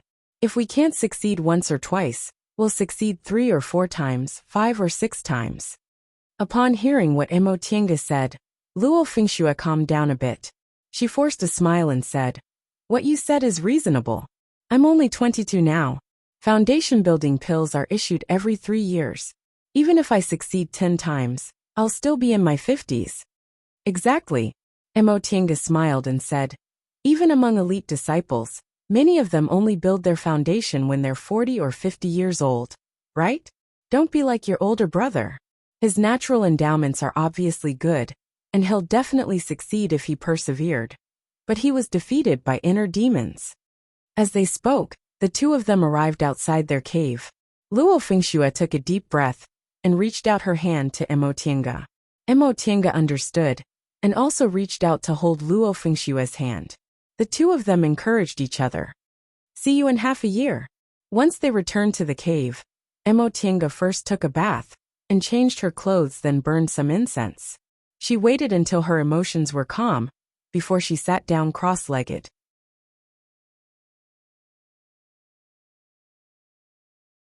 The spiritual aura inside her body slowly flowed along her meridians until it reached her dantian. She emptied her mind and no longer controlled her thoughts. Gradually, she seemed to be able to hear the sound of the wind blowing outside the cave. Her divine sense slowly dispersed in the wind, but it also seemed like her whole body was moving up and down along with the wind. The fragrance of flowers and grass, the sweet smell of the earth one by one, assaulted her senses. In the end, she couldn't hear anything and couldn't feel anything. The only thing left was the boundless world. At this moment, Emotinga first took a heart-calming pill, then took a foundation-building pill, a constitution-enhancing pill, and a foundation refining pill. The moment the foundation building pill entered her abdomen, her dantian seemed to burst into flames with a loud bang. A powerful spiritual aura exploded in her dantian and flowed into her meridians. This spiritual aura was really too overbearing. For a moment, Emotinga didn't know what to do. Right at that moment, she heard Martial Uncle Xuanin shout in her mind, "Calm down. Don't resist it. Guide it slowly." Once he shouted, Emotinga immediately calmed down. She immediately followed Martial Uncle Xuanin's instructions and used her own spiritual aura to slowly guide this overbearing spiritual aura. At first, this spiritual aura didn't listen to her at all. It was very difficult for her to control 1 or 2 strands of it, but it soon broke free. She wasn't discouraged. In the end, she managed to control a bit of it and slowly increased it. She didn't know how much time had passed, but she finally had complete control over the spiritual aura and guided it to attack her meridians. This attack, however, was incomparably painful. Her meridians were forcibly widened. Every inch of them seemed to be broken, but they were instantly repaired. However, when the next spiritual aura attacked them, they were still broken in an instant. Amidst the incessant pain of being broken and repaired, her meridians widened little by little and became tougher. The impurities inside her body were also pushed out by this powerful force until they were expelled from her body. Her dantian, on the other hand, was on the verge of collapse. It was difficult for it to absorb this huge spiritual aura, but it was stabilized by other forces, allowing her to persevere. Emotinga didn't know that Master Taoist Xianin wasn't the only one paying attention to this place with his divine sense. Lord Taoist Jinghe, who was sitting on his dragon couch, muttered to himself, "This little girl isn't honest." The spiritual aura from the foundation building pill exploded, but she actually withstood it so easily. She must have taken some other spiritual panaceas. Qin Shi, who was sitting on the side, cast a glance at her but didn't say anything. Emotinga clenched her teeth and endured the pain. She was obviously used to the medicinal power of the foundation building pill, but her dantian still couldn't absorb it. She knew this was related to her aptitude. Martial Uncle Xianin once told her that the better her aptitude was, the faster her dantian could absorb spiritual aura. Therefore, whether she could successfully build her foundation or not depended on whether her dantian could adapt to this impact and absorb it for her own use. A month passed, but Emotinga was still resisting this intense pain. 2 months passed, and the impact slowly weakened. Her dantian also stabilized. 3 months passed, and the medicinal power of the foundation-building pill in Emotinga's body slowly subsided. Qin Jinghe sighed softly. "It's really a pity. A heaven-gifted person from the distant past era unexpectedly can't even pass this foundation-building hurdle." Qin Shi still didn't say anything, but the expression on his face definitely couldn't be considered happy. They both knew Emotinga failed to build her foundation this time. She withstood the pressure on her meridians, but she couldn't completely absorb the medicinal power of the foundation-building pill. Her dantian couldn't expand, so it couldn't withstand the spiritual aura of the foundation-building realm. "Brat, what are you thinking about?" Qin Shi sat still for a while before answering. If she had a cultivation technique from the distant past era, could she easily build her foundation, or even form her gold core or nascent soul? Qin Jinghe was stunned. "You're right, but I can't be sure. The environment in the distant past era is too different from today's. Cultivation techniques from the past might not be able to adapt to today's environment with spirit veins." 6 months passed, and Emotinga opened her eyes. The spiritual aura inside her body had completely calmed down, and her cultivation level couldn't advance. She knew she failed, but she only sighed softly.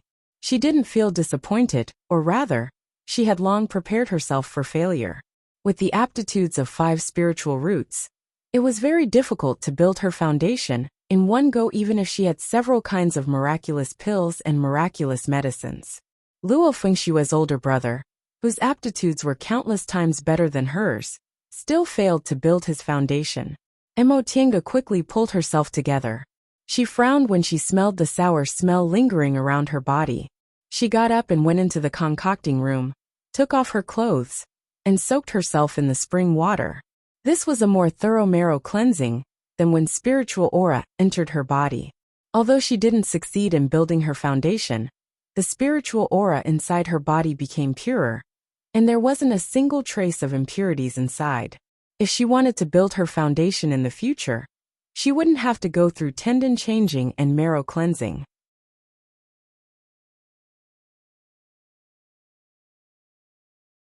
The spring water washed away the stains, and the spiritual aura cleansed her body, washing away the dirt. She felt her skin was like water, as if it could be broken by the slightest breeze. Even though she didn't really care about her appearance, Emotinga still felt happy. This foundation building pill wasn't completely fruitless. She freshly put on her clothes, combed her hair, and stepped out of the cave. Outside the cave, Yi Jingwen and Luo Fengxue were talking about something.